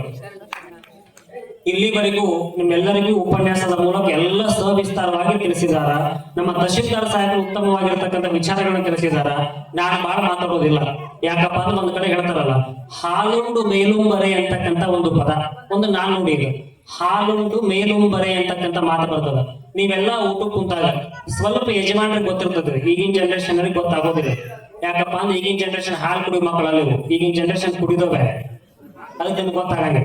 ನೀವು ಊಟ ಮಾಡಿದ್ರೂ ಕುಡಿತೀರಿ, ಎಬ್ಸಿದ್ರು ಕುಡಿತೀರಿ. ಈಗಿನ ಜನರೇಷನ್ ಬೇರೆ ಐತೆ. ಹಿಂದಿನ ಕಾಲದಾಗ ಊಟ ಮಾಡೋ ಪದ್ಧತಿ ಹೆಂಗಿತ್ತಪ್ಪ ಅಂತ ಕೇಳಿದ್ರ, ಮೊದಲು ಮನಿ ಒಳಗ ರೊಟ್ಟಿ ಪಲ್ಲೆ ಅನ್ನ ಸಾರು ಸ್ವೀಟ್ ಇಂಥದ್ ಏನ ಮಾಡಿದ್ರ ಅಂದ್ರ ಮೊದಲು ರೊಟ್ಟಿ ಪಲ್ಲೆ ನೀಡ್ತಾರ. ರೊಟ್ಟಿ ಪಲ್ಲೆ ಉಂಡ ಮೇಲೆ ಸ್ವೀಟ್ ನೀಡ್ತಾರ. ಸ್ವೀಟ್ ಉಂಡ ಮೇಲೆ ಲಾಸ್ಟ್ ಅನ್ನ ಸಾರು ನೀಡ್ತಾರ. ಅನ್ನ ಸಾರು ನೀಡ್ಯಾರಪ್ಪ ಅದ್ರ ಅರ್ಥ ಏನು, ಊಟ ಮುಗಿಯಾಕ ಬಂತಂತ. ಅನ್ನ ಸಾರಿಗೆ ಬಂದಿವಾಗ ನಮ್ಮಲ್ಲಿ ಊಟ ಮುಗಿಯಾಕ ಬಂತಂತ ತಿಳ್ಕೊಂತಾರ. ಲಾಸ್ಟಿಗೆ ರಾತ್ರಿ ಊಟ ಮಾಡಿ ಮಲಗಬೇಕಾದಾಗ ಹಾಲು ಕೊಡ್ತಾರ ಒಂದ್ ಲೋಟ. ಹೌದಲ್ಲ, ಹಿಂದಿನ ಕಾಲದಾಗ ಕೇಳಿ ಗೊತ್ತಿರ್ತದೆ. ಲಾಸ್ಟಿಗೆ ಮಲಗಬೇಕಾದಾಗ ಕುಡಿಯಾಕ ಒಂದು ಕಪ್ ಹಾಲು ಕೊಡ್ತಾರೆ. ಈಗ ನಾವೆಲ್ಲ ಟೀ ಕುಡಿತೀವಿ, ಬೇರೆ ಎಲ್ಲ ಕುಡಿತೀವಿ ಅಲ್ಲ. ಹಂಗ ಹಾಲು ಕುಡಿದ್ರಪ್ಪ ಅಂದ್ರೆ ಮುಗಿತಾರೆ ಪ್ರಸಾದ, ಮುಂದೇನು ಉಡಬಾರ್ದು ಅಂತ. ಹಾಲಿನಂತ ಅಮೃತನ ಯಾವುದೂ ಇಲ್ಲ. ಹಾಲು ಕುಡಿದ್ಮೇಲೆ ಅದಕ್ಕೆ ಪ್ರಸಾದ ಮುಗಿತಪ್ಪ, ಸೀದಾ ಹೋಗ್ಬೇಕು, ಒಂದಿಷ್ಟು ಹೆಚ್ಚಿ ವಾಕಿಂಗ್ ಮಾಡ್ಬೇಕು, ಮಲ್ಕೊಂಡ್ ಬಿಡ್ಬೇಕು ಅಂತ ಪದ್ಧತಿ ಅದು. ಹಿಂಗ ಹಾಲುಂಡು ಮೇಲುಂಬರೆ ಅಂತ ಯಾಕೆ ಹೇಳಲಿಕ್ಕೆ ನಾನಂತ ಕೇಳಿದ್ರ, ಇವತ್ತಿನ ದಿನದ ಲೌಕಿಕ ಬದುಕಿಗೆ ಶಿವಾನುಭವದ ಅಗತ್ಯತೆ ಏಕೆ ಅಂತಕ್ಕಂಥ ಮಾತೊಂದು ವಿಷಯವನ್ನಾಗಿಟ್ಟಾಗ ನಮ್ಮ ಉಪನ್ಯಾಸಕರಾಗಿರ್ತಕ್ಕಂಥ ಮಂಜುನಾಥ್ ಸರ್ ಅವರು ಅದ್ಭುತವಾಗಿರ್ತಕ್ಕಂಥ ವಿಚಾರಗಳನ್ನು ತಿಳಿಸಿದರು. ಶಿವಶರಣರ ವಚನಗಳ ಮೂಲಕ ಹಲವಾರು ವಿಚಾರಗಳನ್ನು ತಿಳಿಸಿದ್ರು ನಮಗ. ಹಾಲಿನಂತಹ ಪ್ರವಚನವನ್ನ ಅವರು ಮತ್ತು ನಮ್ಮ ತಹಶೀಲ್ದಾರ್ ಸಾಹೇಬರು ತಿಳಿಸಿದ ಮೇಲೆ ಮತ್ತ ಮೇಲೆ ಊಟ ಮಾಡ್ತೀವಿ ಅಂತಕ್ಕಂಥದ್ದು ಆಶೀರ್ವಚನ ನಾನು ಮಾಡಿದ್ದೆ ಅಂದ್ರ ಅದಕ್ಕೆ ಅರ್ಥ ಇರೋದಿಲ್ಲ ಅಂತಕ್ಕಂಥ ಮಾತನ್ನ ಹೇಳಕ್ ಇಷ್ಟಪಡ್ತೇನೆ. ಹೀಗಾಗಿ ಹಾಲುಂಡು ಮೇಲುಂಬರೆ ಅಂತಕ್ಕಂಥ ಮಾತನ್ನ ಹೇಳುವುದರ ಮೂಲಕ ಇವತ್ತಿನ ದಿನದ ಈ ಒಂದು ಶಿವಾನುಭವ ಕಾರ್ಯಕ್ರಮ ಅದ್ಭುತವಾಗಿ ಮಾಡಿದಾರ. ಆದ್ರೂ ಸಹಿತ ನಿಮಗೆಲ್ಲ ತಿಳಿಸ್ತಕ್ಕಂಥ ಎರಡೇ ಎರಡು ಮಾತು ಏನಂತ ಕೇಳಿದ್ರ, ಯಾಕೆ ನಮಗೆಲ್ಲರಿಗೂ ಈಗ ಇಂಥ ಅಧ್ಯಾತ್ಮ ಕಾರ್ಯಕ್ರಮಗಳ ಅವಶ್ಯಕತೆ ಇದೆ ಅಂತ ಪ್ರಶ್ನೆ ಹಾಕೊಂಡಾಗ ನೆನಪಿಟ್ಕೊಳ್ರಿ, ನೀವು ದಿನದ 24 ಗಂಟೆಗಳಲ್ಲಿ 24 ಗಂಟೆಗಳಲ್ಲಿ ನಾವೆಲ್ಲ ಏನ್ ಮಾಡ್ತೇವಪ್ಪ ಅಂತ ಕೇಳಿದ್ರೆ, ಬೆಳಗ್ಗೆಯಿಂದ ಸಾಯಂಕಾಲದವರೆಗೂ ನನ್ನ ಹೊಟ್ಟೆಗಾಗಿ, ನನ್ನ ಬಟ್ಟೆಗಾಗಿ, ನನ್ನ ಕುಟುಂಬಕ್ಕಾಗಿನ ನಾವೆಲ್ಲ ಹರಸಾಹಸ ಮಾಡಿ ದುಡಿತೀವಿ. ಹೌದಲ್ಲ, ಹೊಟ್ಟೆಗಾಗಿ ಏನು ಬಟ್ಟೆಗಾಗಿ ನಾವೆಲ್ಲ ಏನ್ ಮಾಡ್ತೀವಿ, ಬೆಳಿಗ್ಗೆ 6 ಗಂಟೆಗೆ ಸ್ಟಾರ್ಟ್ ಮಾಡಿದ್ರೆ ರಾತ್ರಿ 9 ಗಂಟೆವರೆಗೂ ಕೆಲಸ ಮಾಡ್ತೀವಿ. ಯಾವ ಕಾರಣಕ್ಕ? ನಮಗೋಸ್ಕರ ಮಾತ್ರ ಇದೆ. ಇದಕ್ಕ ನನಗ, ನನ್ನ ಹೆಂಡರಿಗೆ, ನನ್ನ ಮಕ್ಕಳಿಗೆ, ನನ್ನ ಮನೆತನಕ್ಕಂತ ನಾವೆಲ್ಲ ಮಾಡ್ತೀವಿ. ಹೌದಲ್ಲ, ಆದ್ರೂ ಸಹಿತ ಅಷ್ಟೆಲ್ಲ ದುಡಿತೀವಿ, ಅಷ್ಟೆಲ್ಲ ಗಳಿಸ್ತೀವಿ, ಅಷ್ಟೆಲ್ಲ ಸಂಪಾದನೆ ಮಾಡ್ತೀವಿ. ಇಷ್ಟೆಲ್ಲ ಮಾಡ್ಕೊಂಡ್ರು ಸಹಿತ ನೆಮ್ಮದಿ ಐತರಪ್ಪ ಅಂತ ಪ್ರಶ್ನೆ ಹಾಕೊಂಡಾಗ ಯಾರಿಗೂ ನೆಮ್ಮದಿ ಇಲ್ಲ. ಹೌದಲ್ಲ, ಇಲ್ಲಿ ಕುಂತವ್ರಿಗೆ ಕೈ ಎತ್ತಿ ಬಿಡ್ರಿ, ನಾ ಆರಾಮದಿ ನೋಡ್ರಿ, ಮನೆಯೊಳಗೆ ಯಾವುದೂ ಚಿಂತೆ ನನಗಿಲ್ರಪ್ಪ, ನಾ ಹುಟ್ಟಿದಾಗಿನಿಂದ ಹಿಡಿದು ಇಲ್ಲಿವರೆಗೂ ಅದ್ಭುತವಾಗಿ ನಾ ಆರಾಮದಿಲ್ರಿ, ನನಗೆ ಯಾವುದೂ ಚಿಂತೆ ಇಲ್ಲ ಅಂತಕ್ಕಂಥ ಯಾರಾದ್ರೂ ಕೈ ಎತ್ತಿ ಹೇಳ್ರಿ ನೋಡು. ಅದಿವ ಯಾರು ನಾವು? ಯಾರು ಇಲ್ಲ. ಹೆಂಗ್ ಹೇಳ್ತಾರಲ್ಲ, ಆನೆಗೆ ಇರ್ವಿ ಅನ್ನುವಂಗ ಶ್ರೀಮಂತಗ ತನ್ನದೇ ಆಗಿರ್ತಕ್ಕಂಥ ದೊಡ್ಡ ಚಿಂತೆ ಇರ್ತದ, ಬಡವನಿಗೆ ತನ್ನದೇ ಆಗಿರ್ತಕ್ಕಂಥ ಸಣ್ಣ ಚಿಂತೆ ಇರ್ತದ. ಹಿಂಗ ಮ್ಯಾಲ ಕುಂತಿರ್ತಕ್ಕಂಥ ನನಗೂ ಚಿಂತೆ, ಕೆಳ ಕುಂತಿರ್ತಕ್ಕಂಥ ನಿಮಗೂ ಚಿಂತೆ. ಈ ಚಿಂತೆ ಯಾವಾಗ ಹೋಗುತ್ತಪ್ಪ ಅಂತ ಕೇಳಿದ್ರ, ಒಂದು ನಾವು ಹುಟ್ಟುಕಿನ ಮೊದಲು ಚಿಂತಿದ್ದಿಲ್ಲ, ಒಂದು ಸತ್ತ ಮೇಲೆ ಚಿಂತೆ ಇರಂಗಿಲ್ಲ. ಹಿಂಗ ಚಿಂತೆ ಇರ್ತಕ್ಕಂಥ ವ್ಯಕ್ತಿ ಜಗತ್ನಾಗ ಯಾರು ಅಂತ ಕೇಳಿದ್ರ, ಒಬ್ಬವ ಇನ್ನ ಹುಟ್ಟಿಲ್ಲ, ಇನ್ನೊಬ್ಬವ ಸತ್ತಾರ. ಇವರಿಬ್ಬರ ಚಿಂತೆ ಇರ್ತಕ್ಕಂಥವ್ರು. ಹಾಗಾಗಿ ಯಾಕಿಂತ ಧಾರ್ಮಿಕ ಕಾರ್ಯಕ್ರಮಗಳು ನಮಗೆ ಅವಶ್ಯವಾಗಿ ಬೇಕಾಗ್ತಾವ ಅಂತ ಪ್ರಶ್ನೆ ಮಾಡ್ಕೊಂಡಾಗ, ನಾವೆಲ್ಲಾ ದಿನನಿತ್ಯದ 24 ಗಂಟೆಗಳು ಸಹಿತ ನಮ್ಮ ಸಂಸಾರಕ್ಕಾಗಿ ನಾವು ಬದುಕ್ತೀವಿ. ಆ ಸಂಸಾರವನ್ನ ಹೆಂಗ ಸಸಾರವನ್ನಾಗಿ ಮಾಡ್ಕೊಳ್ಬೇಕು, ಇದ್ದಂತಹ ದುಃಖಗಳಲ್ಲಿ, ಇದ್ದಂತಹ ನೋವುಗಳಲ್ಲಿ, ಇದ್ದಂತಹ ಕಷ್ಟಗಳಲ್ಲಿಯೂ ಸಹಿತ ಹೆಂಗ ನಗನಗತ ಬದುಕನ್ನು ನಡೆಸಬೇಕು ಅಂತಕ್ಕಂಥದ್ದು ಕಲಿಸ್ಕೊಡ್ತಕ್ಕಂಥ ಯಾವ್ದಾದ್ರು ಶಾಲೆ ಇತ್ತಪ್ಪ ಅಂದ್ರ ಇದು ಶಿವಾನುಭವದ ಶಾಲೆ ಅಂತಕ್ಕಂಥದ್ದು ನಾವು ಅರ್ಥ ಮಾಡ್ಕೊಳ್ಬೇಕಾಗ್ತದೆ. ಯಾಕೆ ಮಾತಾಡ್ತೇನೆ ಅಂದ್ರೆ ನೆನಪಿಟ್ಕೊಳ್ರಿ, ನಮಗ ದಾರಿಗೆ ಹೋಗ್ತಾ ಇರ್ತಕ್ಕಂಥ ಸಂದರ್ಭದೊಳಗ ಅಪ್ಪಿ ತಪ್ಪಿ ಎಳೆದು ಬಿದ್ದೀವಪ್ಪ ಅಂತ ಕೇಳಿದ್ರ ಕೈಯೋ ಕಾಲೋ ಫ್ರಾಕ್ಚರ್ ಆಗುತ್ತೆ. ಫ್ರಾಕ್ಚರ್ ಆದಾಗ ಆ ಕೈಯನ್ನು ಕೂಡಿಸ್ಬೇಕಂತ ಎಲ್ಲಿ ಹೋಗ್ತೀರಿ? ಹಾಸ್ಪಿಟಲ್ ಹೋಗ್ತಿರಲ್ಲ. ಆ ಕೈ ಏನಾದ್ರು ಹೊಳ್ಳಿತ್ತಪ್ಪ ಅಂದ್ರೆ ಕೂಡಿಸ್ತಾ ಇರತಕ್ಕಂತ ಒಂದು ವೇದಿಕೆ ದವಾಖಾನೆ. ಹಾಸ್ಪಿಟಲ್ ಹೋದ್ರಪ್ಪ ಅಂದ್ರೆ ಮುದುರ್ತಕ್ಕಂಥ ಕೈ ಕೂಡಿಸ್ತಕ್ಕಂಥ ಅವಕಾಶ ಇರ್ತದ, ಹೌದಲ್ಲ? ಮನಿ ಕಟ್ಸಿರ್ತೀರಿ 10-20 ವರ್ಷ ಆದ್ಮೇಲೆ ಸೀಲಿಂಗ್ಸ್ ಹೋಗ್ತತಿ, ಅಥವಾ ಅಲ್ಲೇ ಪಕ್ಕದ ಉದುರ್ತತಿ, ಅಥವಾ ಕ್ರ್ಯಾಕ್ ಬಿಟ್ಟು ಮನಿ ಬೀಳಂಗ್ ಆಗಿರ್ತತಿ. ಹಿಂಗಿದ್ದಾಗ ಏನ್ ಮಾಡ್ತೀರಿ? ಮತ್ತೆ ಇಂಜಿನಿಯರ್ ದಾಗ ಹೋಗ್ತೀರಿ, ನನ್ನ ಮನಿ ಕ್ರ್ಯಾಕ್ ಬಿಟ್ಟತಿ, ಇದಕ್ಕೆ ಏನ್ ಮಾಡ್ಬೇಕು ಅಂತ ಕೇಳ್ತೀವಿ. ಇಲ್ಲೇ ಕೈಕಾಲ ಮುರಿತಪ್ಪ ಅಂದ್ರೆ ಕೂಡಿಸ್ತಕ್ಕಂಥವ್ರು ಸಿಗ್ತಾರ, ಮನಿ ಹೊಡಿತಪ್ಪ ಅಂದ್ರೆ ಕೂಡಿಸ್ತಕ್ಕಂಥವ್ರು ಸಿಗ್ತಾರ. ಇನ್ನ ಮುಂದೊಂದು ಹೆಜ್ಜೆ ಹೋಗಿ ನಾವೆಲ್ಲ ಅಂತಿದ್ವಿ ಏನಪ್ಪಾ ಅಂದ್ರ ಕನ್ನಡಿ ಹೊಡಿತಪ್ಪ ಅಂದ್ರೆ ಕೂಡ್ಸಕ್ ಸಾಧ್ಯ ಇಲ್ಲ ಅಂತಕ್ಕಂಥ ಮಾತನ್ನ ಹೇಳ್ತಿದ್ವಿ. ಈಗ ಆ ಟೆಕ್ನಾಲಜಿನೂ ಬಂದೈತಿ, ಯಾಕಷ್ಟು ಮುಂದುವರೆದೈತಪ್ಪ ಅಂತ ಹೇಳ್ತೀನಿ ನಿಮಗ. ಯಾವ್ದೂ ಅಸಾಧ್ಯ ಇಲ್ಲ ಅಂತಕ್ಕಂಥದಕ್ಕ ಹೇಳ್ತೀನಪ್ಪ. ಯಾಕೆ ಹೇಳ್ತೀನಿ ಅಂದ್ರ ಹಿಂದಿನ ಕಾಲದೊಳಗ ನಾವೆಲ್ಲ ಹಾರ್ಟ್ ಫೇಲ್ ಆಯ್ತಪ್ಪ ಅಂದ್ರೆ ಮುಗಿತಪ್ಪ, ಮನುಷ್ಯ ಬದುಕಂಗಿಲ್ಲ ಅಂತಕ್ಕಂಥದ್ದು ಹೇಳ್ತಿದ್ವಿ, ಹೌದಿಲ್ರಿ? ಈಗ ಮುಂದುವರೆದು ಏನಾಗೈತಪ್ಪ ಅಂದ್ರ ಹೃದಯಕ್ಕಿಂತ ಹೃದಯವನ್ನು ತಯಾರು ಮಾಡ್ತಕ್ಕಂಥ ವ್ಯವಸ್ಥೆನೂ ಬಂದೈತ್ರಿ. ಇನ್ನೊಬ್ಬ ಹೃದಯವನ್ನು ತೆಗೆದು ಇನ್ನೊಬ್ಬರಿಗೆ ಹಾಕಿ ಆರೋಗ್ಯವನ್ನಾಗಿ ಮಾಡ್ತಾ ಇರ್ತಕ್ಕಂಥ ತಂತ್ರಜ್ಞಾನನೂ ಬಂದೈತಿ. ಹಿಂಗಿದ್ದಾಗ ಕನ್ನಡಿ ಹೊಡಿತಪ್ಪ ಅಂದ್ರೆ ಕೂಡ್ಸಾಕ್ ಸಾಧ್ಯ ಇಲ್ಲ ಅಂತಕ್ಕಂಥ ಮಾತನ್ನ ಹೇಳ್ತಿದ್ವಿ. ಈಗಿನ ಜನರೇಷನ್ ಒಳಗ, ಈಗಿನ ವಿಜ್ಞಾನದೊಳಗ ಕನ್ನಡಿಯಲ್ಲೂ ಕೂಡಿಸ್ತಕ್ಕಂಥ ತಂತ್ರಜ್ಞಾನವೂ ಬಂದೈತಿ. ಹಾಗಾಗಿ ಈ ಮಾತನ್ನ ಯಾಕೆ ಹೇಳಿಕತ್ತಿ ನಿಮಗಂತ ಕೇಳಿದ್ರ, ಕೈಕಾಲ ಮುರಿತಪ್ಪ ಅಂದ್ರೆ ಕೂಡಿಸ್ತಕ್ಕಂಥವ್ರು ಸಿಗ್ತಾರ, ಮನಿ ಏನಾದ್ರು ಕಟ್ಟಾತಪ್ಪ ಮನಿ ಮುರಿತಪ್ಪ ಅಂದ್ರೆ ಕೂಡಿಸ್ತಕ್ಕಂಥವ್ರು ಸಿಗ್ತಾರ, ಕನ್ನಡಿ ಹೊಡಿತಪ್ಪ ಅಂದ್ರೆ ಕೂಡಿಸ್ತಕ್ಕಂಥವ್ರು ಸಿಗ್ತಾರ. ಒಂದು ಮಾತು ನೆನಪಿಟ್ಕೊಳ್ರಿ, ಒಂದು ಸಲ ನಮ್ಮ ಬದುಕು ಹೊಡಿತಂದ್ರ, ಒಂದು ಸಲ ನಮ್ಮ ಮನಸ್ಸು ಮುರಿತಪ್ಪ ಅಂದ್ರ ಕೂಡಿಸ್ತಕ್ಕಂಥವ್ರು ಎಲ್ಲಿ ಸಿಗೋದಿಲ್ಲ. ಯಾವ ಡಾಕ್ಟರ್ ಮನಸ್ಸು ಕೂಡಂಗಿಲ್ಲ, ಯಾವ ಡಾಕ್ಟರ್ ಬದುಕು ಗಟ್ಟಿ ಆಗಂಗಿಲ್ಲ. ಅಂತ ಬದುಕನ್ನು ಕೂಡಿಸ್ತಕ್ಕಂಥ ಯಾವ್ದಾದ್ರು ಒಂದು ಶಾಲೆ ಇತ್ತು, ಬದುಕನ್ನು ಕೂಡಿಸ್ತಕ್ಕಂಥ ಒಂದು ಯಾವ್ದಾದ್ರು ವೇದಿಕೆ ಇತ್ತಪ್ಪ ಅಂದ್ರ ಇದೇ ಶಿವಾನುಭವದ ವೇದಿಕೆ ಅಂತಕ್ಕಂಥದ್ದು ನಾವು ಅರ್ಥ ಮಾಡ್ಕೋಬೇಕು. ಹಾಗಾಗಿ ಇಂಥ ಶಿವಾನುಭವದ ಕಾರ್ಯಕ್ರಮಕ್ಕ ನಾವೆಲ್ಲ ಬರಬೇಕು, ಹುಣ್ಣಿಮೆಗೆ ಬರ್ಬೇಕು.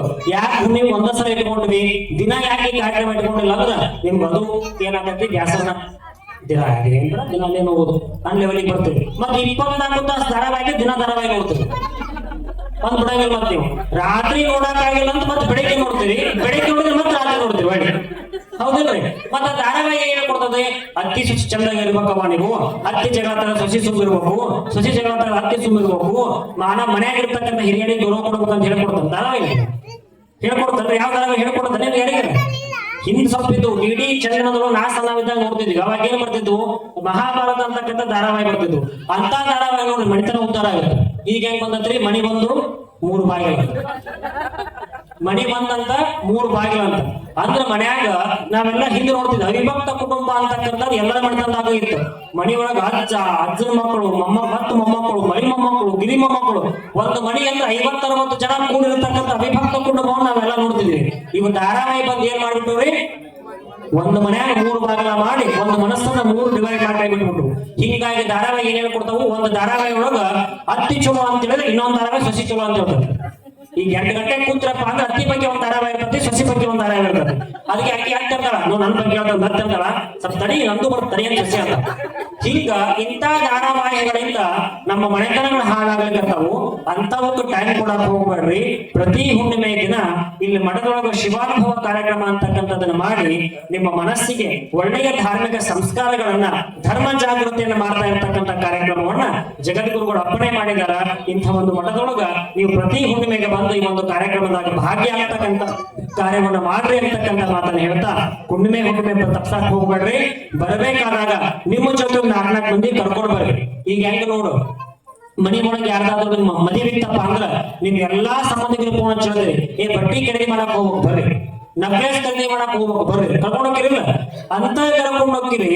ಅವ್ರಿಗೆ ಮತ್ತೆ ನೀವು ಕರ್ಕೊಂಡು ಹೋದಾರದ ಖರ್ಚು, ಕರ್ಕೊಂಡು ಹೋದಾರದ ಖರ್ಚು 20 ಮಂದಿ ಕರ್ಕೊಂಡು 20 ಮಂದಿ ಟ್ರ್ಯಾಕ್ಸ್ ಮಾಡ್ಬೇಕು. ಆ ಟ್ರ್ಯಾಕ್ಸ್ ಮಾಡಿ ಕರ್ಕೊಂಡು ಹೋದ್ರೆ ಊಟ ಮಾಡಿಸ್ಬೇಕು. ಹಂಗ ಬಂದ್ ಏನಂತಾರ ಅವರು? ಫೋನ್ ಹಚ್ಚಿ ಬೀಗರು ಬಟ್ಟಿ ತಗೊಂಡಪ್ಪ ಅಂತ ಕರ್ಕೊಂಡು ಹೋಗ್ಲು, ಒಂದ್ ಏನು ತಿನ್ನಿಸ್ತಿಲ್ಲ, ಒಂದ್ ಚಾ ಕುಡಿಸ್ತಿಲ್ಲ, ಕಕ್ಕಿನ ಜೊತೆ ಮದುವೆಗೆ ಕೂಡ ಅಂತ, ಹೌದಿಲ್ಲ? ಅಂತಲ್ಲಿ ಕರ್ಕೊಂಡು ಹೋಗಿ ಅವ್ರಿಗೆ ಔಪಚಾರಿಕ ಆತಿಥ್ಯ ಸತ್ಕಾರವನ್ನು ಮಾಡಿ ನಿಮ್ಮ ಪಟ್ಟಿ ನೀವು ಖರೀದಿ ಮಾಡಕ್ ಕರ್ಕೊಂಡು ಹೋಗಿ ಬರ್ತೀರಿ.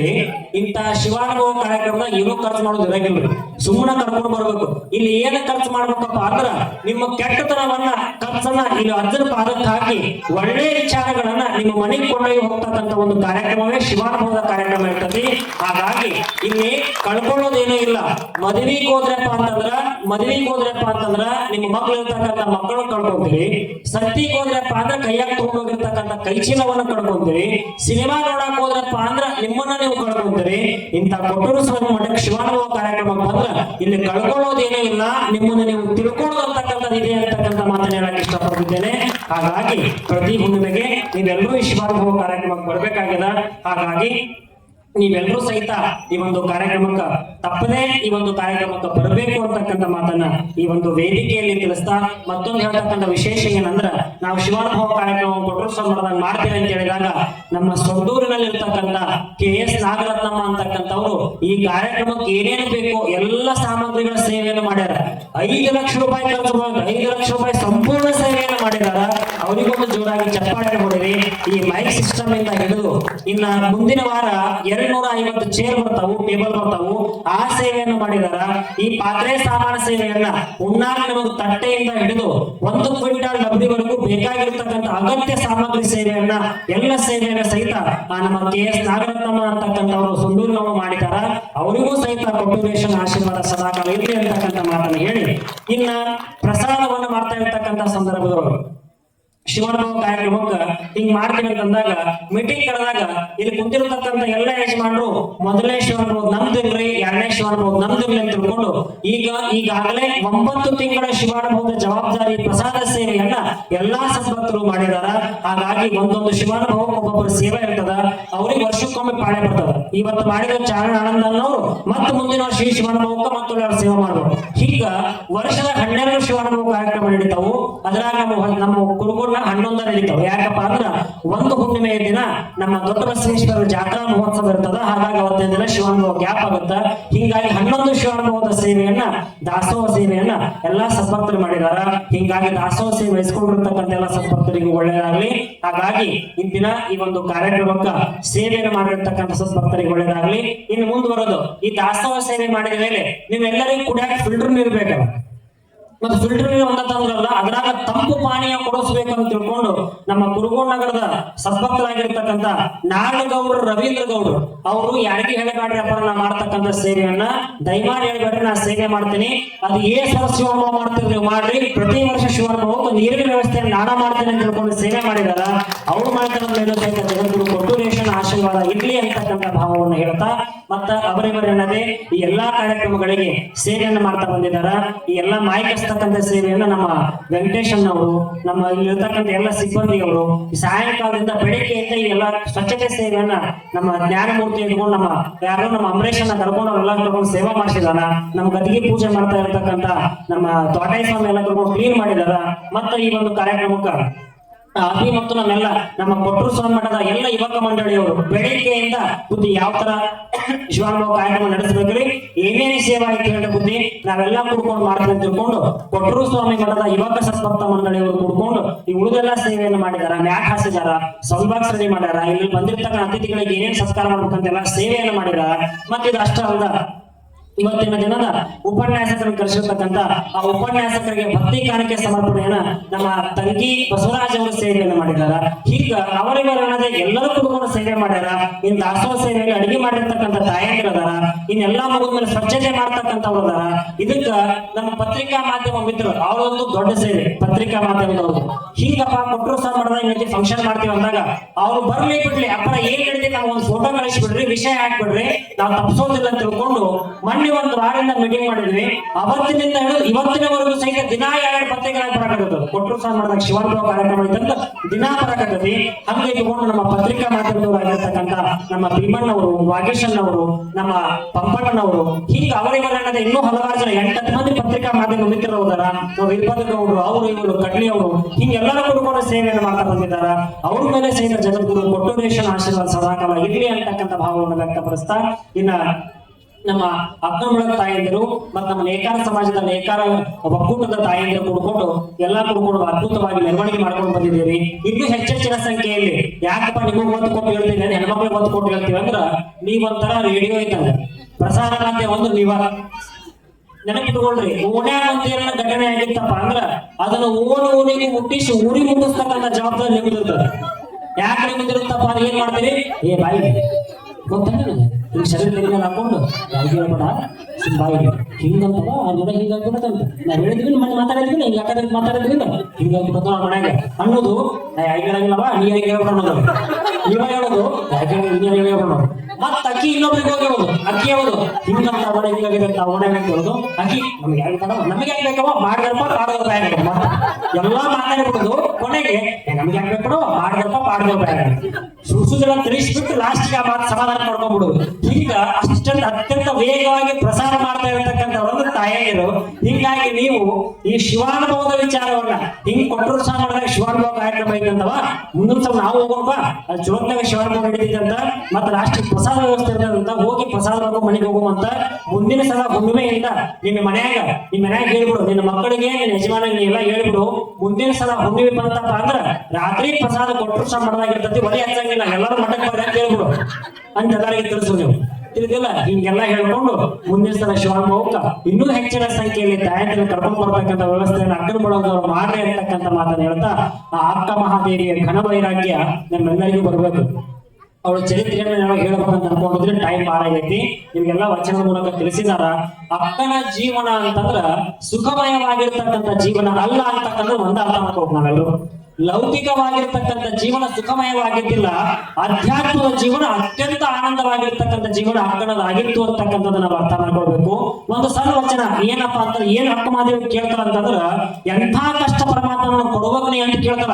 ನಾವೆಲ್ಲ ದೇವ್ರದಾಗ ಹೋಗಿ 8ನೇ ಕಡ್ಡಿಪಟ್ಟಣ ತಗೊಂಡು ₹1 ಸ್ಮೆಲ್ ಇದೆ ಅಂತಕ್ಕಂಥ ಅಗರಬತ್ತಿ ತಗೊಂಡು ದೇವ್ರದಾಗ 20 ಸಲ ಬೆಳಗ್ತೀವಿ. ನನಗೆ ಹಲ್ಲು ಕೊಡು, ನನಗೆ ಹಿಂಗು ಕೊಡು, ನನಗೆ ಬಂಗಾರ ಕೊಡು, ನನಗೆ ಬೆಳ್ಳಿ ಕೊಡು, ನನಗೆ ಮನೆ ಮಗದಾಗ ಫ್ರಿಜ್ ತಂದ ಅಕ್ಕಿ ದೊಡ್ಡ ಫ್ರಿಜ್ ತರ ಮಾಡು, ಅಕ್ಕಿ 48 ಇಂಚಿ ಟಿವಿ ತಂದ 50 ಇಂಚಿ ಟಿವಿ ತರ ಮಾಡು.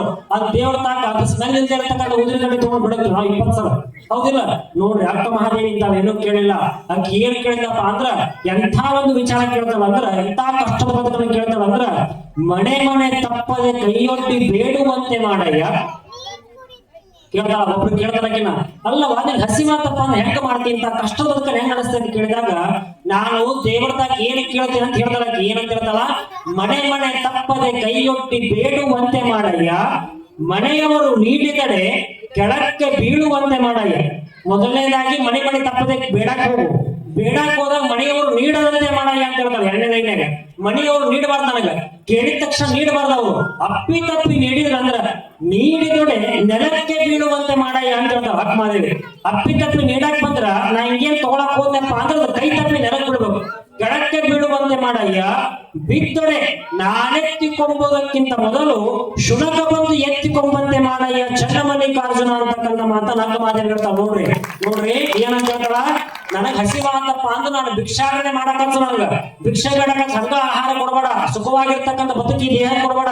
ಈ ದೇಹಕ್ಕೆ ಸುಖವನ್ನು ಕೊಟ್ಟೆ ಅಂದ್ರೆ ಈ ದೇಹ ನನ್ನ ಮಾತು ಕೇಳೋದಿಲ್ಲ. ಹಾಗಾಗಿ ಮನೆ ಮನೆ ತಪ್ಪಲಾರಂಗ ಕೈಯೊಡ್ಡಿ ಬೇಡಾಕಚ್ಚು, ಬೇಡಾಕ್ ಹೋದ್ನಪ್ಪ ಅಂದ್ರೆ ನೀಡ್ಲಾರಂಗಚ್ಚು. ಅವ್ರು ನೀಡಾದ್ರಪ್ಪ ಅಂದ್ರೆ ನಾನು ನಿಶ್ವರಕ್ ಹೋದ್ರೆ ಕೈ ತಪ್ಪಿ ನೆಲಕ್ ಬಿಡಕ್ ಮಾಡು, ನೆಲಕ್ ಬಿಟ್ಟ ತಕ್ಷಣ ಮತ್ತೆ ಕೈಯಲ್ಲಿ ತಗೊಳಕ್ ಹೋದ್ರೆ ನಾಯಿ ಬಂದು ತಗೊಂಡು ಹೋಗಂಗ ಮಾಡು ಚನ್ನಮಲ್ಲಿಕಾರ್ಜುನ ಅಂತ ಕೇಳ್ತಾರ. ಎಂತ ಕಷ್ಟದ ಬದುಕು ಯಾಕೆ ಮಾದೇವಿದು, ಎಷ್ಟು ಕಷ್ಟದ ಬದುಕ ನಡೆಸಿದ್ರು. ಅದಕ್ಕೆ ಅವ್ರು ಇನ್ನೂ ನಮಗೆಲ್ಲ ಸಮಾಜದೊಳಗೆ ಆದರ್ಶ ವ್ಯಕ್ತಿಗಳಾದ್ರು. ನೆನಪಿಟ್ಕೊಳ್ರಿ, ಜಗತ್ತಿನೊಳಗೆ ಸುಖವಾಗಿ ಬದುಕಿರ್ತಕ್ಕಂಥ ವ್ಯಕ್ತಿ ಹೆಸರು ನೆನಪಿಡ್ತೀವಿ. ಯಾರು ಪೂಜೆ ಮಾಡ್ತೀವಿ? ಈಗ ನಾವೆಲ್ಲ ಅತ್ಯಂತ ದೊಡ್ಡ ಶ್ರೀಮಂತರು ಬಿಲ್ಗೇಟ್ಸ್ ಫೋಟೋ ಹಾಕಿ ಪೂಜೆ ಮಾಡ್ತೀವಿ. ನಾವ್ಯಾರ ಮನಿ ಒಳಗೆ, ನಿಮ್ ಯಾರ ಮನಿ ಒಳಗೆ ಬಿಲ್ಗೇಟ್ಸ್ ದೊಡ್ಡ ಶ್ರೀಮಂತ ಶಿವಶ್ರೀಮಂತ ಕೈ ಮುಗಿತಾರೆ ಯಾರು? ಅಂಬಾನಿ ಮನೆತನಕ್ಕೆ ಯಾರು ಕೈ ಮುಗಿತೀರ? ಸೇವೆ ಮಾಡಿದ್ರೆ ಕೈ ಮುಗಿತೀರಿ. ಅವ ಶ್ರೀಮಂತದ ಕಾರಣ ಕೈ ಮುಗಿತೀರಿ. ನಾವ್ಯಾರ ಇಲ್ಲಲ್ಲ, ಜಿಯೋ ಸಿಮ್ ಕೊಟ್ಟರೆ ಅಂಬಾನಿ ಕೈ ಮುಗಿತೀರಿ. ಯಾರು ಕೈ ಮುಗಿಯಂಗಿಲ್ಲ, ರೇಟ್ ಕಡಿಮೆ ಮಾಡಪ್ಪ ಅಂತ ಕೇಳಿದ್ರ. ಹೌದಿಲ್ಲ? ಹಿಂಗ ಜಗತ್ತು ಯಾರ ನೆನಪಿಡುತ್ತಪ್ಪ ಅಂತ ಕೇಳಿದ್ರ, ಯಾರು ತಾನು ಇರುವವರೆಗೂ ಸಹಿತ ತನ್ನ ಸಮಾಧಿಯ ಚಿಂತನೆಯನ್ನು ಮಾಡದೆ ಸಮಾಜದ ಚಿಂತನೆಯನ್ನು ಮಾಡ್ತಾನೆ, ಅವನು ಜಗತ್ತಿನ ಶ್ರೇಷ್ಠ ಆಗ್ತಾನೆ ಅಂತಕ್ಕಂಥದ್ದನ್ನ ಅರ್ಥ ಮಾಡ್ಕೋಬೇಕು. ಹಂಗೆ ಬದುಕಿರ್ತಕ್ಕಂಥ ಮಹಾನುಭಾವರಲ್ಲಿ ಅಕ್ಕ ಮಹಾದೇವಿನ ಒಬ್ಬಳು ಅಂತಕ್ಕಂಥ ಮಾತನ್ನ ಹೇಳ್ತಾ ಇಂದಿನ ಅಕ್ಕ ಮಹಾದೇವಿ ಜಯಂತಿಯ ಕಾರ್ಯಕ್ರಮ ಅದ್ಭುತವಾಗಿ ಚೆನ್ನಾಗಿ ನಡೆದದ. ಶಿವಾನುಭವ ಗೋಷ್ಠಿ ಚೆನ್ನಾಗಿ ನಡೆದದ. ಇಂಥ ಉಪನ್ಯಾಸಕರು ಆಗಾಗ ನಮ್ಮ ಮಠಕ್ಕೆ ಬಂದು ನಮ್ಮೆಲ್ಲಾ ಸದ್ಭಕ್ತರಿಗೆ ಇನ್ನೂ ಹೆಚ್ಚಿನ ಮಟ್ಟದಲ್ಲಿ ಅಧ್ಯಾತ್ಮ ಬೀಜವನ್ನ ಬಿತ್ತಬೇಕು ಅಂತಕ್ಕಂಥ ಮಾತನ್ನ ಹೇಳ್ತಾ ನಮ್ಮ ತಹಶೀಲ್ದಾರ್ ಸಾಹೇಬರು ಅವಾಗವಾಗ ಬಿಡು ಮಾಡಿಕೊಂಡು ನಮ್ಮ ಧಾರ್ಮಿಕ ಕಾರ್ಯಕ್ರಮಕ್ಕೆ ಬರ್ಕೊಳ್ತಾ ಅಧ್ಯಾತ್ಮದ ಒಂದು ಸಭೆಯನ್ನು ನಮ್ಮ ಸದ್ಭಕ್ತರಿಗೆ ನೀಡಿ ಅಂತಕ್ಕಂಥ ಮಾತನ್ನು ಹೇಳಿ ಈ ಎಲ್ಲಾ ಕಾರ್ಯಕ್ರಮಗಳಿಗೆ ಸಾಕ್ಷಿಯಾಗಿರ್ತಕ್ಕಂಥ ಅತಿಥಿ ಮಹೋದಯ ಮಹೋದಯರಿಂದ ಹಿಡಿದು ಉಪನ್ಯಾಸಕರಿಂದ ಹಿಡಿದು ಇಲ್ಲಿ ಕುಂತಿರ್ತಕ್ಕಂಥ ಎಲ್ಲ ಸದ್ಭಕ್ತರೇ, ಅಳಿಲು ಸೇವೆಯಂತೆ ಗೊತ್ತಿಲ್ಲದೆ ಸೇವೆ ಮಾಡಿರ್ತಕ್ಕಂಥ ಸರ್ವ ಸದ್ಭಕ್ತರೇ, ಮತ್ತೆ ನನ್ನ ಹೆಸರು ಹೇಳಿಲ್ಲಪ್ಪ ಸ್ವಾಮಿ ಮಾನಸಿಕ ಆಗ್ಬೇಡ್ರಿ, ಎಲ್ಲರೂ ಸೇವೆ ಮಾಡಿ, ಎಲ್ಲರೂ ಸೇವೆ ಮಾಡಿರಿ. ಇನ್ನು ಮುಂದಿನ ದಿನಗಳಲ್ಲಿ ನಮ್ಮ ಮಠದ ಮುಂದ ನಮ್ಮ ಯಾರು ಷಣ್ಮುಖಣ್ಣವರು, ಜಿಗೇವಿ ಷಣ್ಮುಖಣ್ಣನವರು ಬುದ್ಧಿ ಕೊಟ್ಟರು ಸಹ ಮಠಕ್ಕೆ ನಾವು ದೊಡ್ಡ ಬೋರ್ಡ್ ಹಾಕಿಸ್ತೀನಿ ಬುದ್ಧಿ ಅಂತ ಹೇಳಿದಾರ. ಅವರು ಸೇವೆ ಮಾಡ್ಬೇಕತ್ತಾರ.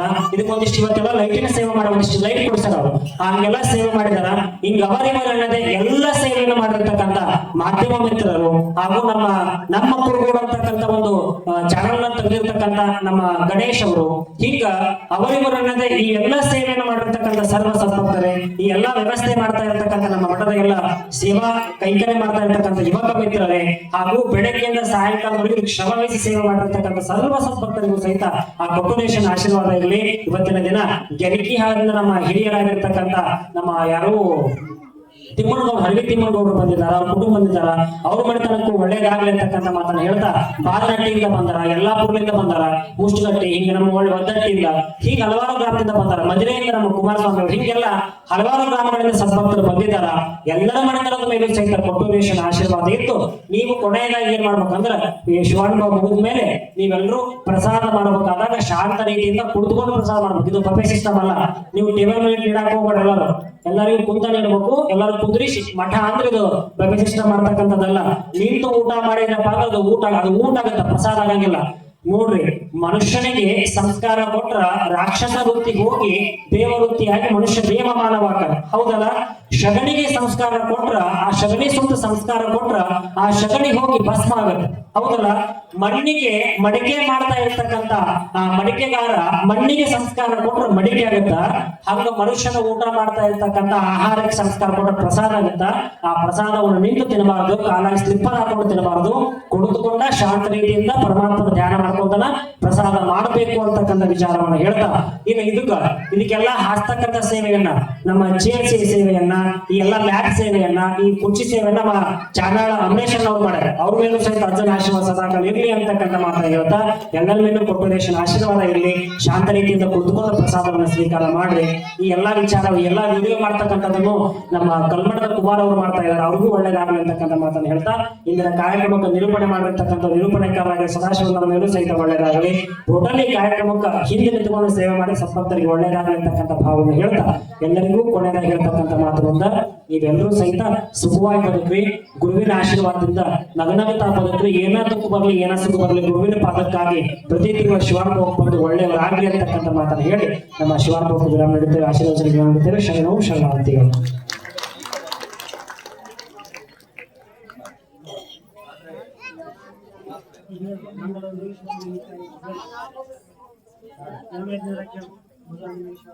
ಹಲೋ, ಚಿನ್ನದ ರುತಿ ಶ್ರೀ ಕುಮಾರಗೆ, ಚಿನ್ನದ ರುತಿ ಶ್ರೀ ಕುಮಾರಗೆ, ಬನ್ನಿ ಬೆಳಗುವ ಚಿನ್ನಯಾತ್ಮಗೆ, ಬನ್ನಿ ಬೆಳಗುವ ಚಿನ್ನಯಾತ್ಮಗೆ. ಚಿನ್ನದ ರುತಿ ಶ್ರೀ ಕುಮಾರಗೆ, ಮೂರು ಮಲಗಳಂ ಆರು ಗುಣಗಳಂ, ಮೂರು ಮಲಗಳಂ ಆರು ಗುಣಗಳಂ, ನೀರಿದಾತಕ್ಕೆ ಚಾರಿ ಚಲತಕ್ಕೆ, ನೀರಿದಾತಕ್ಕೆ ಚಾರಿ ಚಲತಕ್ಕೆ. ಚಿನ್ನದ ರುತಿ ಶ್ರೀ ಕುಮಾರಗೆ, ಚಿನ್ನದ ರುತಿ ಶ್ರೀ ಕುಮಾರಗೆ. ಭಕ್ತಿ ಕ್ಷೇತ್ರಕ್ಕೆ ಯುಕ್ತಿ ಮಾರ್ಗವ, ಭಕ್ತಿ ಕ್ಷೇತ್ರಕ್ಕೆ ಯುಕ್ತಿ ಮಾರ್ಗವ, ಇಷ್ಟ ಆಗುದೆಂದು ದಿಷ್ಟದಾತಕ್ಕೆ, ಇಷ್ಟ ಆಗುದೆಂದು ದಿಷ್ಟದಾತಕ್ಕೆ.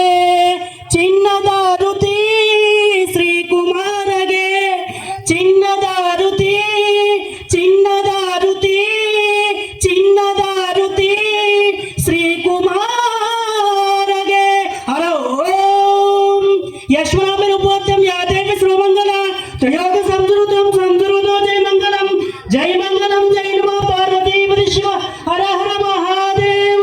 ಶ್ರೀ ಗುರು ಜಗದ್ಗುರು ಕೊಟ್ಟೂರೇಶ್ವರ ಸ್ವಾಮಿ ಮಹಾರಾಜ್ ಕಿ ಜಯ. ಅನ್ನದೇವೇಶ್ವರ ಮಹಾರಾಜ್ ಕಿ ಜಯ. ಆನಗಲ್ಲ ಗುರುಕುಮಾರೇಶ್ವರ ಮಹಾರಾಜ್ ಕಿ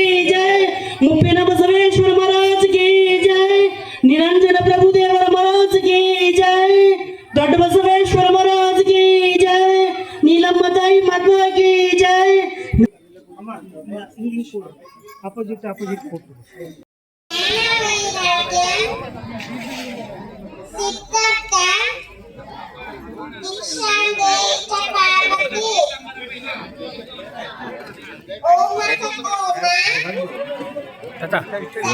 ನಮಃ ಲಿಂಗಾಯ ನಮಃ ಶಿವಾಯ ನಮಃ ಓಂ ಹರಾಯ ನಮಃ